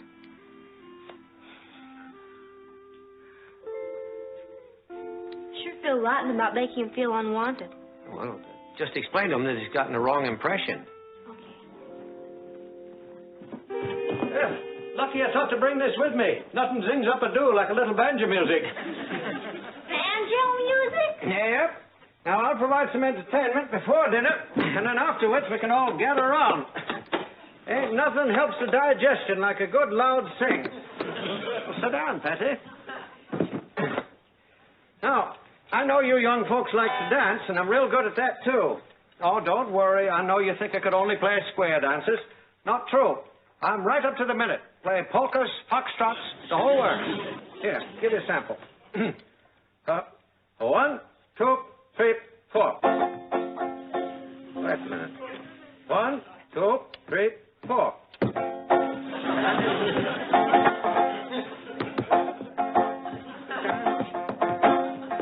Hard to get them together. Well, haven't quite got the hang of that one. I'll give you one of my favorites. Here.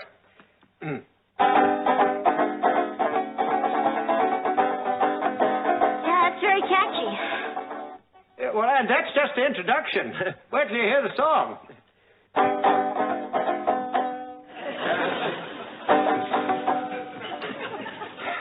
You know, my foot's the biggest part of my trouble. Well, don't worry, Patty. I'll work out a nice, snappy routine for your party tonight. You know, Uncle Jed, I think it's time for young Widow Malone. Young Widow Malone? Say, that's one of my favorites. Never miss that. You know, that poor gal is in a heap of trouble.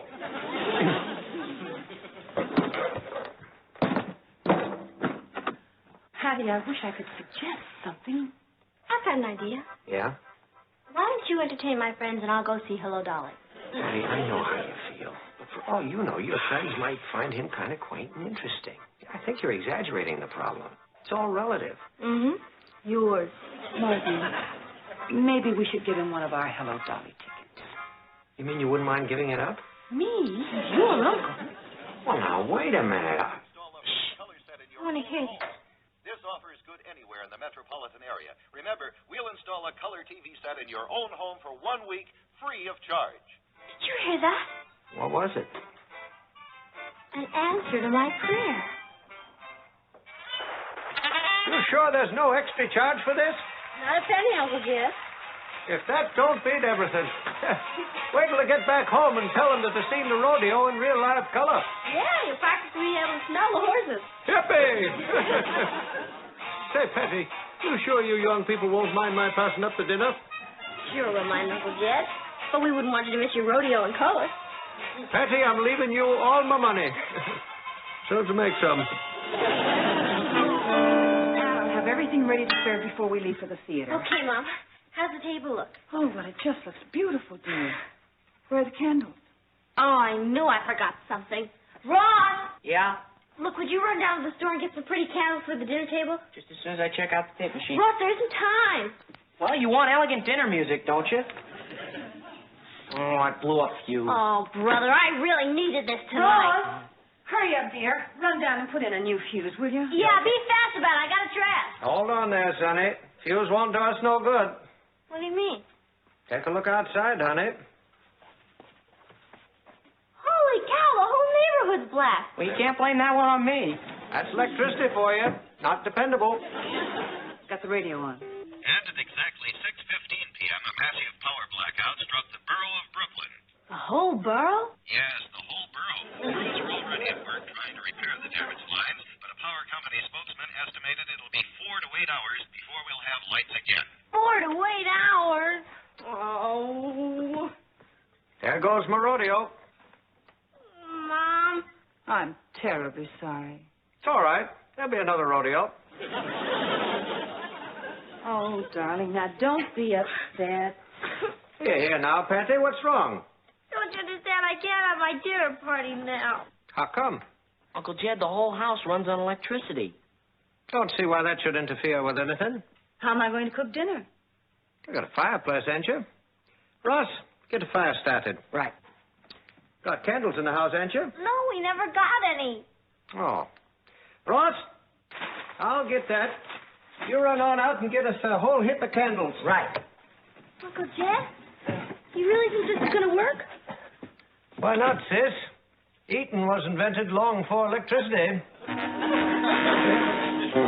Nobody has any candles? Everybody got there ahead of me. They're all sold out. Uncle Jed, what are we going to do now? We can't eat in the dark. No. It's only one thing to do. What's that? Make our own candles. How do you do that? Natalie, you got any paraffin in the house? Why, yes, I have. Patty, take all she's got and put it into a pot and melt it on the fire. Okay. Do we need anything else? Yeah. Need some milk cartons, some string, some clothespins, and some coleslaw.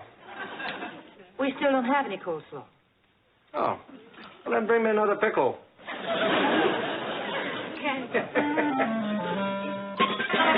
Poor Martin, stuck in his office. I'll say, fit was invented for elevators. Uncle Jed, you're out of this world. That may be soon, Patty, but I ain't yet. Hey, it's no use. I just can't get a line. Everybody in town must be on the phone. Oh, that's it. I'm wiped out.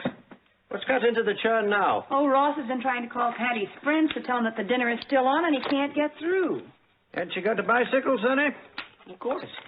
Well, don't just stand there. Get out and spread the word, Paul Revere. Yeah, one if I land, two if I see. Candles in it. See, Patty, you can't let life get the better of you. You got to take it by the handles and make it go down the right furrow. Uncle Jed, will you marry me? Sweet child. Oh, Patty, it's just the most perfect dinner. And I really love your dress. Oh, thank you, Rock. Hey, did I happen to mention that it was an original from Paris, France? Every now and then. I got my tux from Louis' rental service. It's wild, Richard. It's really you. No, it's Louis. Hey, kids, why don't we go in there and dance? Haven't you heard, Richard? It's Blackoutsville. Even the transistor radios are out. Well, what are we going to do now?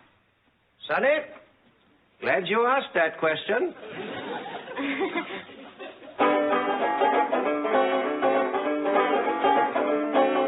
Lost my partner, what'll I do? Lost my partner, what'll I do? Lost my partner, what'll I do?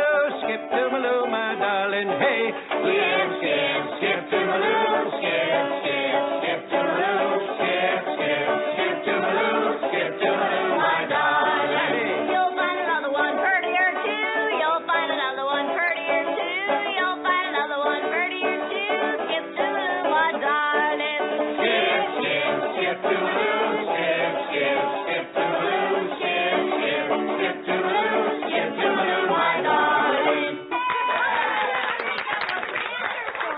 Bravo! Why, Martin, what happened to you? Ever try to walk down 56 flights of stairs? Oh. Hey, Patty, I see you had the party after all, huh? Yep, thanks to Uncle Jed. He managed everything. Well, you see, there's a lot to be said for the old-fashioned ways after all. Hey, Martin, how about this one? Used to be your favorite.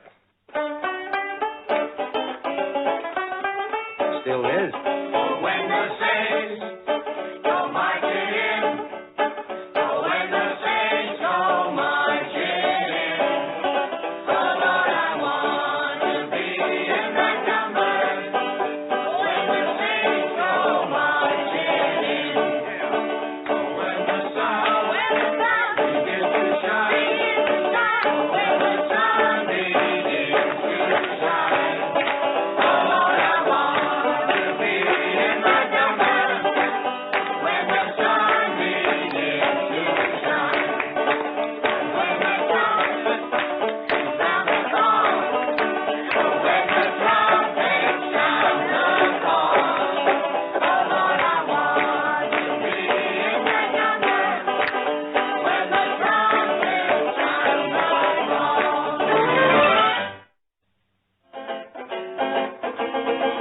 While strolling through the park one day, in the merry, merry month of May, I was taken by surprise by a girl.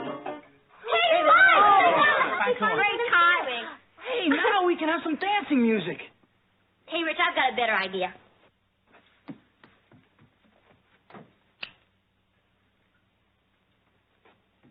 Isn't that better, Uncle Jeff? Patty, that there is boss. It's really boss. Well, you know what I always say.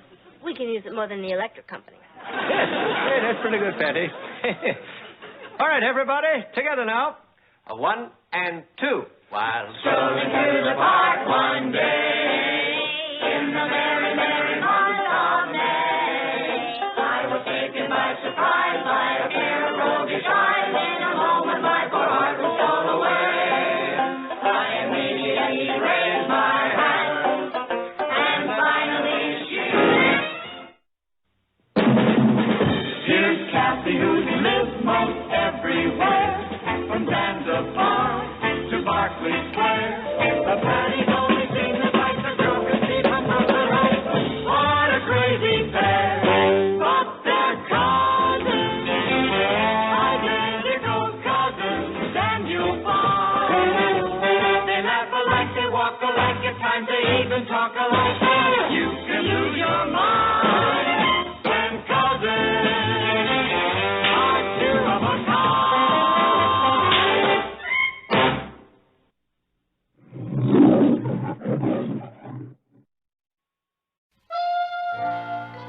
Patty, the dishes are ready to dry.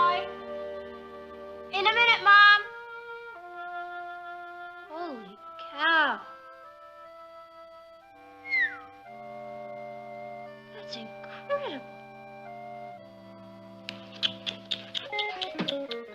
All right, Patty. What are you reading? I thought you'd never ask. This book is really something else. What is it? Experiments in ESP. Dad, you told her to stop doing that. Doing what? Spelling things out so I won't understand them. Well, ESP is an abbreviation for extrasensory perception. Oh, yeah, that's right. Oh, yeah, that's right. As if he knows what it is. I do so. It's like when a person is psychic. Psychic? Yeah, when they know what's going to happen. That's psychic. Yeah, well, that's what I said. Patty, do you really believe in extrasensory perception? I don't know, Dad. It could exist. Maybe it's just another sense. You don't even have the sense you're supposed to have. This book is about experiments they're doing at this university. Listen to this.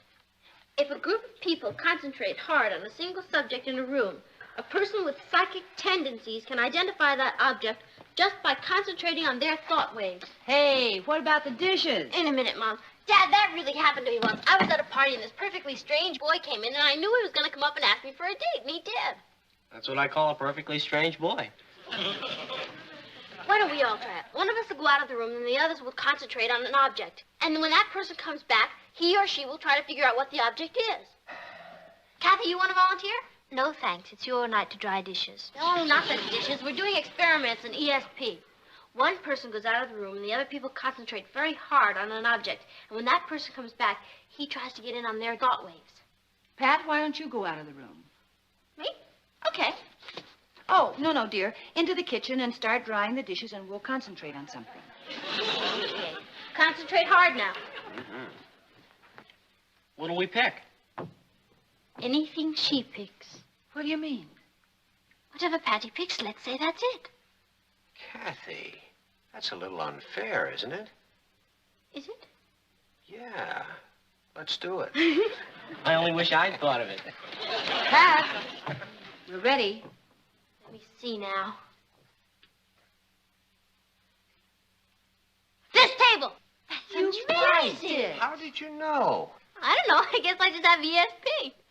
Pat, let's try one more experiment. Now, see if you can guess what I'm concentrating on. Okay, Mama, go ahead and do the dishes. Hey, she really is psychic.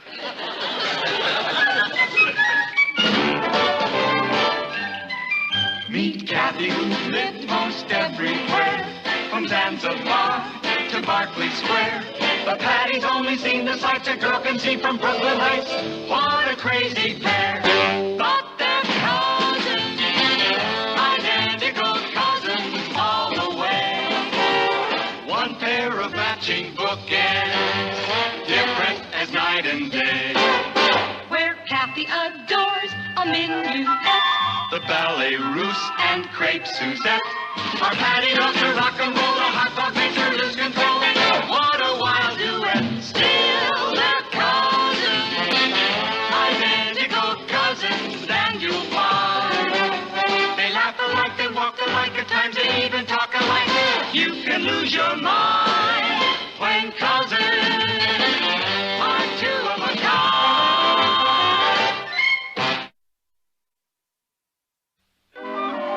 You know, I always thought I had psychic powers, and tonight proved it. Well, that must be Pete for me. No. No, it's Alan Brewster for you, Cathy. I'm not expecting Alan Brewster. Open the door. You know, Dad, I think maybe I'll write to that university and render my services. I hope you're joking. Why? They need gifted people like me. Now, Patty, I think there's something I ought to tell you. Do you know who that was? That was Alan Brewster. Came by to return my book. I'm going up to write to that university. What's everybody looking so stunned about? I mean, that's just a simple coincidence. Alan probably mentioned to Patty at school that he was going to drop by here tonight and bring Cathy's book. I think I'd better go up and tell her the truth. Yeah, before she decides to rule the world. You know, I'm not sure that trick was a good idea. Oh, it was all in fun, Nat. Patty. Kath, listen to this. Dear sir, I have read of the experiments you are conducting and would like to tell you about my psychic powers. Pat, I have always felt that I had this power, but I never really had a chance to put it to the test until tonight. Pat. And I would like to volunteer my mind for the wonderful experiments you are conducting. Patricia. Well, what do you think? I think you'd better tear it up. Oh, you think I should just go there instead? We played a trick on you. A trick? Well, actually, it was my idea. I just thought it would be funny if we told you that whatever you guessed was right. Then you didn't tell anyone in that room what to think? No. Then someone in that room was thinking of the table. Do you mean to tell me you really think you're psychic? Think it, Cathy. I know it. Patty, you are no more psychic than that doorknob. Oh, yeah? Did that doorknob know that Alan Brewster was coming over here tonight? That must be Bill. No, it's Richard. Hi, Ross. Is Patty here? Any questions? If so, just ask the doorknob.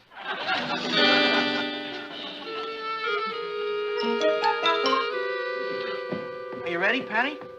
I'm afraid I can't go out with you tonight, Richard.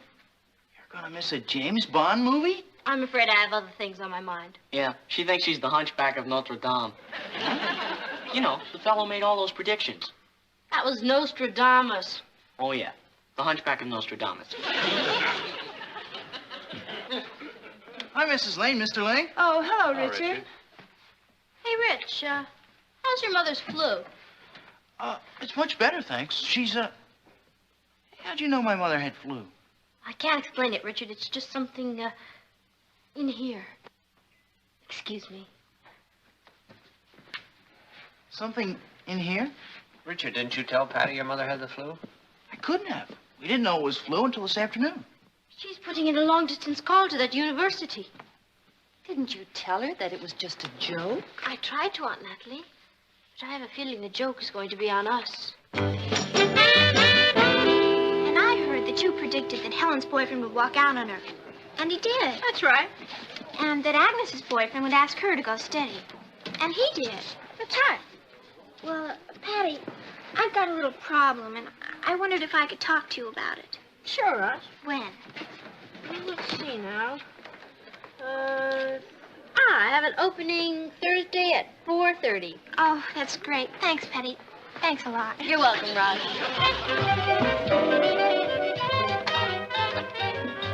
I'd like to see Patty Lane. Patty? Is she home? Oh, yeah, but she's got a customer. Could you wait a few minutes? Yes.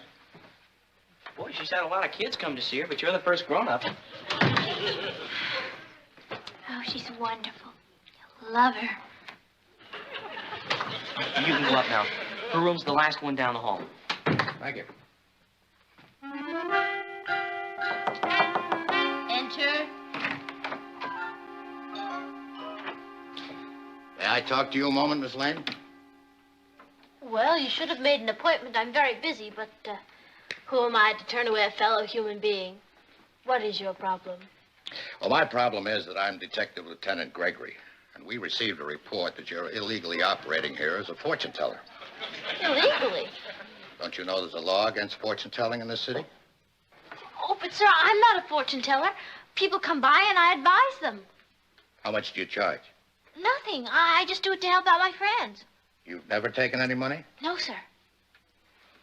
Well, Miss Lane, people who go around advising other people are taking on a lot of responsibility.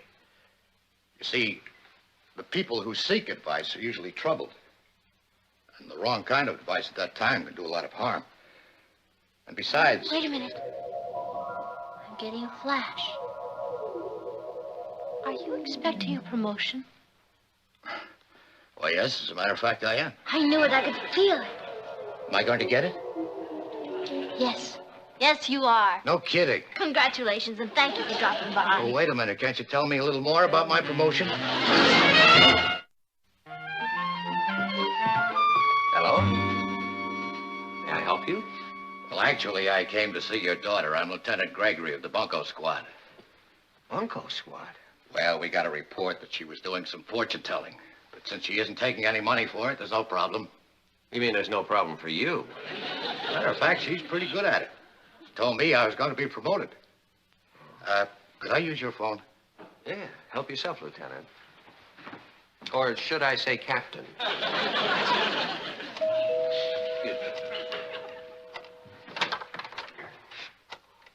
I'd like to see Miss Patty Lane, please. Is she expecting you? If she is as talented as I've been led to believe, yes. Oh. Well, come in. She's in her room. It's, Upstairs and to the left. Did you make your call? I've changed my mind. Things are really getting out of hand. I know what you mean. Mr. Lane, have you got a few minutes? I'd like to have a little talk with you. Yeah, sure. Come on. Enter. Oh, my dear. I knew you would look like this. Like what? Young, fresh, and open. I am Madame Olga.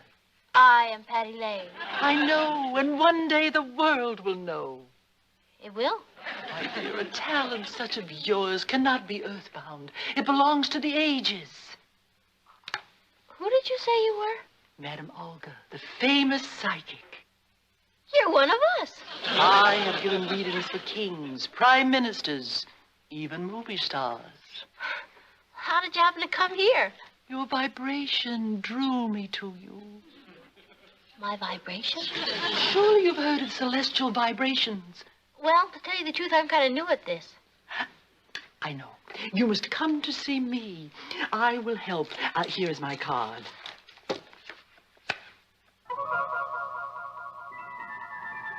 Shall we say Monday at 5 o'clock?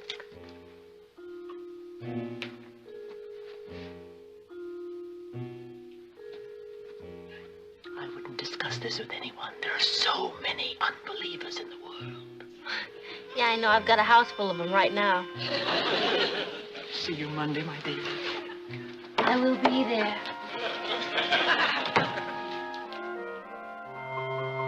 Of course you've been having trouble, my dear. You have been fighting Saturn, which is in opposition to Venus. Is that bad? Terrible. However, this phase will be ending very, very shortly. Excuse me, my dear. Hi. Oh, I'm just finishing up, my dear. Come in. Be seated. I'll be right with you. Okay. You mustn't be impatient. Don't try to force things. Oh, I can't tell you how much better I feel. That is why we are here, to do any good we can. There you are. Oh, thank you, Mrs. Gordon. Now, I'll see you next week at the same time. And remember, don't try to force anything. Goodbye, my dear. Madam Olga, there's something I don't understand. Yes, my dear? Well, I thought it was against the law to take money for this. My dear child, I don't take money for what I do. You don't? Why, no. Oh, I accept love offerings to help us carry on our work. Oh. Now, come over here, my dear, and sit down. What made that go on? You did. You're standing on the button. Oh, sorry. Now, you must understand, my dear, people expect this sort of thing, and we give in to it only because we must capture the client's faith, or we are powerless. Do you understand? Oh, sure, of course.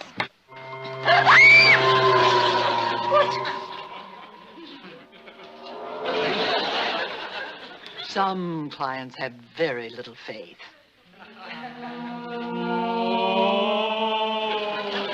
What's that?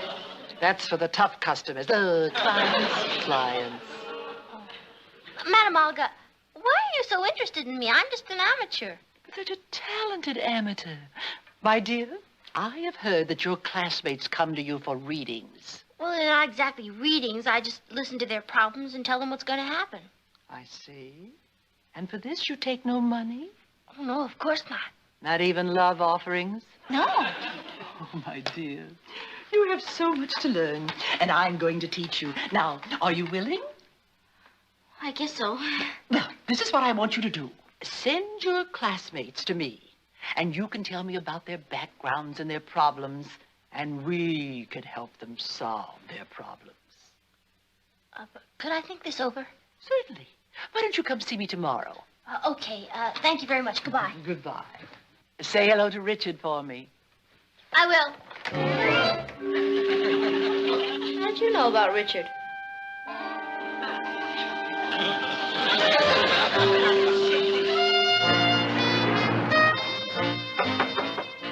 Come in. You wanted to see me, Mr. Ryan? Yes, Patty, sit down. If it's about that math test, I can't explain. You see, this new math is very difficult, and I get all mixed Patty, up. what I wanted to talk to you about were these so-called readings that you've been giving to your schoolmates. Oh, you've heard about it, huh? I did. Frankly, I find the whole thing a little disturbing. Oh. I'm sorry, Mr. Ryan. I didn't know there was a rule against it. Patty, the whole point is, are you equipped to give advice to others? Well, I know what you're thinking, Mr. Ryan.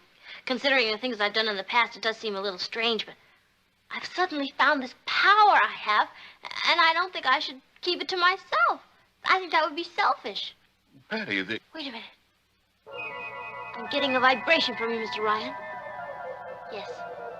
That new gym you wanted. You're going to get it. Yes, I know. The money was voted by the legislature yesterday. You see? Now, how could I have possibly known that? Because I announced it in assembly this morning. Aha! But here's something you didn't know, Mr. Ryan. I wasn't listening in assembly this morning.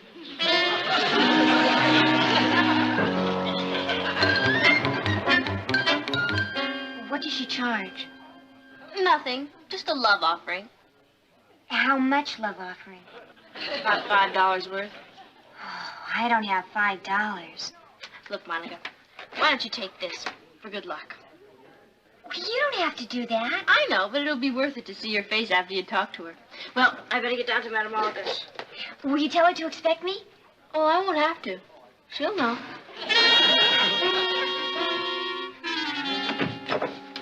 Oh, hi, Nat. Martin, am I glad you're home? What's the matter? The principal of Patty's school called. Oh, Patty passed the test? Martin, this is serious. He's getting concerned about her being involved in the psychic business. Oh. Well, it's nice of him to show so much interest. Is that all you've got to say about it?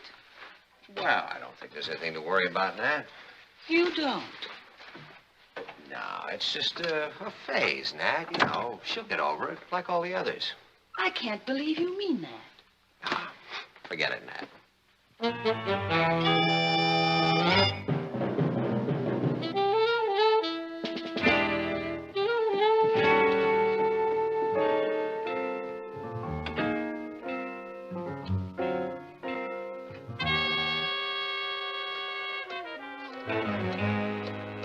I agree with you, Aunt Natalie. I can't understand your Uncle Martin just shrugging it off. Lieutenant, I know you asked me not to say anything, but the situation is getting a little uncomfortable here. Patty's principal called here today and complained about what she's doing, and my wife's been bugging me to put a stop to the whole thing. I'm sorry about putting you through this, but I just got a call from Patty. She planted the marked $5 bill on one of her friends who's going to see Madame Olga this afternoon. Now, if you want, you can come down and join me. I'm going to move in. I'm not going to stand by and see this happen to Patty. What are you going to do? I'm going to see Madame Olga. The vibrations I'm getting tell me you're having trouble with the boy. I'll say. I see an H. That's right. H-A. H-E. Henry! That's right. She's fantastic. Yeah, isn't she? Is it going to work out all right? Yes. He's headstrong, but he's very, very fond of you. What happens in the next week is of the utmost importance. What do you mean? You must return next Friday and tell me everything that has happened. I will. How much is that? There's no charge, my dear. Just whatever you want to contribute to further the good work. Thank you. Well, I'll see you at the Shake Shop, Monica. Okay. I'll see you Friday.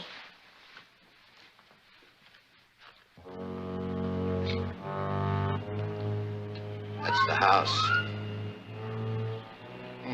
Shade's still up. The shade?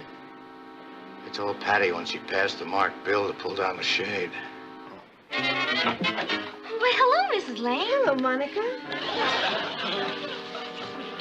Come Mom, what are you doing here? Well, I'd heard so much about Madame Olga. I wanted to come over and see for myself. Oh, she's wonderful, Mrs. Lane. Oh, bye, Patty. Thanks. Look, Mom, you can't just barge in without an appointment. You'll have to come back. Patty, this is your mother? Yeah, Madame Olga, but she doesn't have an appointment, so she'll be back Oh, tomorrow. your mother doesn't need an appointment. I've been so anxious to meet her. Well, this is Mrs. Lane and this is Madame Olga. Please come in, Mrs. Lane. Oh, you're a very fortunate woman to have such a talented daughter. Oh, yes, that's what I keep telling myself. Would you like a reading? Yes. Please be seated.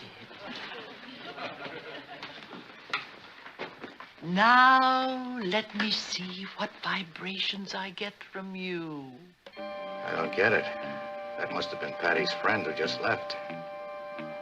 Wonder why she hasn't signaled yet. I'm glad my wife doesn't know about this. She'd really make a scene.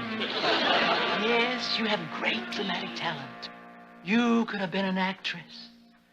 Well, I had thought about it. But, of course, after the children came, I realized that will be all for today. Thank you. How much do I owe you? Oh, there's no charge. Oh. But the usual love offering is $5. Oh. I have 10. Do you have change? Yes. Thank you. No! I mean, why break a whole $10 bill? I have change right here. This belongs to you, and this belongs to you, and here's for my mother's reading.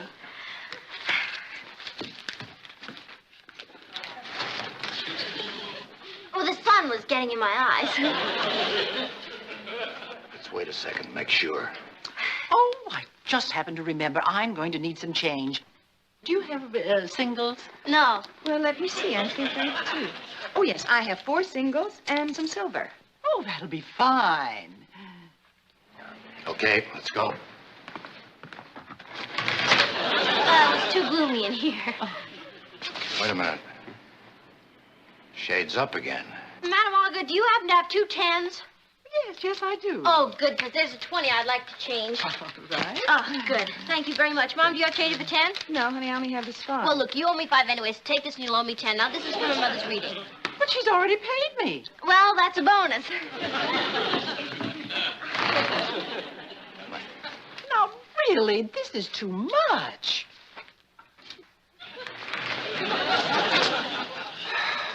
I'm beginning to feel like a yo-yo. Now, this is yours, right? No, this belongs to Madame Olga. My dear, I'm afraid you're mixed up. No, don't you remember? She gave you a 10, and you gave her a 5. Then I gave you a 5 for her love offering. Then she still owed me 10, and you 5. So I gave you 20, and you gave me 2 10s, and I gave her 10. She gave me a 5, and then I gave you the 5. So we're all even, right? Well, Patty, I think you're confused, dear. No, Mom, what's the difference? It's all for a good cause. Isn't that right, Madame Olga? Right.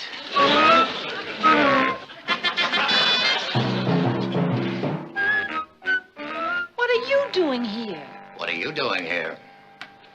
Thought you were supposed to be home worrying. I'll take that, Madame Olga. What is the meaning of this? Don't you get the vibrations, Madame Olga? You're under arrest.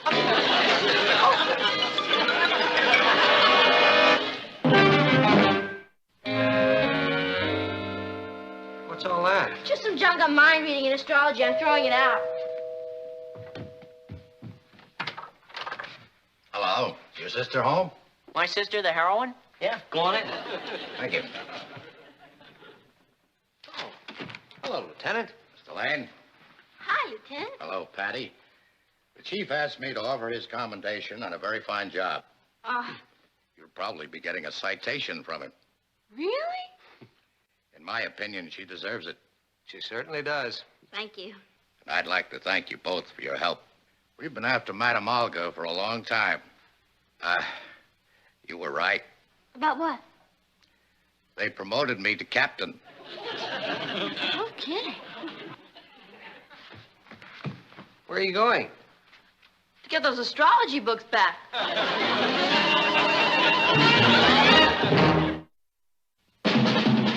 Here's Cathy, who's lived most everywhere, from Zanzibar to Berkeley Square. But Patty's only seen the bright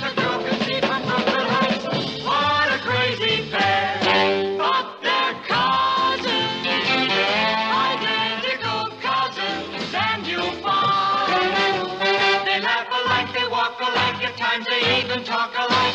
You can lose your mind when cousins are two of a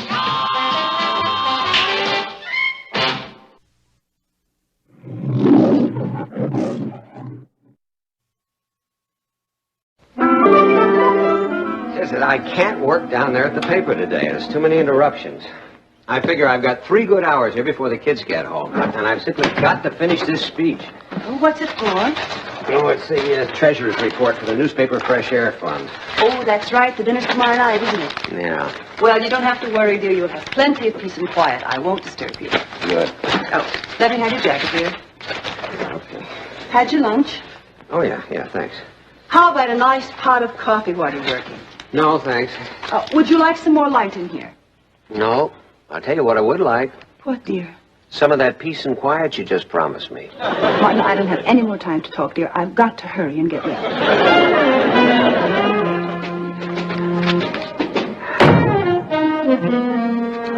No, that door slam anywhere.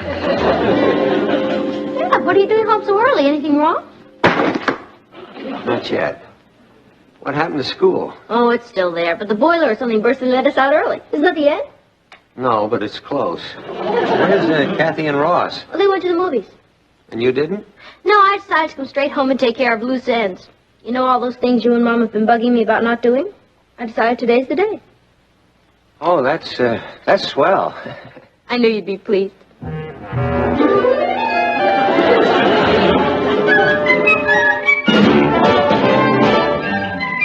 Meet Cathy, who's lived most everywhere, from Zanzibar to Berkeley Square.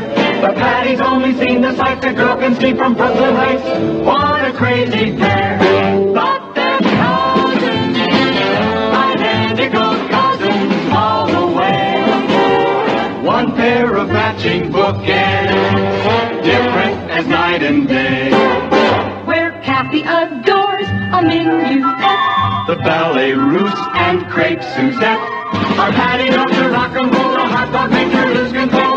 What a wild duet! Still they're cousins, identical cousins, and you are. They laugh alike, they walk alike, at times they even talk alike. You can lose your mind when cousins are two of a kind.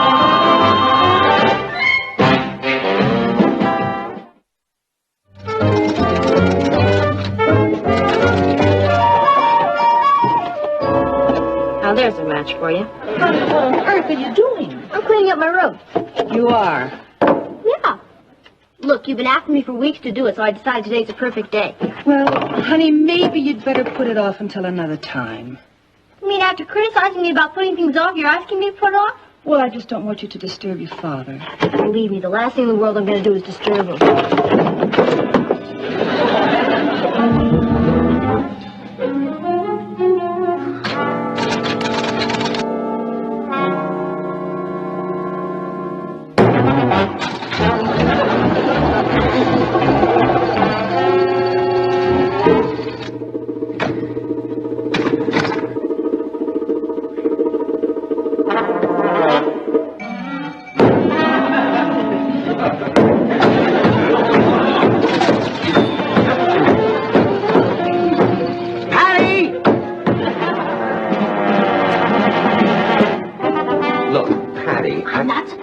To you. Mom doesn't want you to be disturbed. What are you doing with a hammer? Straightening up my room.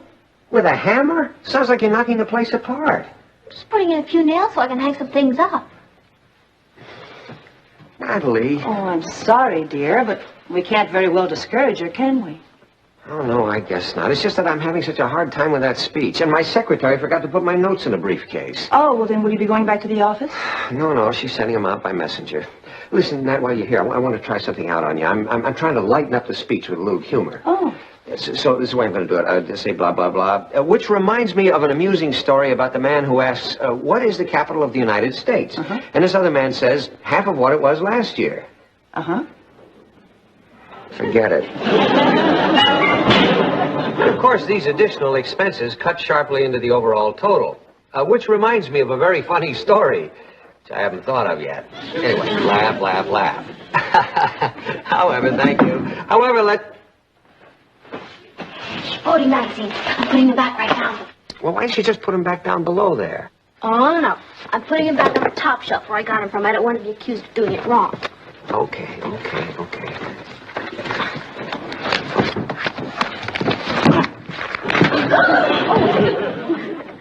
Dad!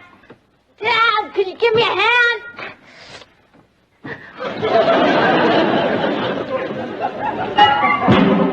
So on the whole, we can all be very proud of the job we've done for the underprivileged children. Which reminds me of another funny story. See, now look, Patty. I'm supposed to empty the pencil sharpener once a week, and I haven't done it for a month. Well, don't bother with it now. Oh, no, if I don't bother with it now, you'll accuse me of doing... No, I won't. Martin, the messenger just brought this from your office. Thank you. What did you do to yourself? Nothing, Nat, nothing. I was just emptying my pencil sharpener. You know, darling, I really think you should take some time off. Patty.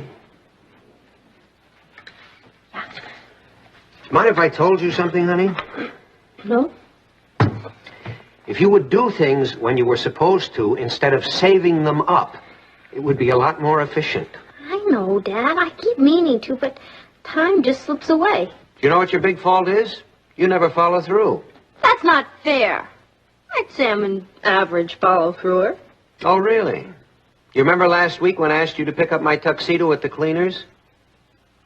Well, now that you mention it. I was the only man at that wedding in a gray flannel suit. And your brother is just as bad. I've been after him for weeks to return a book to the library. He doesn't follow through either. You're not going to blame me for that, are you? No, but let's get back to you. Did you ever send a thank you note to your Aunt Mildred for the gift she sent you at Christmas? Well, I meant to. But you didn't follow through. Do I have to say any more? No.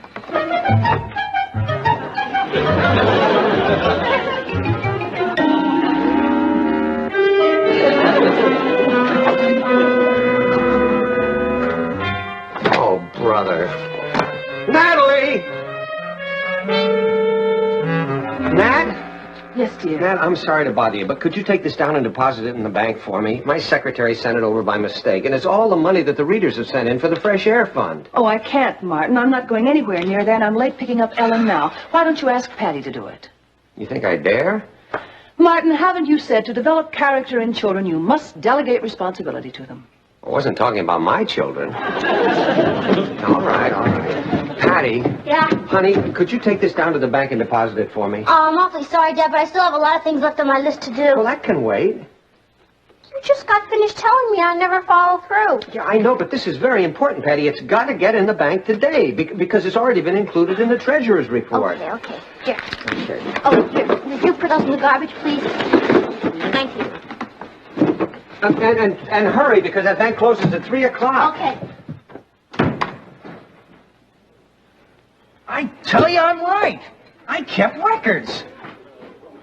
And there's somebody who can prove it. I'll be right back. Hey, Patty!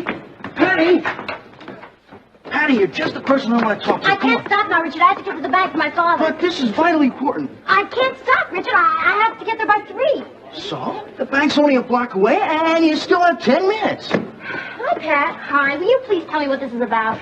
Patty, you remember last summer when I borrowed my cousin Larry's scooter and we drove over the George Washington Bridge in the New Jersey? Yeah. And I stopped at a gas station and bought 2 gallons of gas. I figured up the mileage, and we got 92 miles on the gallon. Remember, Patty? Well, what about it? Oh, there's a guy over there I've got a bet with. He claims 40 miles is tops for that model. And this is what you call vitally important? Sure. It's a quarter bet. Oh, I'll see you later, Richard. I just got time to make the bank now.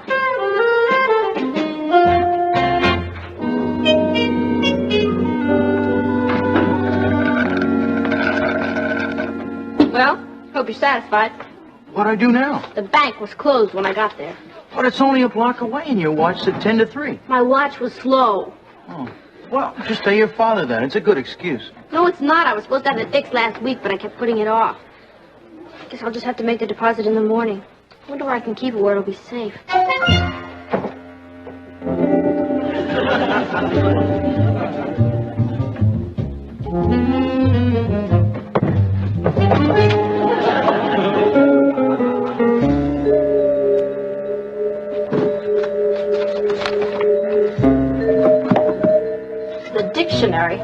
no place to hide anything.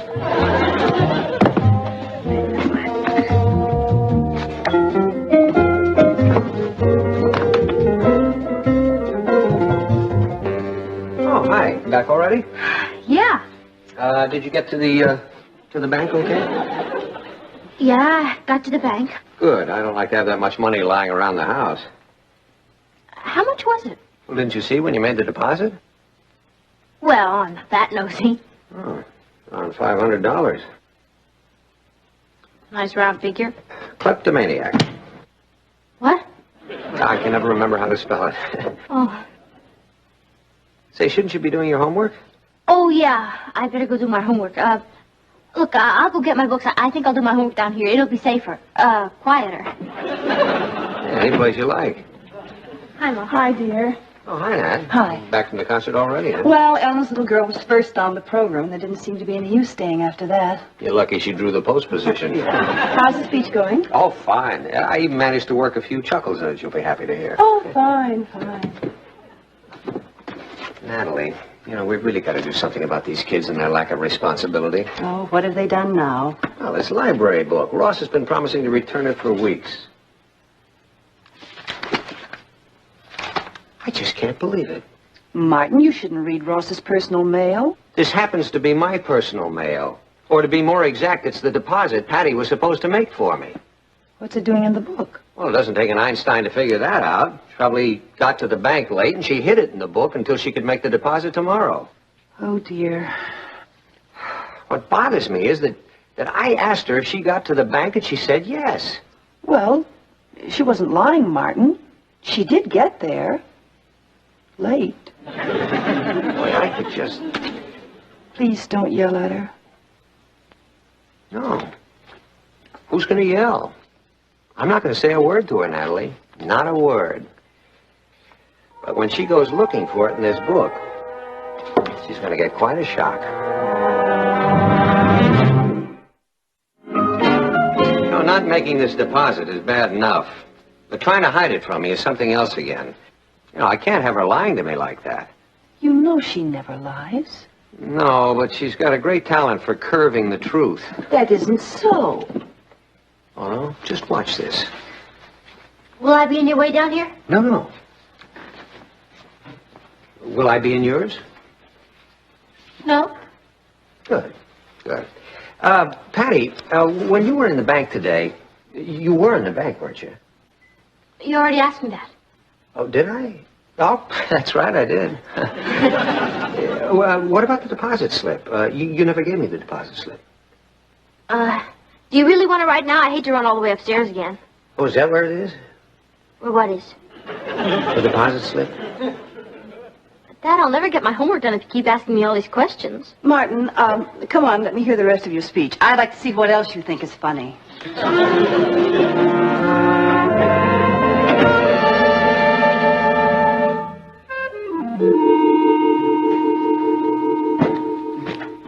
Look, Ross, why don't you... Ross, don't you have any homework to do? I'm going to follow my usual policy of letting it go to the last minute, in case the world comes to a sudden end. Look, don't you have someplace else you can go? Sure, if I had 42 cents. Here's $1. Now you can stay twice as long. Gee, thanks. What'd you do, rob a bank? What do you mean by that? What do I mean by what? Telephone for you, Patty. Thanks, Kath. Hello? Yeah?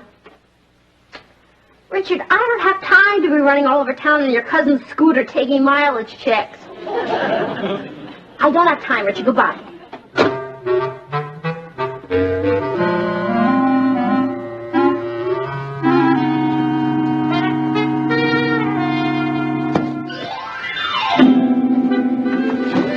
Go!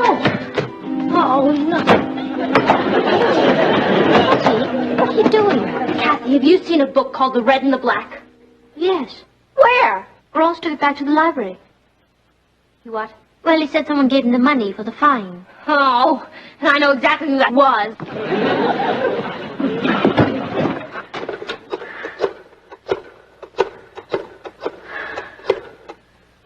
Rich? Oh, I'm glad I caught you. Look, can you come right over and pick me up? Yeah, we're going to check the mileage from here to the library. Now, hurry up. Look, my brother, Ross Lane, brought back a book by mistake, The Red and the Black. By mistake? Yeah. You see, I was in the middle of it. I was just getting through the red part, and I didn't get into the black yet, so I got kind of hung up. Well, I'll check it for you. You say you returned it this evening? Yeah. Yes. It was returned. It was overdue. Oh, well, I'm sorry. Look, I promised to bring it back on time if you let me take it out again. Oh, I'm sorry. It's been taken out. Oh, no. Who took it? I'm sorry. We're not allowed to give out that information. Oh. How would you like a life of the author Stendhal? Anybody's life would be better than mine. The life of Stendhal, Sounds very interesting. Oh, would you mind showing me where it is, please? Yes, certainly.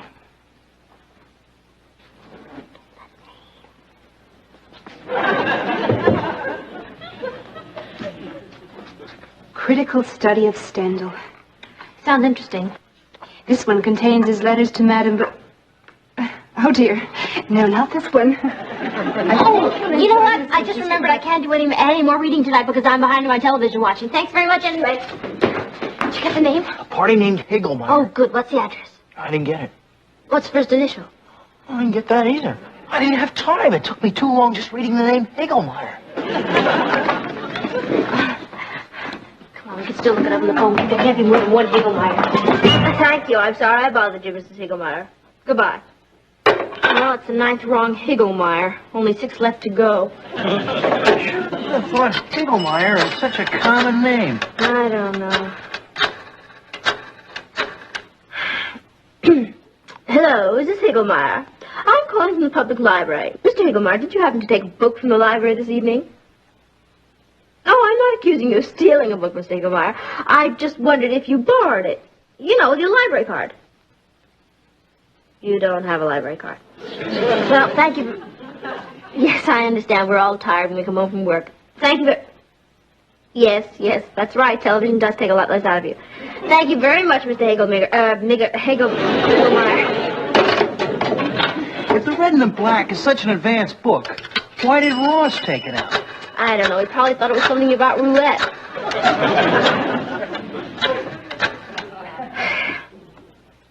Hello, is this Mrs. Higglemeyer? Mrs. Higglemeyer, did you happen to take a book from the public library? The Red and the Black? You did? Oh, that's great, Mrs. Higglemeyer. Goodbye, thank you. She's got it, huh? I'll say. And once I get it, I'll be saved. Or to put it another way, I'll be out of the red and into the black.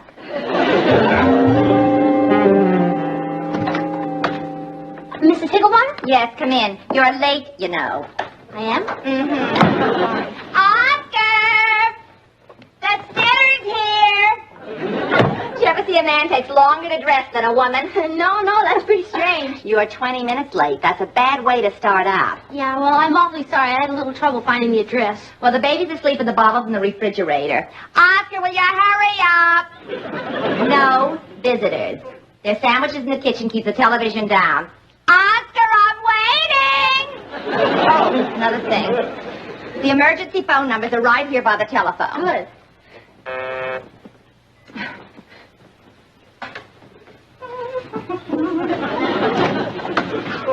Yes, what is it? My father had a flat tire. That's why I'm late. But who are you? The sitter. Oh, you can't be. You're already here. What? I mean, wait a minute. Are you sure you've got the right apartment? Is this 1B? No, it's 4B. Oh, I'm terribly sorry. Well, at least I got the right letter. No visitors, the bottles in the refrigerator, the sandwiches are in the kitchen, keep the television down, and Oscar will be ready any minute. Goodbye. You didn't get it, huh? Oh, no? Richard, it's not in here. Oh, look again. It's not in here. I must have dropped it inside. I'm going back. Go away. Well, I think I dropped my gloves inside. You weren't wearing any. You sure? Positive. And aren't you going to be late for your babysitting? Mrs. Higglemeyer, I may as well tell you the truth. I'm not a babysitter. Well, then what are you doing here? I'm looking for $500. Oscar! Well? Well, I'm gonna have to tell my father the truth.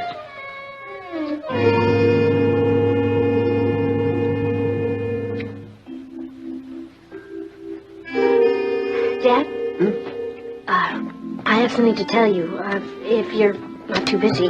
Well, I am, but I think this is something I've been waiting to hear. Well, Excuse me. Hello? Oh, yeah. Oh. Well, you can handle it. Right. Well, I'm ready to hear what you're apparently ready to tell me. good. I just wanted to tell you I'm home. Bye. I still don't think you should have taken it out of the briefcase. Why not? It's my responsibility. I'm just following through like I was told. But how is poor Uncle Martin going to feel when he finds it gone? The same way poor Aunt Patty felt. The only problem is I won't sleep a wink all night worrying about all this money. Well, why not deposit it now? Cathy, the banks aren't open at night. I know that, but you could put it in the night depository. The what? Right outside the bank, there's a slot that you can drop it in. A lot of people make night deposits that way. Oh, boy, now you tell me. Where were you at 3:01 today?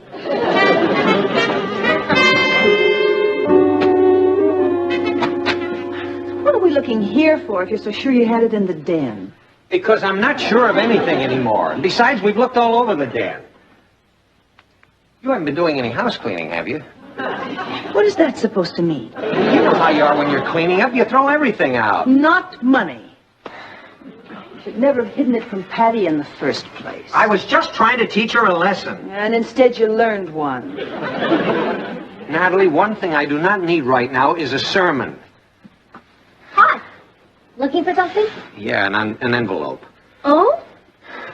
What kind of envelope? Well, it was the one, it was about that big, you know. Oh. Was there anything in it? Yeah, it had a, Oh, Martin, for heaven's sake. Patty, it was the envelope with the bank deposit in it. Yeah, which you didn't make, and you hid in a book, and now it's lost. You left out one step, which I didn't make, and I hid in the book, and you took out, but it's not lost. Patty, that has nothing to do with it. The factory... It's not lost. No. You mean you know where it is? Mm-hmm. Well, where is it? Where? It's in the bank where you told me to put it. Oh, now, wait a minute, Patty. You know perfectly well you didn't make a deposit this afternoon. No, I made it tonight. I put it in the night depository. You did? You mean it's really in the bank? Yeah. Then everything's all right. Boy, it certainly is. Wow. No, it's not. What's the matter? You know perfectly well what's the matter. You didn't do what you were supposed to do in the first place, and you caused me needless anxiety and concern. I suppose if I said all's well that ends well, it wouldn't do any good, huh? No, it wouldn't. How about two wrongs don't make a right? What does that mean? I don't know. I just thought I threw it in. Well, I guess I'll have to admit it. I was wrong. Well, wouldn't you say that some punishment was indicated? I guess so. What would you suggest? Don't send me to the bank anymore. I think something a little more drastic than that. Well, I suppose you could cut my allowance. No, that's not severe enough. Martin. Now, Natalie, I'll handle this. The punishment I have in mind is quite severe, but I think it's very fair.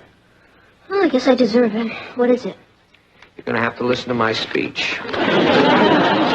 Ladies and gentlemen, how's that for a start? Before I make my report tonight, I'm reminded of a funny story about... Here's the mail. Oh, thanks, honey. Who's your letter from, dear? Aunt Mildred. Says, Dear Patty, thank you for your lovely letter. I'm so glad you enjoyed the Christmas gift. Hey, you wrote her a thank you note. Good. Incidentally, I wonder if your father ever got the scarf I knitted for him for Christmas. I never heard from him. Oh, no, I thought I wrote her a thank you note. Sure. No, I swear, I really did think so. Mm-hmm. I don't think that's very nice. I mean, after Aunt Mildred went to the trouble to knit that wild scarf. Don't you think some punishment is indicated? Oh, I certainly do. Okay, what's the punishment? That you wear the scarf.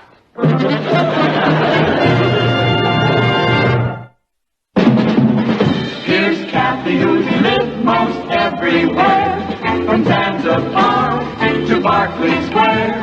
The Patty's only seen the sights a girl can see from Brooklyn Heights. What a crazy pair. But they're cousins.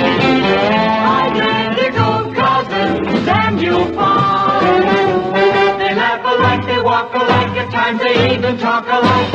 You can lose your mind when cousins are two of a kind.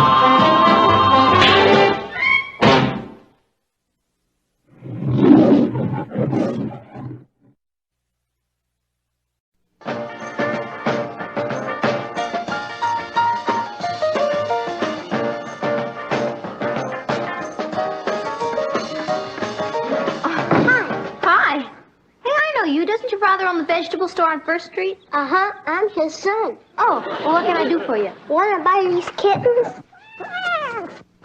Oh, aren't they cute? Why do you want to sell them? They're from our cat, and me and my father want to keep them, but my mother don't. So she went to bed with a headache, so I have to. Oh, they're on sale, special today. 3 for 99 cents. Oh, yeah? Well, look, I'd love to have one, but my mother gets headaches, too. We had a French poodle for a little while, and boy, did we have headaches. Yeah, but these kittens are Americans. Oh, what's happening? Hey, Ross, aren't they cute? Look, he wants to sell them. Yeah? Please don't touch the merchandise. Please don't touch the merchandise? His father owns a vegetable store. Oh, well, I'm not going to hurt him, kid. I'm not a kid. I'm 6 and a half, going on 7. Well, how much you want for them? They're pretty valuable, you know. And they're all related, too. How does 50 cents a piece sound? Wait a second. You just told me they were 3 for 99 cents. That was only during the sale. 50 cents a piece, huh? Okay, I'll take one. You gotta buy the 3 so they won't get lonesome. Ross, are you out of your tree? Dad still hasn't gotten over that French poodle we had. But these kittens I know. They're Americans. Look, do you remember when that dog stole his meerschaum pipe and buried it? Well, that wasn't the dog's fault. He thought it was a bone. And anyway, I'm going to steal for $1.50 because I'm not going to keep him, see? I'm going to sell him. To who? Mrs. Barton down the block. I heard she's been looking all over for some kittens. Oh, yeah? You mean she wants to buy them for money? Yeah. And you think a woman who buys a new car every year is going to sell for less than $5 a kitten? Ross, we're in this together. Yeah, give me $1. You must have been homesick when they were teaching simple division. We'll settle everything after we make the sale. Okay. All right, Sonny. At 50 cents a piece, that's $1.50. Right, but at $1 a piece, that's $3. Now, wait a minute. Don't blame me, lady. Everything costs more today. Here, give me my money. Go on home with the kittens. Oh, wait a minute, Patty. Just give him what he wants. Oh, all right. Here. 1, 2, 3.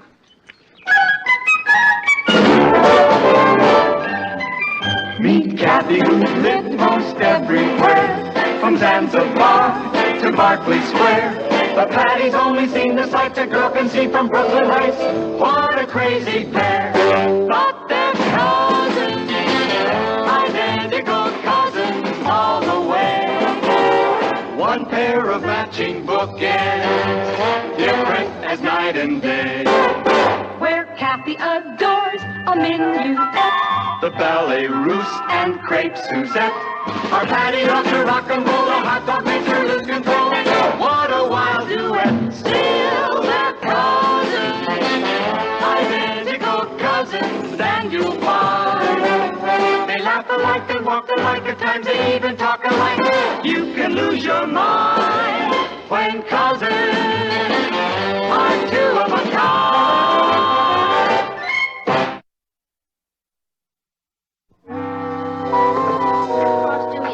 Next time you have a business proposition, find another partner. Well, how was I supposed to know Mrs. Barton wanted some Persian cats? You mean instead of American ones? Very funny. I'm still sore at that woman, though. Boy, what a snob. She said these were just plain alley cats. Well, they are. Yeah, but did she have to say it right in front of the cats? They've got feelings, too, you know. Mm-hmm. And so does Dad. And just what are you going to do with them? It's the shortest partnership I ever saw. Okay. What are we going to do with them? Well, I've been mulling that over, and I think I've got a plan. What? How'd you like to buy my share? Ross! Just a suggestion. You want to do something that really makes some sense? Yes, what? Well, let's put an ad in the paper. You know, under animals for sale. Are you out of your mind? What are we going to do with them in the meantime? We can hide them in the cellar. You know, behind those trunks. I don't know. Do you think that's safe? Sure. Remember when I was a kid and you all thought I ran away? What do you think I had? Well, I'm probably crazy for letting you talk me into this, but okay. Now get them out of here before Dad comes home. All right, you take care of the ad. What's that for? What do you think? Well, yeah. I wish you a lot of luck, too. Now you wait a minute.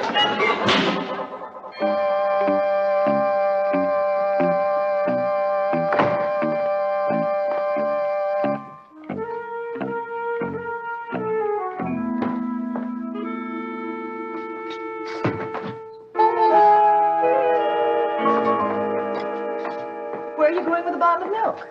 Oh, just down in the basement. What for? Well, Ross got very thirsty. He wanted to drink a milk. He's going to drink it out of a bowl? Martin, if Ross wants to drink some milk voluntarily, let him do it any way he wants.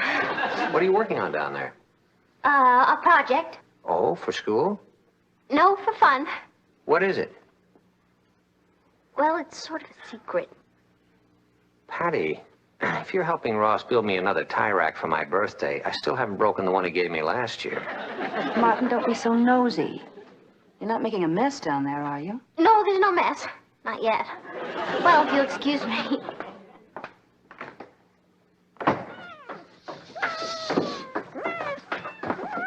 What'd you do, milk a cow? Can't you keep him quiet? You'd cry, too, if your little tummy was empty. Here you go, little kitty.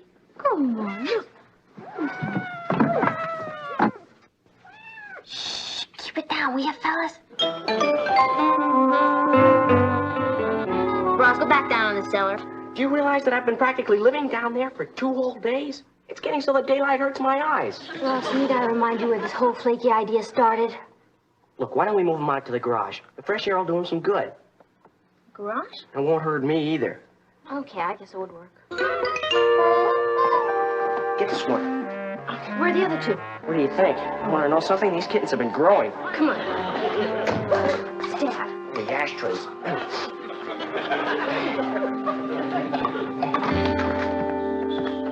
Oh, hi, Dad. Hi. What are you doing home in the middle of the day? Since when is 5 o'clock the middle of the day? Oh, is it that late already? Oh, see you at dinner. Yeah. Hey, but Ross, wait a minute. See, I think you're finally putting on a little weight. Oh, gee, I think it's kind of temporary, as a matter of fact. Although it might not be. Patty, will you please stand up straight? Your posture's terrible. Oh, I'm sorry. What's so funny? What's the matter? Just a joke Ross was telling me, Ross. What joke? Oh, that's right. You told us there's no point in it. Come on, Ross. I think we ought to get Patty in for a checkup. Why, is she breaking out? No, down. Hello? Is this Lane? Yeah. Tell me, do you have any females over there? Do we have any what? Females. Have you got any females? Well, yeah, we've got 3, as a matter of fact. Honey, is it for me? No, I think it's some kind of census taker. Hello? Yeah, I'm still here. Do they come from pretty good stock? Who? The females. Well, I think so. Could you describe their markings? What? Can't you hear me? Yeah, I can hear you, but don't you fellas think you're getting a little personal? You think the kittens will be safe in the garage? Sure, why not? Well, maybe I ought to put a brick in front of the door, though. Sometimes it swings open by itself. Only when it's windy out. Uh-oh. Look who's coming down the street. It's that kid who sold us the kittens. Patty, I've got an idea how we can get our money back. How? I'll jump on him and Oh, you... Ross, don't be ridiculous. Oh, boy. It's coming up the drive. Hi, remember me? I'm Ralphie. You bought my kittens. Oh, yeah, I remember. Suppose you're wondering how they are, huh? Yeah, my father was awful mad at me because I sold them to you. He was? Yeah, good and mad.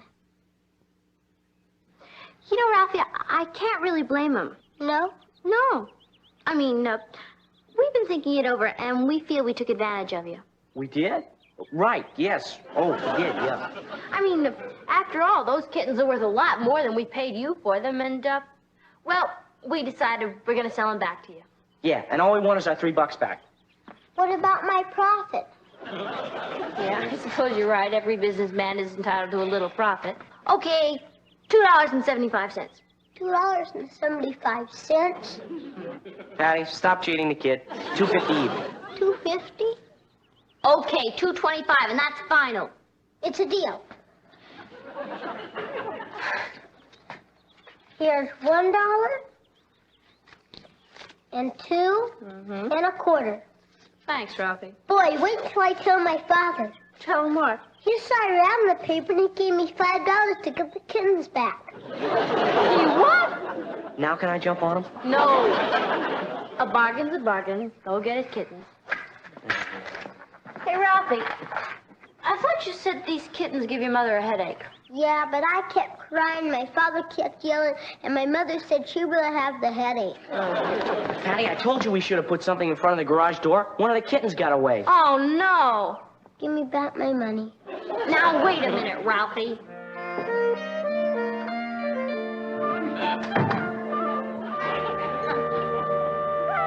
There, don't get frightened. Cathy's going to find you a very good home. Yes, aren't sweet. Hello? Dorothy? Cathy Lane. You'll never guess what I just found. Just what you've always been looking for. What do you mean, how tall is he? I'm talking about the cat I found in our driveway. You're not interested? All right, Dorothy. If I find a boy in our driveway, I'll be sure to let you know. Bye. There, little kitty, it's all right. Natalie! Oh, Nat!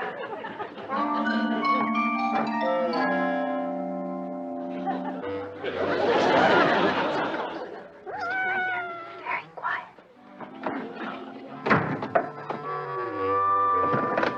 Hi, Cass. Hello, Uncle Mark.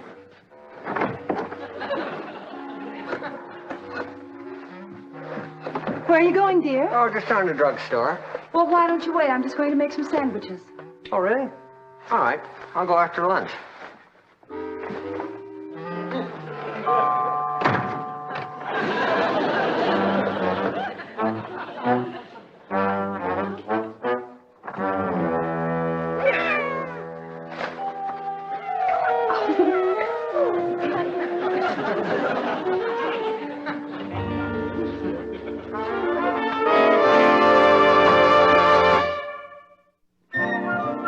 Come on now, Ralphie, be reasonable. Take the 2 kittens, and all you have to give us is $1.75. No! Look, we searched every backyard for blocks around, didn't we? And you saw me rip my pants going over that fence. What more do you want? I want my 3 kittens. No, you. He's just plain stubborn. Wait a minute. Ralphie, supposing we throw this knife into the deal. Let me see. There's some blades missing. Yeah, but there's still a very good bottle opener left. Okay, it's a deal. Nice going, Ross. I'll go get the kittens. Hey, this blade's broken at the end. Yeah, but that makes it even more valuable. How come? Well, now you got a built-in screwdriver. Ross! What's the big idea of leaving the garage door open? What happened? Now there's only 1 kitten left. Here's your knife back. Thanks. Oh, where could the kittens be going? The drain. Drain. The one that runs under the yard. How long has that cover been off? I don't know. Go get the pickaxe and shovel before it's too late. Yeah.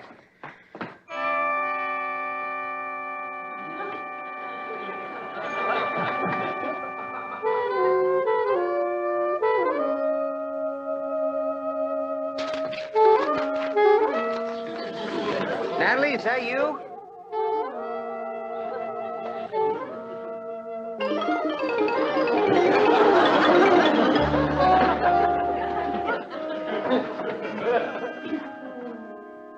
Oh, hi.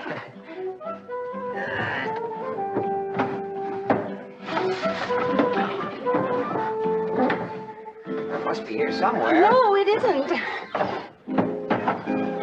don't even know what I'm looking for.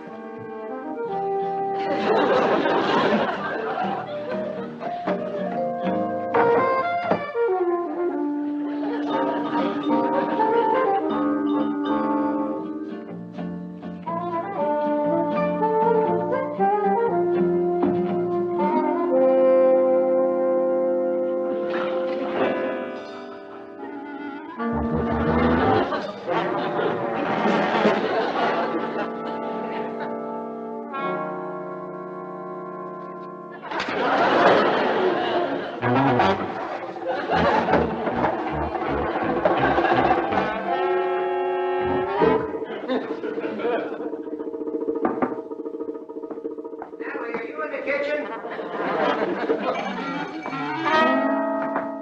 Say, did you happen to see a scrap of paper about so big with some writing on it? What's that? What does it look like? No. It was a piece of paper with some notes for an editorial I'm writing about reducing the sales tax, and what in the world are you going to do with that? Well, I'm not going to drink it. What? A piece of paper with some writing on it. Yeah. Did you see it anywhere? No. But, Martin, while you're here, do you know what just flew into my head? Natalie, I'll put those screens up the first thing next week. No. I was talking about an idea that I just had. Something that I think will help Ross develop a sense of responsibility. Oh, what is it? Well, if we want Ross to develop a sense of responsibility, he's got to have something to be responsible for. Can't beat that logic. Well, what do you have in mind? Oh, I don't know. Just anything. All right. What is it? Animal, vegetable, or mineral? Martin, an animal would be a very good idea. How many more questions do I get? Oh, Martin, I think you're right. You know, a pet might be just the thing. Something like, I don't know. Maybe a cat. Oh, you don't have to make up your mind now, Martin. Why don't you just think about it? I have a strange feeling you've already made my mind up for me. Say, I just have to think of something. Where are you going? Well, I came into the pantry a little while ago to get some lighter fluid, and I might have left the paper in there. Oh, no, you didn't. I was just in there, and I didn't see it. Would it be all right with you if I looked in the car? I think I might have done some scribbling while I was waiting for a red light. Why don't you look, Martin? Thank you.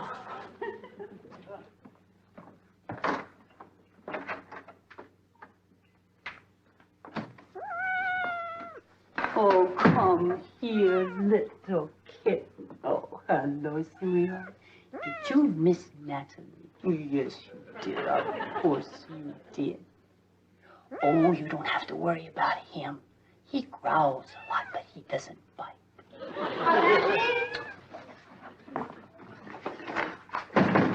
Oh, gee, you startled me, Cat. Just by walking into the kitchen? Gee, what do you want, dear? Well, Natalie, you know Uncle Martin pretty well. And, well, I was wondering, does he still feel... Yes, dear? Never mind. I think I'll think it over and ask you later. Oh, I think I'll have some milk. Why don't you have it up in your room? Oh, that's a good idea. Do you want a glass? No, I have a little dish that'll be just perfect.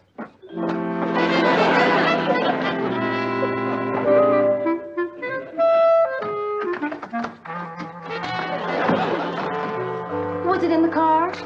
Well, I never really got a chance to look because, say, you know, Natalie, I got to thinking about that suggestion of yours, about getting a pet for Ross. Oh, I really think it would do him a lot of good.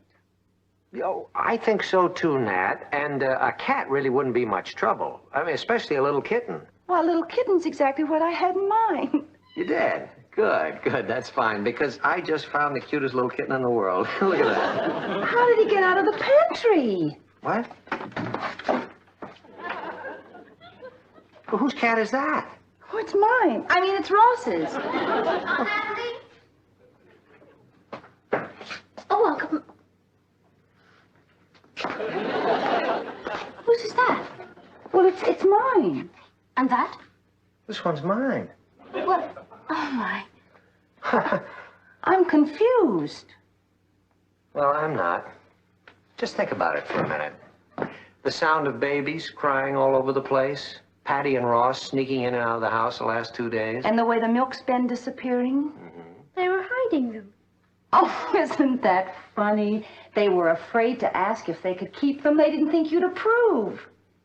Now, wait a minute. You're not going to palm off 3 kittens on me. You can't keep them? Well, you said that we could keep one. Yeah, that's right. 1. Oh, thank you, Uncle Martin. Oh, well, now, wait a minute, Cathy. If we can only keep one, I think it should be this one. He has such personality. Oh, but did you see the twinkle in this one's eyes? Yeah, well, wait a minute. I think this one is the healthiest of the 3. Oh, there's the door. Oh, but this one is so agreeable. Look. Oh, doesn't he look like he's smiling? Did you notice the white paws on this one? It makes him look like he has mittens. Feel this one's fur. It's soft as silk. Did you see the twinkle?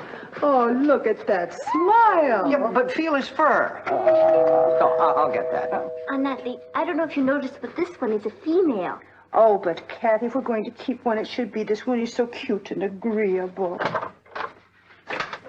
You, Mr. Lane? Yes? That's my son, Ralphie. He, sold some kittens to your daughter and your son. There they are, Pop. They said they ran away, but they didn't. See, they got my kittens. Your kittens? You said you was gonna get them back, Pop.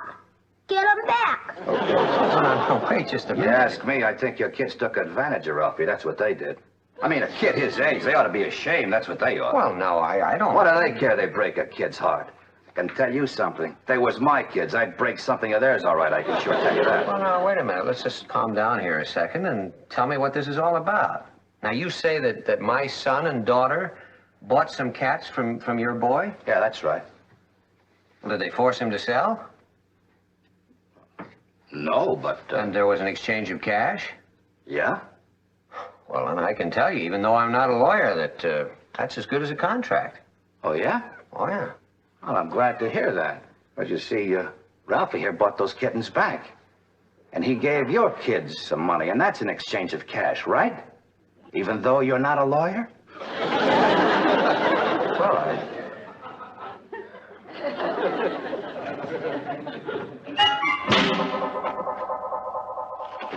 Is that you, Ross?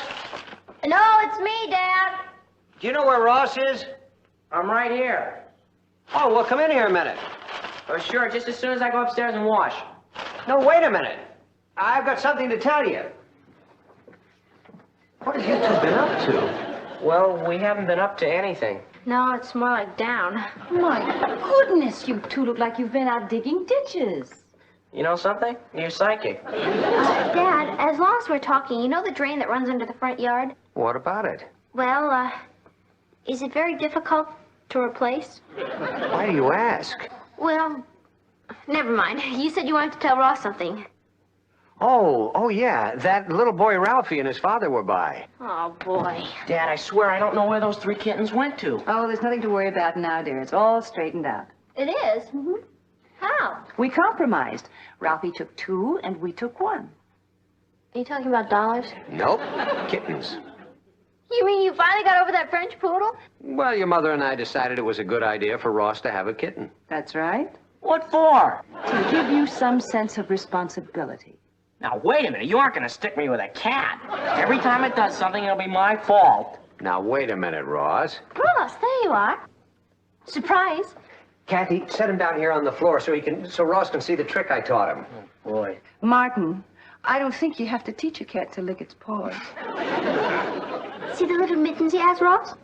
And that wonderful little smile. And feel his fur. It's soft as silk. Patty, did you see his eyes? Aren't they precious? They should be. They cost $1.50 a piece.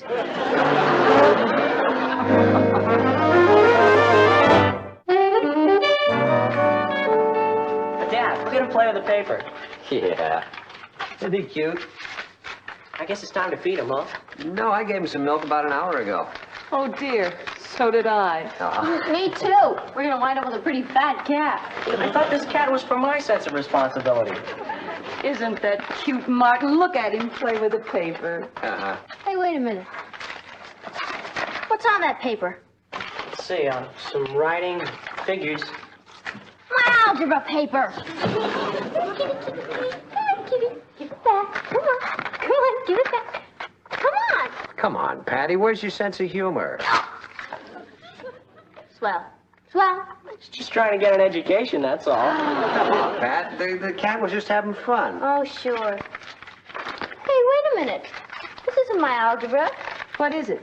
I don't know. It says something about reduced sales tax. 1, burden on low incomes. 2. Oh, no. Wait a minute. Those are the notes from my editorial.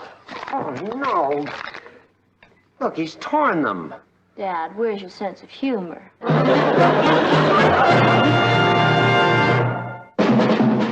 Here's Cathy, who's lived most everywhere, from Zanzibar to Berkeley Square. The Patty's only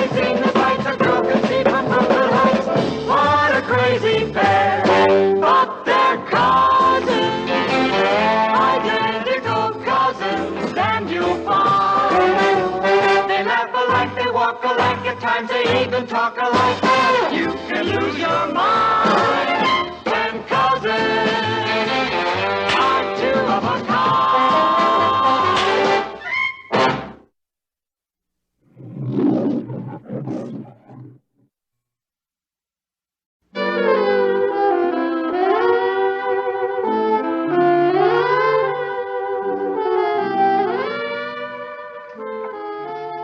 What are you thinking about? Me? Nothing. Come on, you must be thinking about something. Well, actually, I was thinking if you wanted any popcorn, it's almost gone. Richard, I don't know how you can eat popcorn after that big dinner we had at Sally and Bob's. That was over an hour ago. Here. You know, every time I think of Sally and Bob married, I can't believe it. Well, they only graduated last year. Yeah, and everybody said it wouldn't last because they were too young. How long have they been married now? Over 6 months. It shows you how wrong people can be. Yeah. You know what I like best about the apartment? Those wild polka-dotted curtains Sally made. I thought they were the grooviest. Yeah, the whole apartment's groovy. And it'll be even groovier when they get furniture. It's gotta be. Patty, I've got something I've got to tell you. Yes, Richard? Ever since we left Sally and Bob's, I've had this, funny feeling. Yeah? At first, I thought it was that terrible meatloaf Sally made. But then I realized it was something else. We're not getting any younger. I know. And we're going to graduate soon, and then what's going to happen to us? I guess you'll go to college, and so will I. Right. And we'll meet other people, and we'll get interested in them, and they'll get interested in us, and before you know it, we'll lose touch with each other. Could be. Well, I don't want that to happen. Neither do I. So you know what I think we ought to do? Rich, if you say we ought to drop each other a line now and then, I'll strangle you. Well, maybe you think I've flipped, and maybe I have. And if you want to laugh, that's all right, too. But I've got to get this off my chest before it kills me. Let's get married. Married? Oh, forget it. I knew you'd laugh. I'm not laughing, Richard. Don't go. Don't go. You mean you will? Oh, I'm so happy. I don't know what to say. Richard, there are times when words aren't necessary. You're right. Patty? Yeah? Pass the popcorn.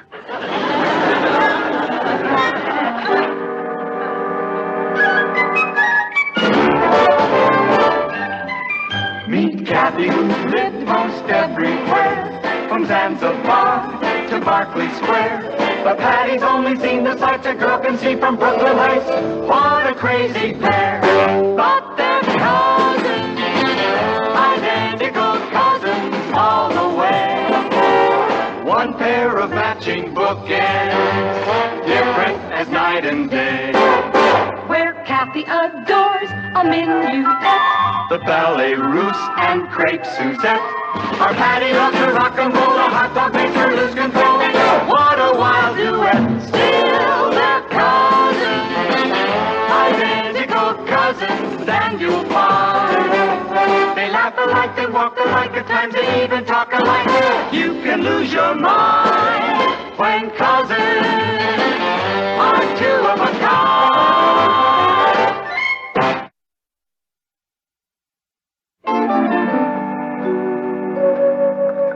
Oh, hi, honey. Hi. Did you have a nice time? Uh-huh.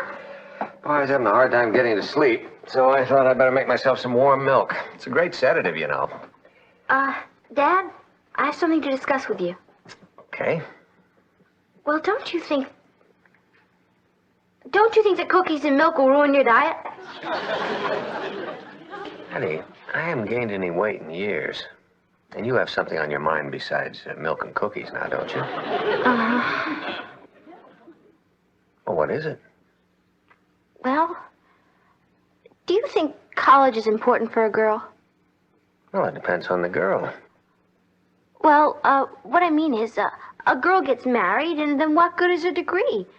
Isn't it more important for a person to do what he feels he has to do? We still talking about this girl? Yeah. What I'm trying to say is, life is short enough, and I don't want to put it off 4 more years. I want to come to grips with it now. Okay.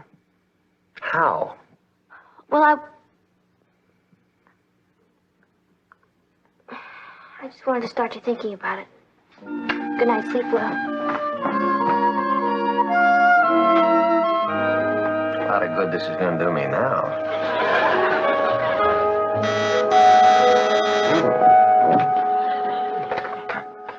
Hello? Oh, all right, yeah, fine, put her on. Hello, Nat. I'm not disturbing you, am I? No. I was just, thinking. Oh, you poor thing, up all night. How do you feel? Fine. What is it, Nat? Well, I was thinking about that talk that Patty had with you last night. I think I know what it is. You do? I found this booklet hidden under her bed. It's on nursing as a career. She wants to be a nurse? Well, I don't know. If she does, she's sure going to have to learn to dust under a bed. The only thing I don't understand, Nat, is why is she having such a hard time telling us about it? Maybe she'll tell us tonight.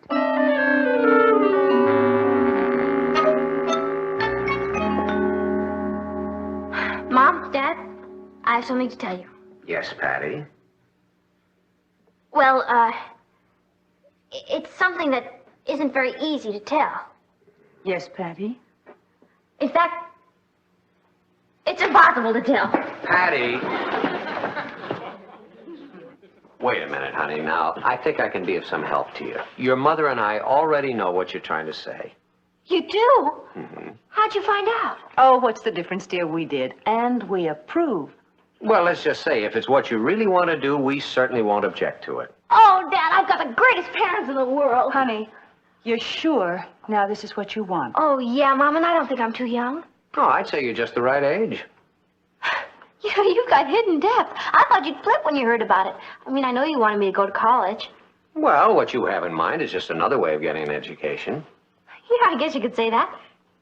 You sure you're not upset? Honey, I can't wait to see you all in white. I can't wait either. Patty, I just want you to realize one thing. Now, I don't want you to go into this with a lot of romantic notions, you know, about dedicating yourself to all mankind. Well, not all mankind.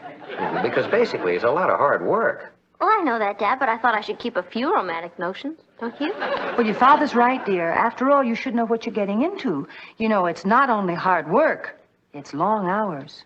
And a lot of night work. What? That's right. You know, you're not going to have very much time for dates.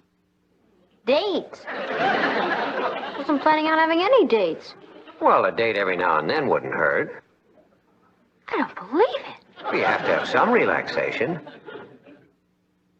You spend a day making beds, taking temperatures, collecting bedpans. Bedpans? You make it sound like I'm going to be a nurse. Well, aren't you? No. Whatever gave you an idea like that? Well, this booklet that your mother found in your room. I sent away for that when I was 10. Why did you hide it under your bed? I wasn't hiding it. I put it under the bed to keep it from rocking. Oh. Well, Patty, would you mind telling us what it is you're trying to tell us? Okay. You know Richard Harrison, don't you? Yeah, vaguely. He's the boy you've been going with for 5 years, right? That's the one. That's him.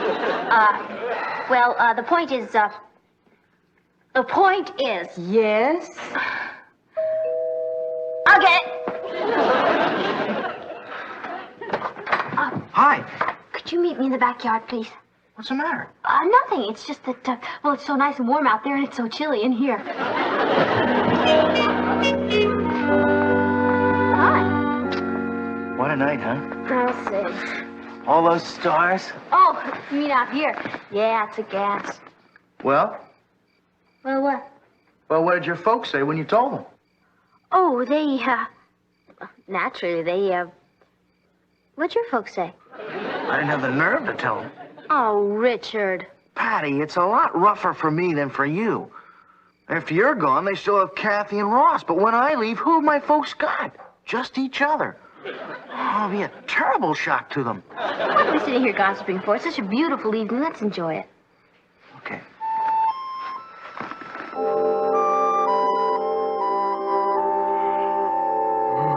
Tired? Well, I didn't get much sleep last night. You know, after we decided. Neither did I. You know what I kept saying over and over again to myself, and I couldn't believe it? What? Mrs. Richard Harrison. I always thought my name was pretty ordinary. But with a Mrs. in front, it really sounds better. Of course, it's what's up front that counts. Well, I guess I better shove off, huh? Yeah, if you're going to talk to your folks in the morning, you'll need all the rest you can get. Yeah. I'll see you tomorrow. And tomorrow and tomorrow. You know it. Good night, love bug. Good night, sweet Richard. Hey, you never did tell me what your folks said. Oh, well, it would take too long, Rich, and you need your rest. Good night. All right. Mrs. Richard Harrison.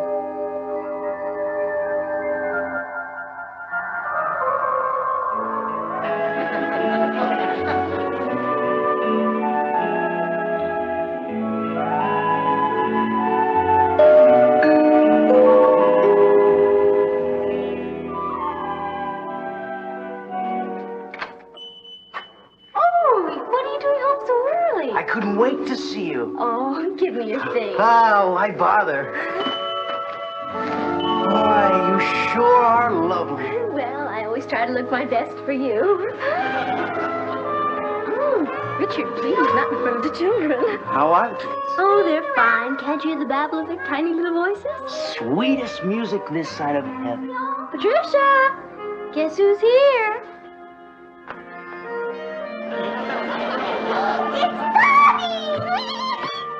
Would you look at that kid? Is she something else? What do you expect? You're her father. Did you bring me anything? Close your eyes. Put out your hands.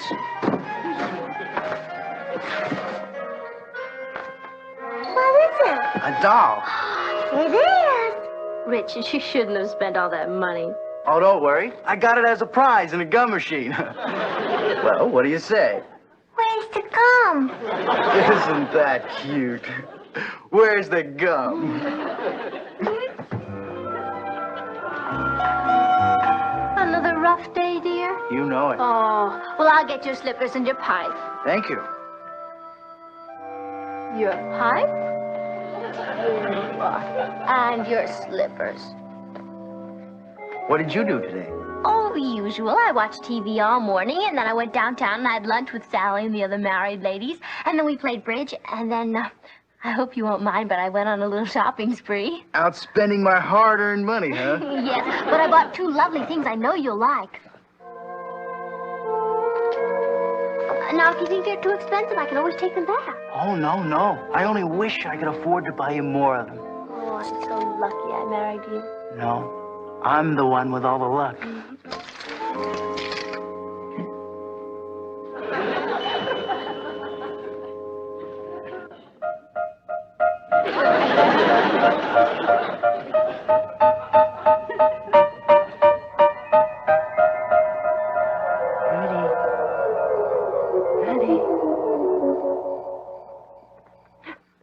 Oh, hi.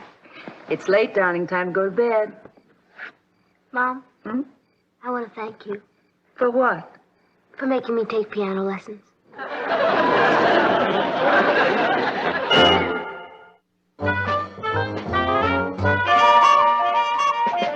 Patty, I'm so happy for you. Thanks, Sally. I wanted you to be the first to know. I mean, if you and Bob hadn't invited us to dinner, this never would have happened.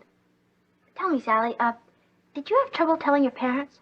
Yeah, but it all works out. Yeah, I guess so. Sure.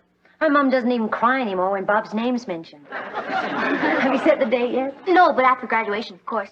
Hey, look, if you're in a hurry, I have a million things to ask you. Oh, I gotta be downtown at 4. Oh, you got plenty of time. I made some notes. Oh, yeah. How many bridesmaids did you have? There was me and Monica and Lois. 6. That's right. Oh, I saw some great compacts. Do you think those would be good gifts for the girls? And at a church wedding, can you have an orchestra or do you have to use the organ?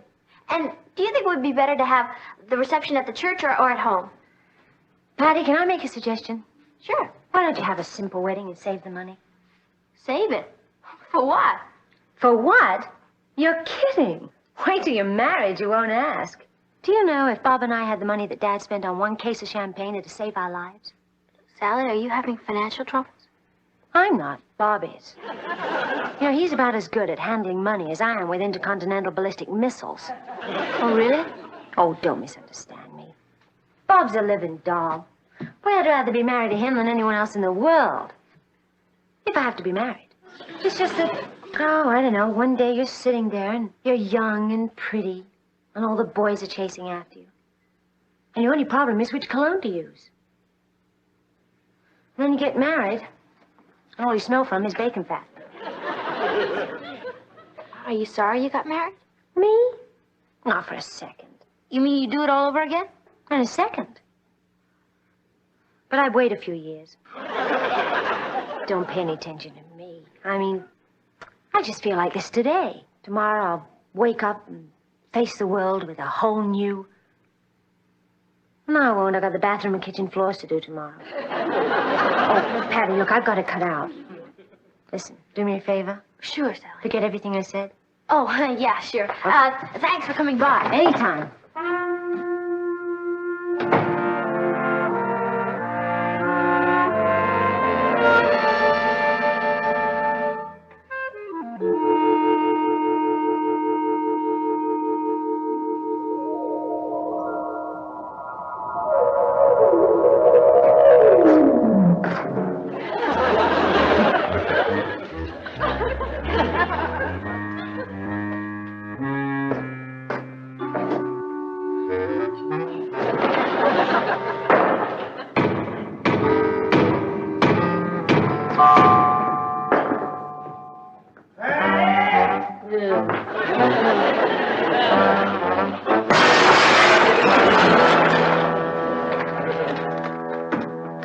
What are you doing home so early? I couldn't wait to see you.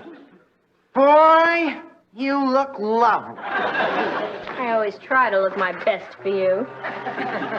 Give me a thing. Why bother?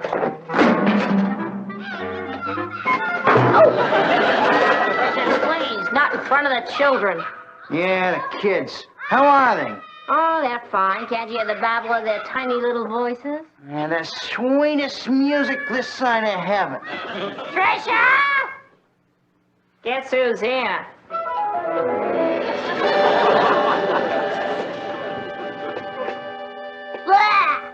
Darling. Look at that kid.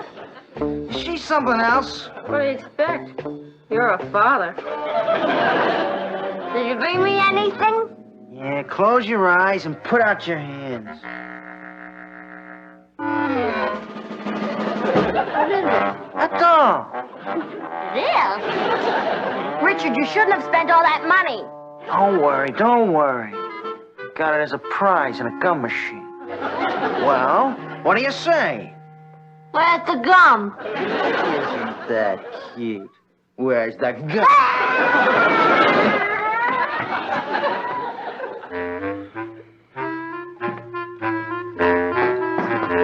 Your slippers? And your pipe?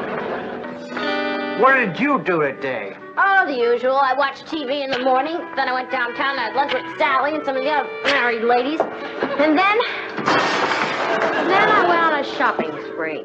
Oh, out spending my hard-earned money, huh? Yeah, but I bought two lovely things I'm sure you'll like. Now, if you think they're too expensive, I can always take them back. No, no. I only wish I could afford to buy you more. Oh, I'm so lucky I married you. No, I'm the one with all the luck.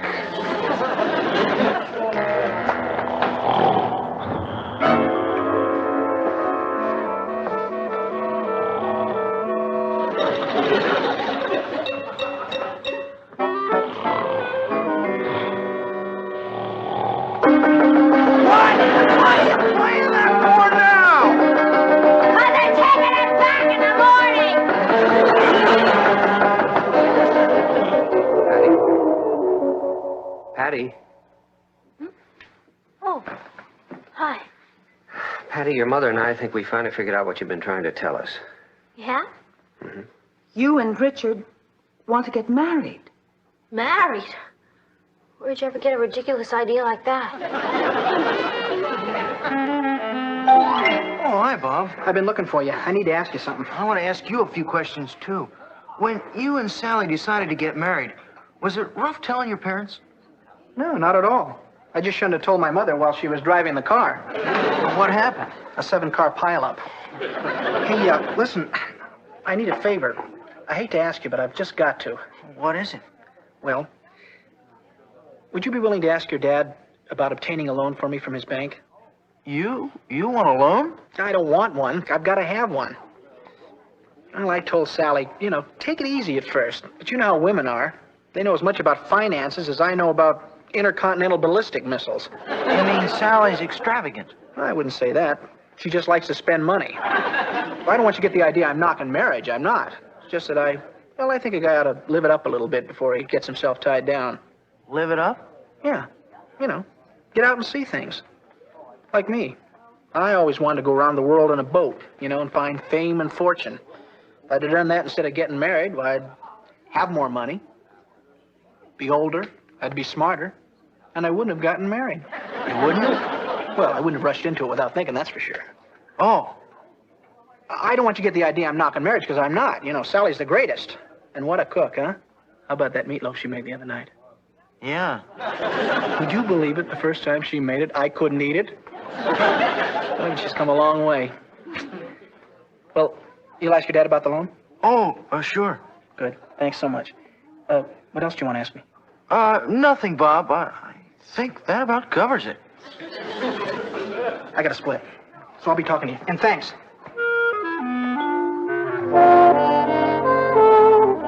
You want to back out, don't you? Huh? Why do you say that? Because it's cold out here and you're perspiring. Yeah, well, if anybody's trying to back out, it's you. All right, let me ask you a simple question. Do you want to get married or don't you? Oh, gee, Patty, I don't know why you've got your back up. I asked you a simple question. Do you or don't you? Oh, I certainly don't want to marry somebody who's got their back up. Richard, do you know what you are? Now, let's not start calling names. It's not a name. It's just a colorful description. You're the lowest. Hey, kids. Rich, I'm glad I finally tracked you down. Hi, Patty. I'm sorry to interrupt. Did you talk to your dad? I won't need to now. No, I mean about the loan. Oh, no, but I will. Well, I need it twice as much now and twice as bad. Why? Well, Sally was at the doctor's yesterday, and he told her we're going to be a mommy. I mean, she's going to be a mommy. Is that something else? Congratulations, man. Thank you. That's great, Bob. Sally must be flying. She's on cloud 9. Me too. Well, first thing is we're going to have to get a bigger apartment, which will mean higher rent. Then there's the doctor and the hospital and the practical nurse and all the other things for the boy.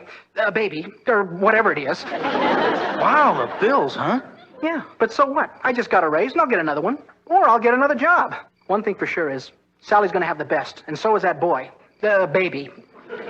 Listen to me, I don't even know what I'm saying. Well, I got to get over and tell my folks they are really going to flip. They've just been waiting for a grandson. Grandboy. Grandchild. Well, listen, you'll ask your dad about the loan? Oh, sure. Thanks, buddy.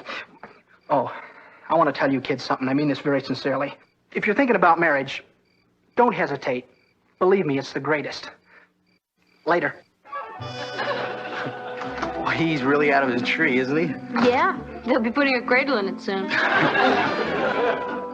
I'm sorry, Patty. That's okay, Rich. I don't know what happened to us. Do you? Yeah, I think we lost our nerve. Yeah, I guess you're right. That's okay. I don't mind waiting until we get it back.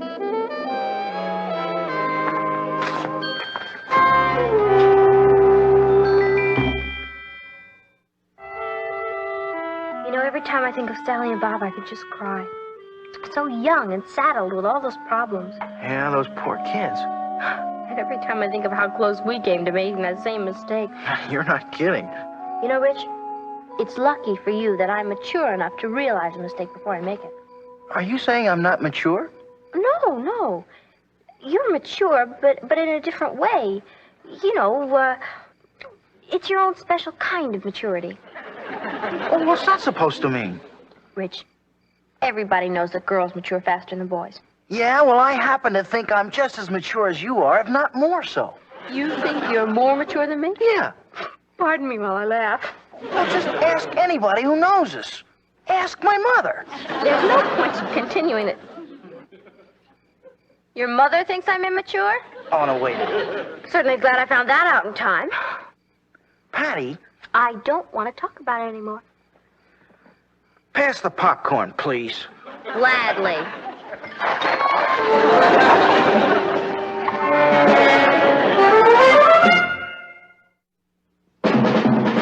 What a crazy pair, but they're cousins, identical cousins, and you'll find they laugh alike, they walk alike, at times they even talk alike. You can lose your mind when cousins are two of a kind.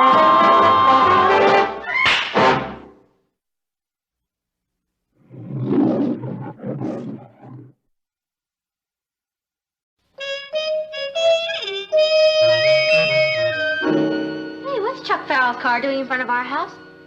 I wonder if he stopped on purpose or just broke down. You know, he's awfully shy, but I knew he'd come over.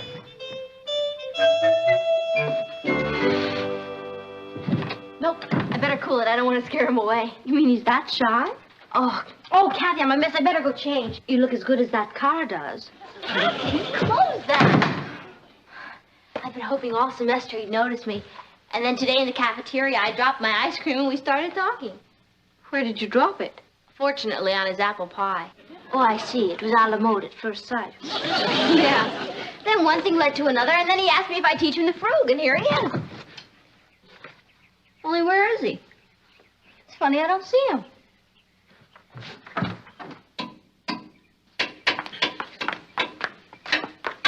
Hi. Hi. How are you? Fine, and you? Fine. Who is it? Patty Lane. Oh, hi. Hi. Patty, can I ask you a question? Sure. You know that place you were telling me about down at the beach, where all the kids go dancing? Gaga go-go? Yeah, well, I was kind of thinking of going there tonight, except I got a little problem. Oh, don't worry. You can always go Dutch. No, it's not the money. But I gotta mow our lawn and do some work in the garden, and if I do, I won't get these wheels fixed by tonight. So I was wondering, do you think I could hire your brother to mow our lawn? Oh, sure. He'll be glad to. Well, I can only pay him about 50 cents an hour. Oh, that's okay. Ross is always looking for a way to make money, and he'll be glad to help us out. You. The lawn. I'll go tell him. Ask him. Meet Cathy, who lived most everywhere, from Zanzibar to Berkeley Square. But Patty's only seen the sights a girl can see from Brooklyn Heights. What a crazy pair. But they're cousins, identical cousins all the way. One pair of matching bookends, different as night and day. Where Cathy adores a minuet, The ballet russe and crepe Suzette. Our Patty loves to rock and roll, a hot dog makes her lose control. What a wild duet, still they're cousins, identical cousins, and you'll find they laugh alike, they walk alike, at times they even talk alike. You can lose your mind when cousins are two of a kind.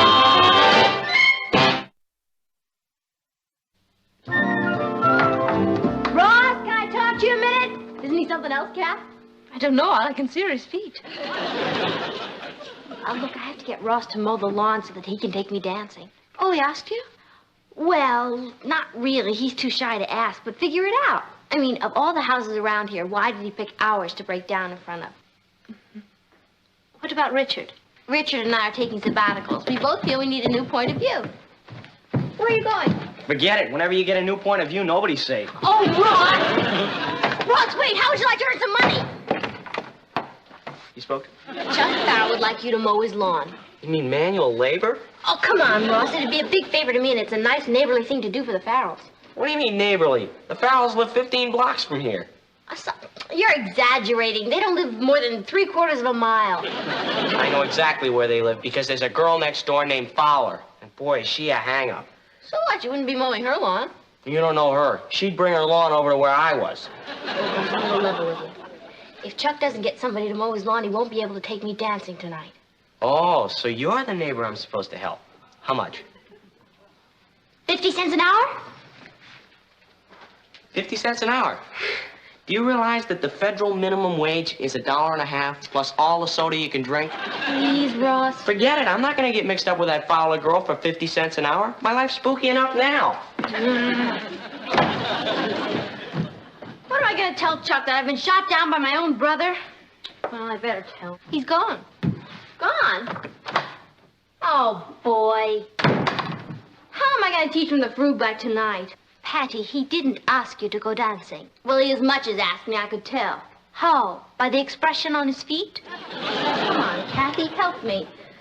Who am I going to get to mow Chuck's lawn? I haven't the slightest idea.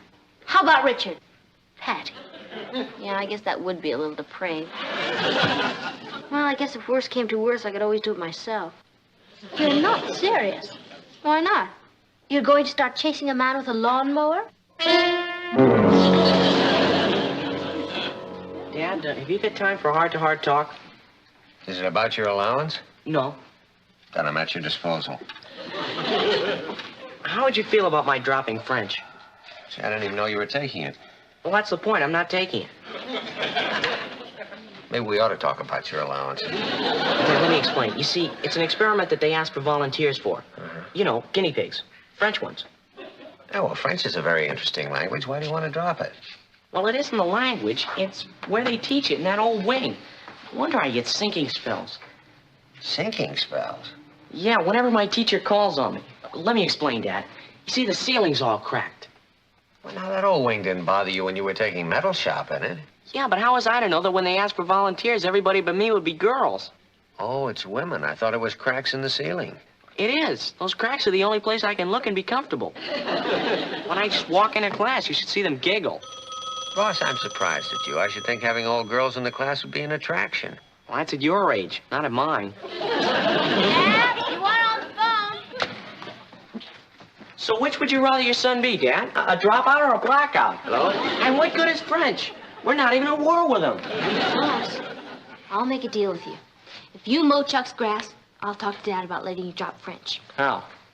I'll just come right out and say I think it's shaking you up. Oh, you've noticed it? Of course. And I'll tell him that I think it could do something to you permanently. You ask me, it already has. What makes you think he'll listen to you? Remember the time you said you were too young to see that movie and I convinced him your mind was already too far gone to be warped? I don't know what's going to happen to my mind if I stay in that French class. You think you could swing it? But of course. Sorry. Well, is it a deal? If only that Fowler girl didn't live next door to Chuck. I can't make up my mind. Well, take your choice, Ross. Would you like to face one girl or a whole class full? It's a deal. Good. Oh, Dad, look, can I talk to you about Ross for a second? Patty, you and your brother are going to have to learn to get along with each other. Oh, we're getting along just groovy. Isn't that groovily? Huh? No, forget it. Look, Dad, frankly, I'm worried about Ross. Why? Well, haven't you noticed how shy he's gotten lately? This is your brother, Ross, you're talking about? Daddy has a phobia about anything in skirts. Oh, well, that shouldn't be a problem. Practically no girls wear skirts anymore. And there's so little to the ones they do wear that they shouldn't bother anybody. That's the point. It wouldn't bother anybody but Ross. Dad, that French class really has him in a flap. Oh, it's the French class.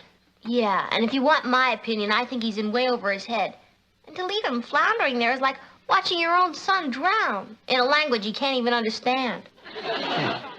Ross asked you to talk to me about this? No. No, it was my own self-observation. And frankly, Dad, I think the best thing in the world you could Honey, do... tell me something. Are you going on a picnic with one of your classes? No. This is for Ross. All this? Yeah. Well, there might be someone else in the neighborhood where he's working who's hungry. But mainly you're doing it for Ross. Mainly, yeah. You know what I think every man should have? What's that? A sister as nice as you. But, Dad, you haven't answered me about Ross. Oh, well, I'll think it over. And if that phone call is for me, I'll be back in an hour. Oh, but... Hello? Hi. Am I out of French? Ross, where are you? I'm at Chuck's. Am I out? Not yet, but I'm working on it. Well, I just thought of something you could kind of point out to Dad. Tell him that if I drop French, I can spend a lot more time on the English language, which I've really been neglecting. Look, Ross, I'm taking care of French. You take care of the grass. Don't worry, I am. And I hope you know what a sacrifice I'm making for you. Boy, that Fowler girl who lives next door. What about her? All I can say is, oh, boy. Well, just ignore her. Oh, that's the problem. She's not the kind of girl who lets herself be ignored. Look, Ross, if you do a good job on Chuck's lawn, I promise I'll be doing the same with Dad. Okay? Goodbye.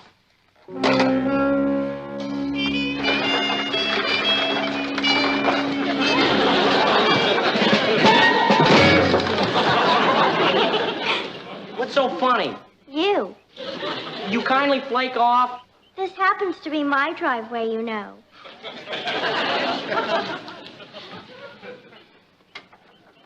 Ross! What are you doing? You're supposed to be mowing. Excuse me, I stopped to breathe. Oh, boy, if Chuck comes out and finds you resting, he's gonna flip. Who's resting? Do you realize what I've been going through around here? What do you mean? Oh, never mind. Have you got me out of the French class yet? Well, Dad's right on the edge. I just have to give him a little push. Where's Chuck? What are you doing here anyway? Why don't you go home and push? Oh, gee, you're sweet, Ross. After I went to all that trouble to see that you don't go hungry. Chuck in the house? I haven't even seen him. Oh. Well, you better have some lunch. No, I want to finish this front part before that Fowler girl makes a return trip. She goes by here every 15 minutes on the quarter hour, and she's making a wreck out of me. Why do you even look at her? You mean I should do this with my eyes closed? I'm telling you, it's the same way in that French class. Everywhere I look, I'm surrounded. Oh, Ross. What I'd like to know is where's Chuck? There he is.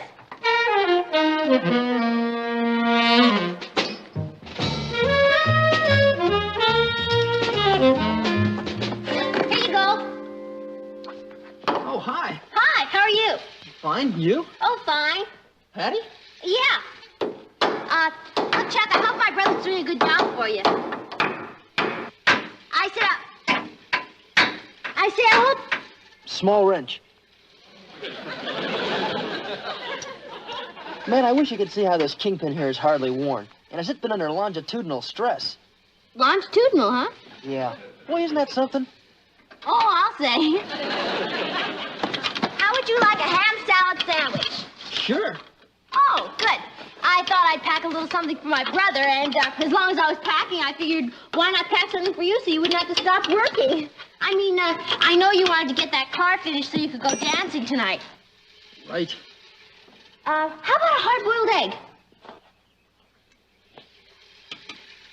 Oh, What's the matter? that egg wasn't hard-boiled. It wasn't? No.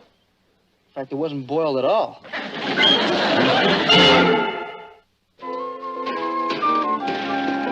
about that hard-boiled egg that wasn't hard-boiled. Oh, that's okay.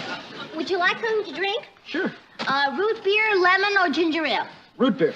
One root beer, coming under. Players. What?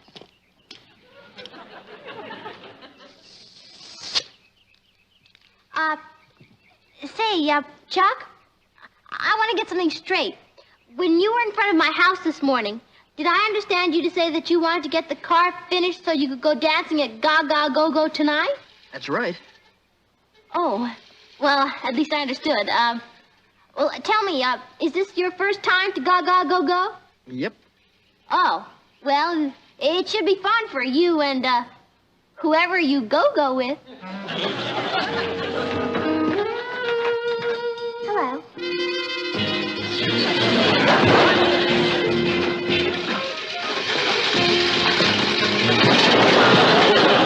Holy chrysanthemum. Do you need an extra pair of glasses to see where you're going? Will you get back in your tree?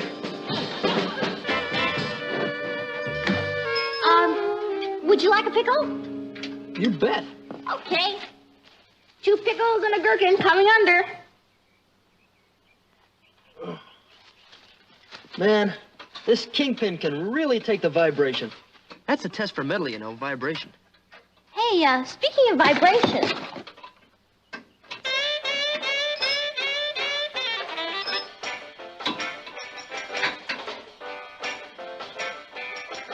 Hey, that's wild. It's the beasts, aren't they, the end?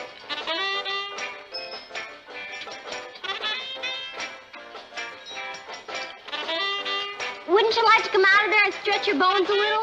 I haven't got time.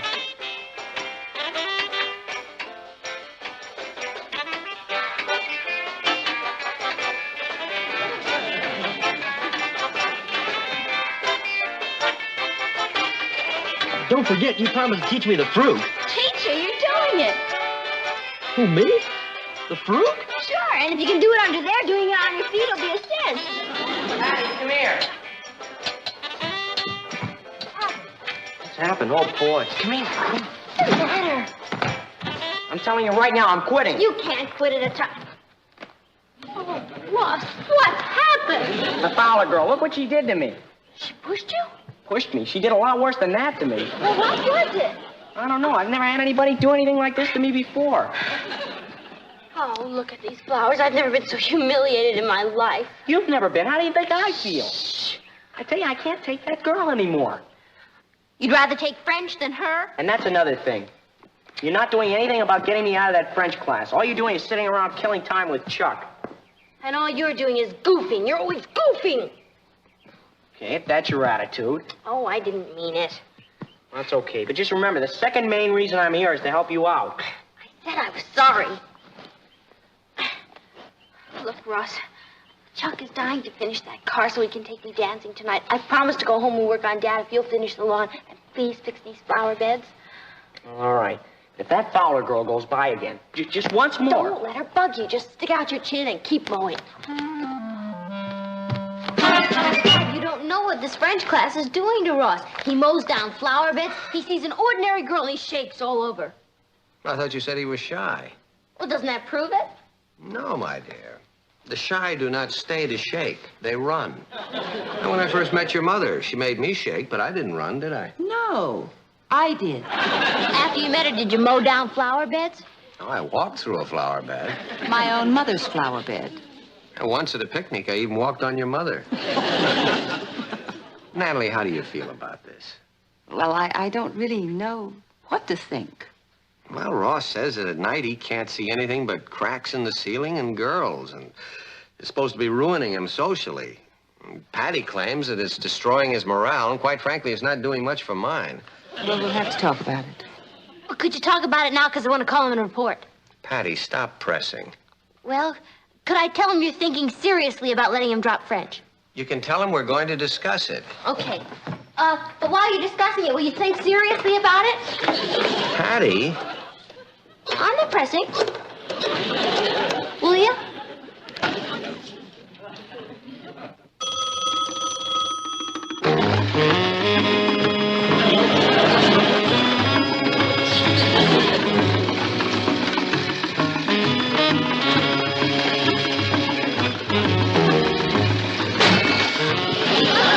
Well, now look what you've done. Well, don't you sit there and get some help. Well, do you want an umbrella? What you want an umbrella doing, stupid? Patty will kill me. Well, look, go get Chuck. Tell him no matter how busy he is, bring a wrench. A wrench? Yeah, so I can turn off the water and time my pass.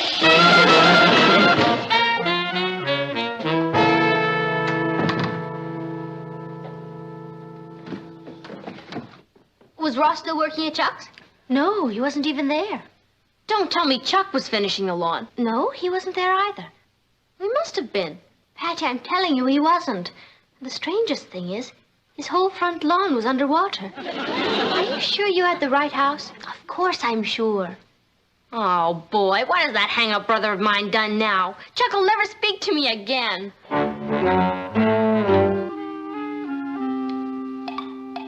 Martin, I'm worried. Natalie, will you calm down? Say, what did Chuck's mother say? She said Chuck wasn't home and she didn't know where he'd gone. No, I mean, what did she say about Ross? To tell you the truth, she wasn't terribly polite. Well, never mind that. Your uncle's already talked to her about repairing the sprinkler and fixing the flower bed. Has she seen Ross at all? Not since early this afternoon. Natalie, will you quit worrying? He'll probably come home. I dare him to come home. By the way, Nat, when you were up in his room, were all his things there?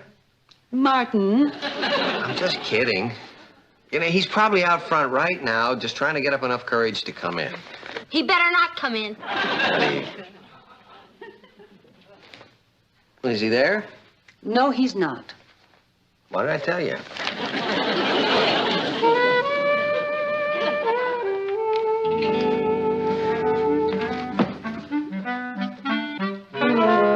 Did Chuck's mother say whether or not he had any plans for tonight? No, Patty, I'm sorry. She didn't. Oh. Well, that's okay with me. I mean, you just think a person would let another person know whether he is or isn't going. No, all he can talk about is screwdrivers and wrenches and destroying stress. I don't know, some kind of stress for his kingfish. I just hope I never see him again. You mean you hope you never see his feet again? Very comical. How would you like to spend all morning making sandwiches and shoving them under a car and never know whether they were finally eaten or run over? And frankly, as much as I love you, I wish we had separate rooms.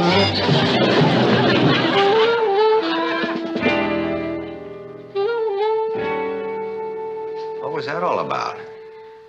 Oh, I suppose she's awfully sensitive about Chuck's feet, so I shouldn't have placed her on. Kath, I think that's put her on. Listen, suppose we just forget about Chuck and start thinking about Ross. You're right, Aunt Natalie. Now, where in the...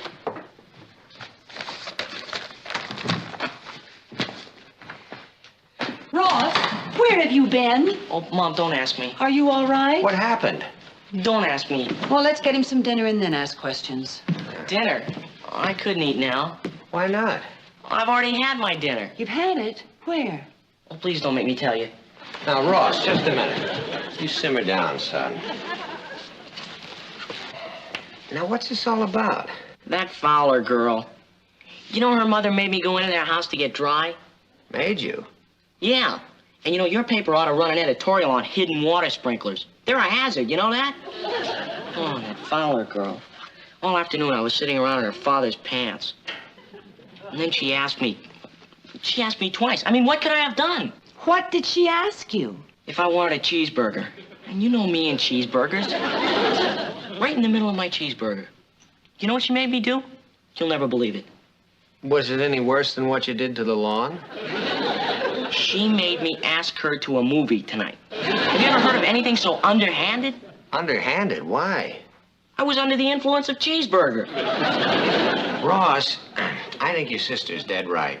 You've been operating under too much tension. But I have some good news for you, son. Yeah? Yeah. Your mother and I have both decided that even though French is a basic and a beautiful language, and that to speak it would be an asset all your adult life. If I have an adult life. Well, anyway, the point is that as far as we're concerned, you can drop French. Drop it? Well, why would I want to drop it? I beg your pardon? After you just got finished telling me what an asset it would be? Now, I'm not saying that French is a beautiful language, but it can be interesting. Ross Lane. I don't know why the school didn't start the experiment earlier. I mean, what is so wrong about a little experimenting? I mean, how are you going to find out the answers to a lot of things if you don't experiment? Do you mind repeating that? I said, but I know who that is. That's for me, I'll get it. No, it's for me. Where'd you come from? Hey, I've been waiting for that call all evening. Hello? Bien, merci. Comment allez-vous? Swell. I'll pick you up around 8:30. Au revoir to you, too. Who was that? The Fowler girl. Wait a minute. You mean to tell me you've been with her all this time? Yeah. Do you realize the position you put me in with Chuck because of that Fowler girl? She's not that Fowler girl. Her name's Penelope. She speaks French? She and her family spent a whole year in Paris. How about that, huh? Amazing. Well, at his age, you may have walked through a few flower beds, but you never went off the deep end like that. It only goes to prove that Paris does not surrender. You surrender to Paris. Don't tell me she's gone for him already. If she has, she didn't spend that year in Paris for nothing. Hello. Hi. I guess Patty left us at our place. Oh, thank you. I'm sure she'll appreciate it. Say, who is that? Is it Richard? Patty, a friend of yours is down here. He says his car can make it and wants to know if it will take you long to get ready. Are you kidding? It won't take her long. Would you like to come in? I better not press my luck. I finally got my engine going. Oh, all right. I'm sure she'll be right down. Well, he doesn't say much, but he's got the cutest face. Almost as cute as his feet are. I knew it. Something told me all the time. Good night. Oh, remind me, Ross wants me to talk to you about staying in the French class. Au revoir, you all.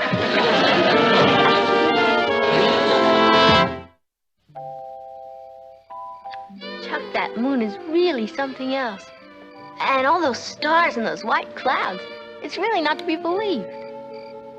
Pliers? Oh, sure. I'm awfully glad you're not mad at Ross. I mean, I guess everything that happened to him today was kind of a delayed reflex reaction. I mean, if vibrations can make a steel rod buckle, they certainly can make a person like Ross snap. Screwdriver. Did you say there's a full moon out there? Oh, yeah. As a matter of fact, just in case something like this happened, I came prepared. There. Can you see the moon now? Hey, is that wild? Yeah. You know, even if we are missing the dance, I'm glad we can both be under that moon together.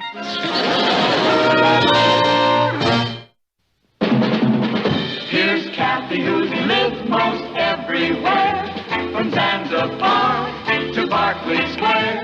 The Patty's only seen the sights a girl can see from Brooklyn Heights. What a crazy pair, but they're cousins, identical cousins, and you'll find they laugh alike, they walk alike, at times they even talk alike. You can lose your mind when cousins are two of a kind.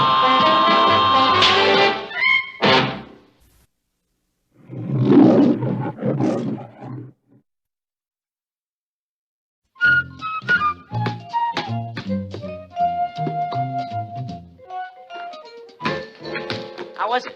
Huh? Oh, that was great, kid. Yeah, just great. Gee, you really think you might be able to get me into the Tigers?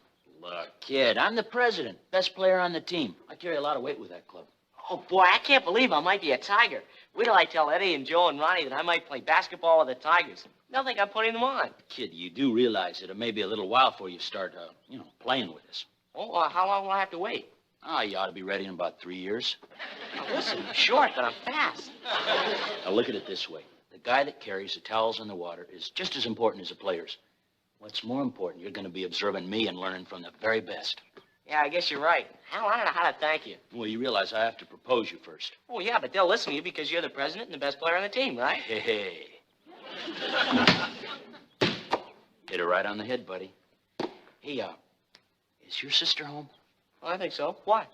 Well, I'd like to meet her. My sister? Yeah. Why? Well, I think she's cute.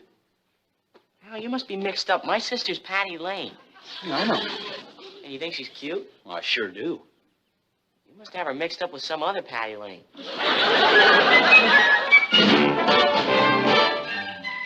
Meet Cathy, who lived most everywhere, from Zanzibar to Berkeley Square. But Patty's only seen the sights a girl can see from Brooklyn Heights. What a crazy pair, but they're cousins, identical cousins all the way. One pair of matching bookends, different as night and day. Where Cathy adores a minuet, The ballet russe and crepe Suzette. Our Patty loves to rock and roll, a hot dog makes her lose control. What a wild duet, still they're cousins, identical cousins, and you'll find they laugh alike, they walk alike, at times they even talk alike. You can lose your mind when cousins are two of a kind.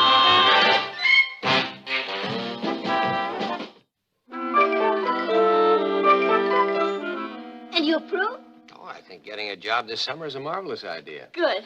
What kind of work did you have in mind? Well, I thought that over very seriously, and I think the best place for me to work would be at your newspaper. I see. Doing what? Well, you know I've taken a journalism course, and I've been editor of the school paper. Now, naturally, I wouldn't expect to be editor. I mean, you're the editor. Thank you. But I thought maybe some kind of assistant editor. No.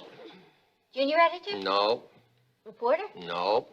Want ads? Patty, Office boy. the only opening we have at the Chronicle is for new subscribers. Yeah, I'm sorry, there are just no summer jobs. Not even for your own daughter? Well, I don't believe in nepotism. Neither do I. Whatever it is. That means giving jobs to members of your own family. But if my own father won't give me a job, why should a perfect stranger? Patty, I'm sure there's some jobs in this city for you. Well, the only job I'm interested in I couldn't get in a million years. What's that? Well, there's this girl who works at the Platter, and she's quitting. But everybody knows it, and they're after a job. The Platter? Yeah, it's the record shop where we all hang out. Boy, wouldn't that be a gas, sitting around all day listening to records? Ross, why are you doing that in the house? Because it's good for my wrist. Well, you asked him, he told you. Patty, could I see you a minute? Yeah.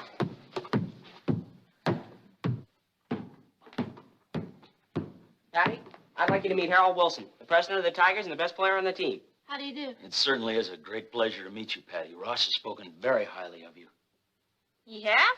Al's going to get me into the Tigers. How about that?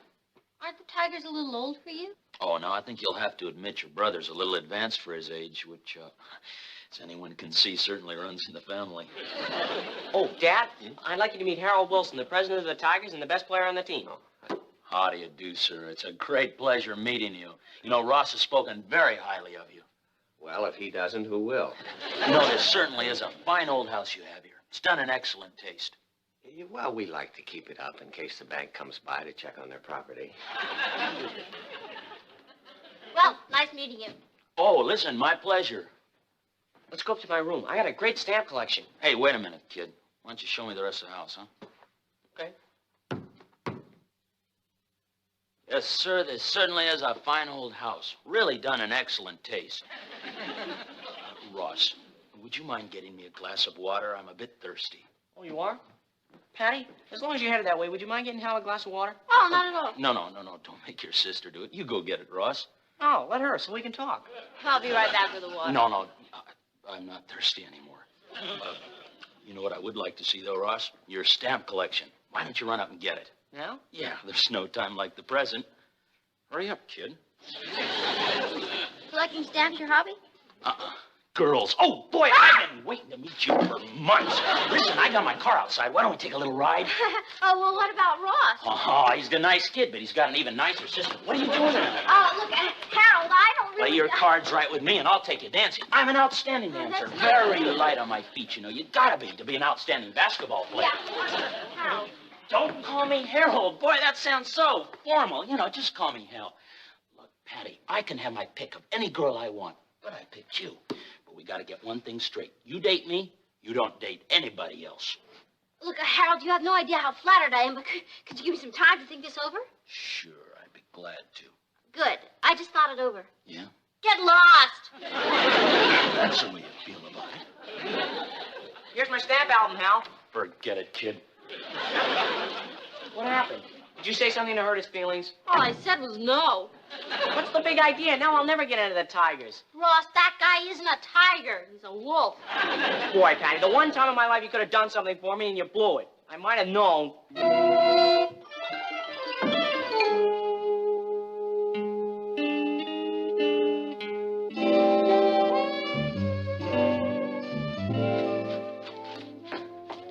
Mom, why are men so despicable? Well, now, that's a pretty broad generalization, dear. Who are you referring to? Harold Wilson. The Prime Minister of England? Nope, the prime think of Brooklyn. Well, now, I'm sure you don't mean that, dear. Oh, no? He promised Ross he'd get him into this club, but he only did it to get a date with me. Now, wouldn't you say he's a fake? No, but I'd say that's pretty despicable. Well, anyway, I told him off, and now Ross will never get into the club. I'm sure he'll get over it, dear. Oh, I don't know, Mom. You don't know how much this means to him. It could leave a scar. What do you think I should do? Well, I don't see that there's anything you can do. Look, suppose I date this character once or twice, and then when Ross is in the club, I drop him. You think that's honest? No, but it might work. This guy thinks I'm the most beautiful girl in the whole world. That's it. What? Mom, that's a great idea. Thanks.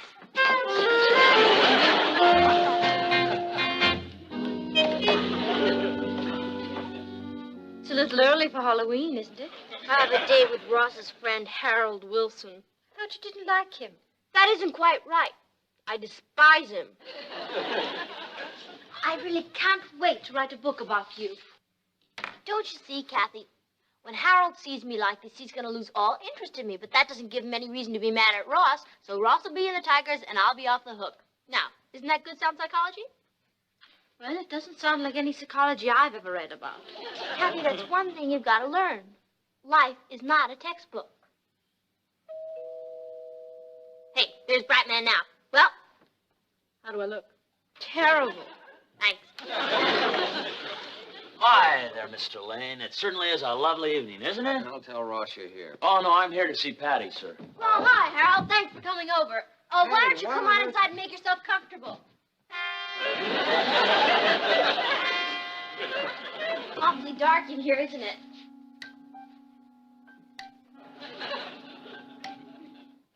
What are you doing that for? Well, when you called, you said you wanted to get to know me better. We don't need lights for that. Yeah, but look, if we're going to get to know each other better, we'll have to be able to see each other. Right? It was unbelievable. Absolutely unbelievable. There I was trying to look like a monster from outer space, and he keeps telling me how pretty I am. Well, they say beauty is in the eye of the beholder. Yeah, and speaking of that, he's got more holes than an octopus. What went wrong, Cathy? I thought I'd be rid of him forever. I don't know. Oh, hi, sis. Huh. What's that for?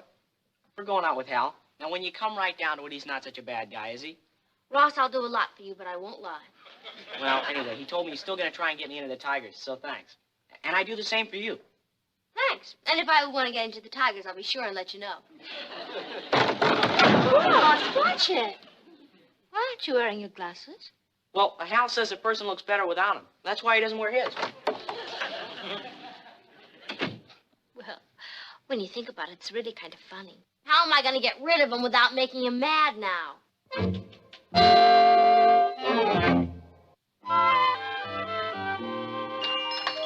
Hello. Hi, I'm Harold Wilson. Oh, you're one of Ross's friends, aren't you? Yeah, and Patty's, too. Oh, thank you. No, you sure have a fine family, Mrs. Lane. You must be very proud of them. Thank you. Which one of your friends did you want to see? Oh, well, Patty asked for me to come over. Patty, it's Harold Wilson. Be right down. Won't you come in, sit down? Oh, thank you. You know, you certainly have a very fine old home here, and it's certainly done in good taste. Thank you. Oh, hi there, Mr. Lane. I was just telling Mrs. Lane how much I admire this fine old house of yours. I was saying it's certainly done In very good taste, I know. Tell me, Harold, what are you planning to do when you grow up? I mean, when you get older. Well, my uncle is very big in insurance. I thought I might go into that. Perfect. Patty will be down in a moment, I'm sure. Come on into the kitchen, dear, and I'll give you something for that sarcasm.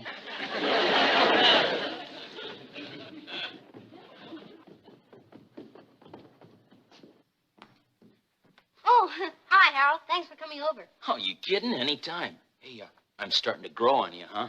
Harold, please. Oh, look, I know I come on strong, but I mean, underneath, I'm just a shy kid. Look, Harold, you're going to be shy one arm if you don't quit that. Now, why don't you come over and sit down and behave yourself? There's something I want to talk to you about. Yes, ma'am. As a matter of fact, I was just saying to Ross yesterday that I was finally getting to know the real you.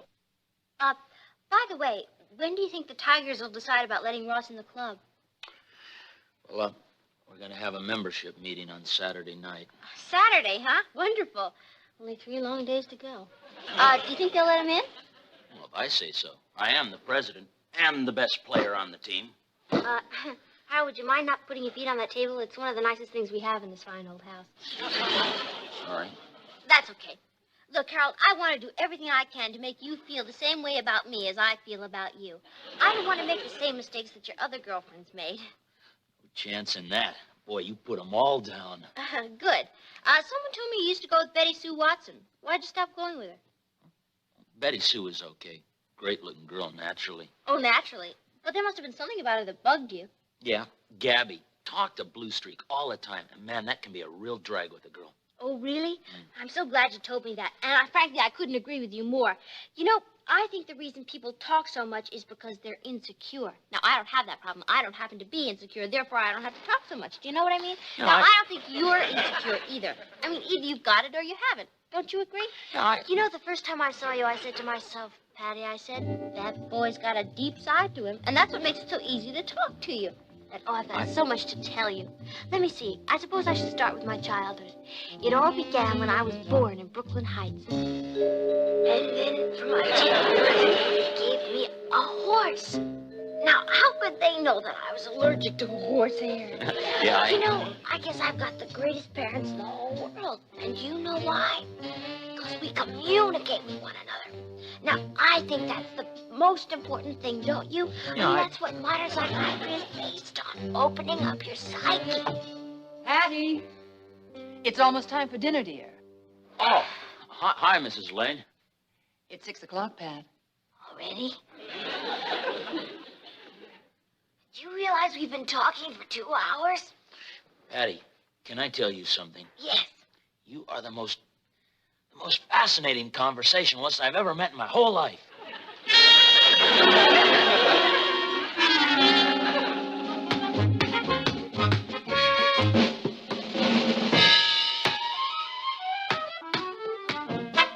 Hi, Ross. Oh, hi. What are you doing? What does it look like I'm doing? What do you say we get our slot cars out and go down to the track? Oh, Eddie, I haven't got time for that kind of kid stuff. Come on, get your car out and let's go. I gotta talk to you about something anyway. Well, can't you see I'm busy? What do you want to talk about anyway? Well, remember last month you said we ought to form a club? I was talking to some kids about it and they might be interested. What kids? Well, let's see. Ralph Hefner said he'd join if he could be vice president. And then Tony Davis said he might join if he could be treasurer. Well, who's going to be president? Me? Forget it. Come on, Ross. There's still an opening for secretary. Don't you realize you're looking at a guy who's on the brink of being a tiger? What's that on the brink? Is that a special division they made for kids? Boy, Eddie, you're going to be the dumbest president any club ever had. Do you want to join our club or not? We're going to call it the Hurricane AC. Didn't you hear me? They're going to vote me into the Tigers on Saturday. Now, why would I want to join a kids club? Ross, telephone. See ya. How would you like to be sergeant at arms? Patty.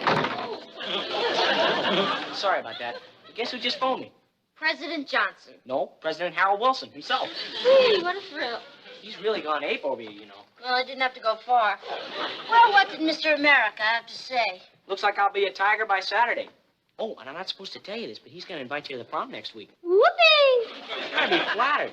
Harold's a great dancer, you know. Yeah, according to him, he is. No, when I was over at his house, he showed me a couple cups he'd won for dancing. Oh, Ross, he probably... He's good, huh? Yeah. Ross, that's wonderful. What's that for? Because you remind me of Abraham Lincoln. Huh? You don't know it, but you just freed a slave.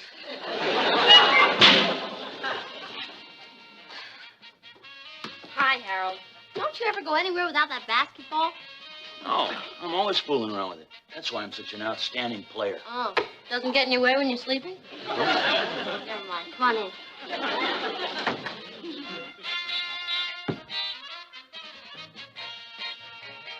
Hey, that's Mopsy Finnegan playing, right? Yeah. Oh, I dig him. Me too. Hey, what are we waiting for? Okay. Look, the floor's a little crowded for the three of us. Oh, okay, in the chair. 2 points. What sorry about that? Well, that's okay. My mother can always go to the museum and see one just like it.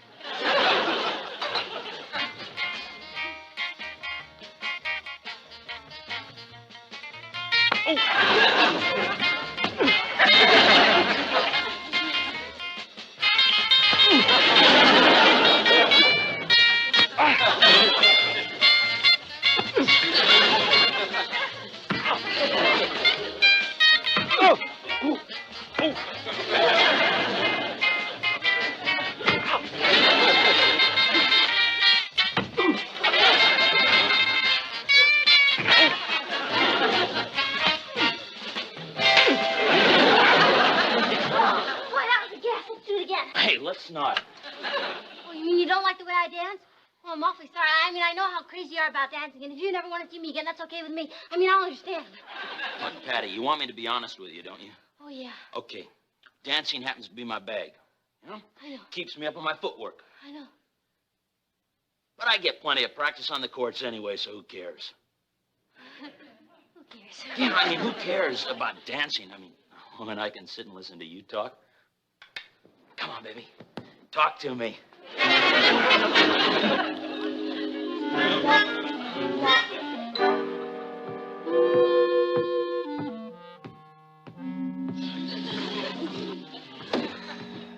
wish Ross would stop bouncing that ball up there. That's been going on for a whole week. Why does he do that? Because Harold Wilson does it.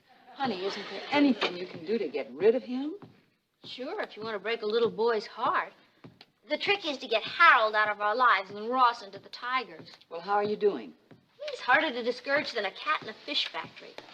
Patty, I hope you know how much we appreciate what you're doing for Ross. I know how trying it must be. Oh, it's trying, but it's not working. If only Ross would realize that the Tigers... Guess who just phoned me? How many guesses have I got? You're right, it was Harold. Mom, I found out his folks aren't going to be home for dinner, so could we invite him over here? You'll get a kick out of watching him eat. You know, there's only one thing he likes more than food. Himself. And that's basketball. Mom, tomorrow's the meeting when they're going to decide if they're going to let me into the Tigers. I'm not saying we should influence Harold, but could it hurt if we put a nice home-cooked meal into him the night before? Ross, I don't think it's fair to impose any further on the family. You say Harold likes to eat, huh? Man, does he ever. We went to a diner yesterday, and you should have seen him pack it away. He ate 3 portions of spaghetti and meatballs and then 2 big slabs of chocolate layer cake. Sounds like he could eat for a living. Mom, why don't you all have an early dinner, and I'll invite Harold over afterwards. You mean you'll do the cooking? Mm-hmm. What are you planning? To stuff a goose.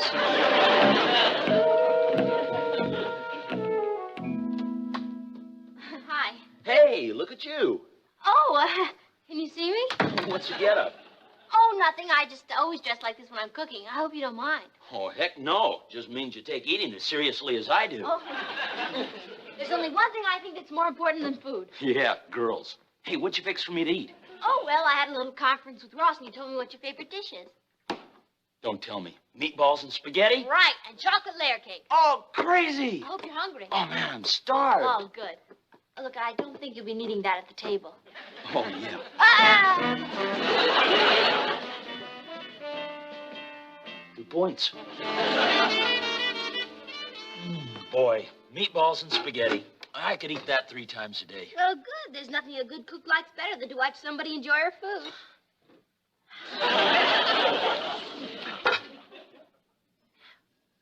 Hey, aren't those awfully thin breadsticks? Those aren't breadsticks, that's spaghetti. Well, aren't you supposed to cook it first? Oh, no, no. I like it al dente. You know, the true Italian style. That means a little on the chewy side. 10 seconds should be just about perfect. 1, 2, 3, 4, 5, 6, 7, 8, 10. There we go. Now I'm sure it's perfect. Oh, yes. Now that's what I call al dente. Now, do you like your meatballs on the top or on the side? Well, on the top.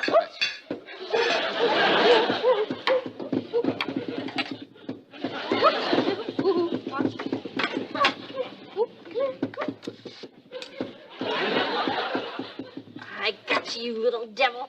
Now, how many of these do you think you can eat?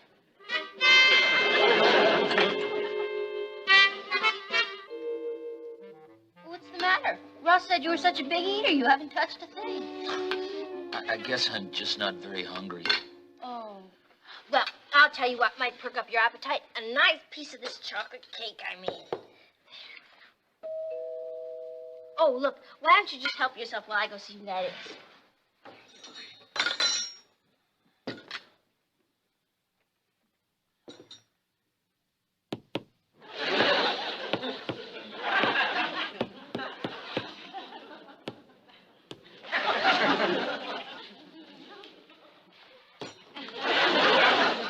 Richard, what are you doing here?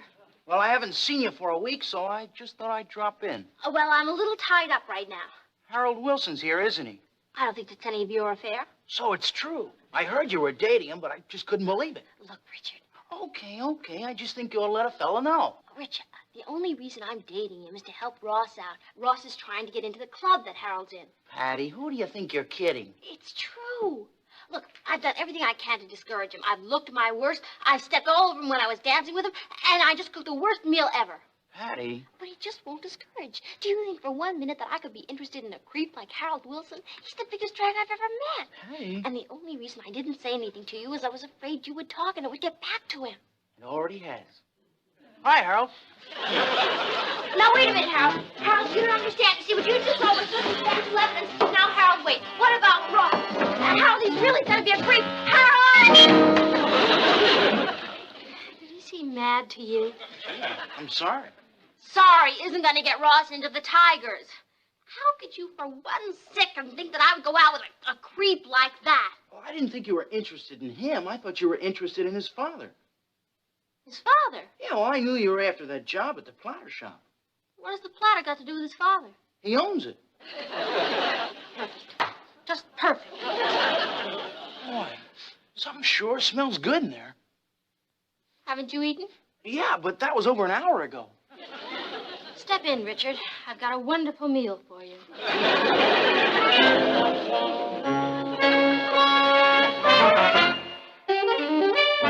So, that was spaghetti al dente, huh? Yep. How was it? Oh, great, just great. But to tell you the truth, that wasn't the best cake I ever had in my life. Yeah, but I bet it was the first one you ever had to cut with a hacksaw. Oh, there's Ross. I better go tell him. Ross? Hey, have I got something to tell you? I've got something to tell you, too. But wait till you hear. I was made president of the club. What? Yeah. Well, Eddie finally admitted that since the whole thing was my idea, that I was entitled to be president. Eddie, what club are you talking about? The Hurricane AC. What about the Tigers? Are you kidding? Who wants to carry water for a bunch of old guys like that when I could be president of my own club? Richard, promise me something. What's that? If we ever get married. No, boys.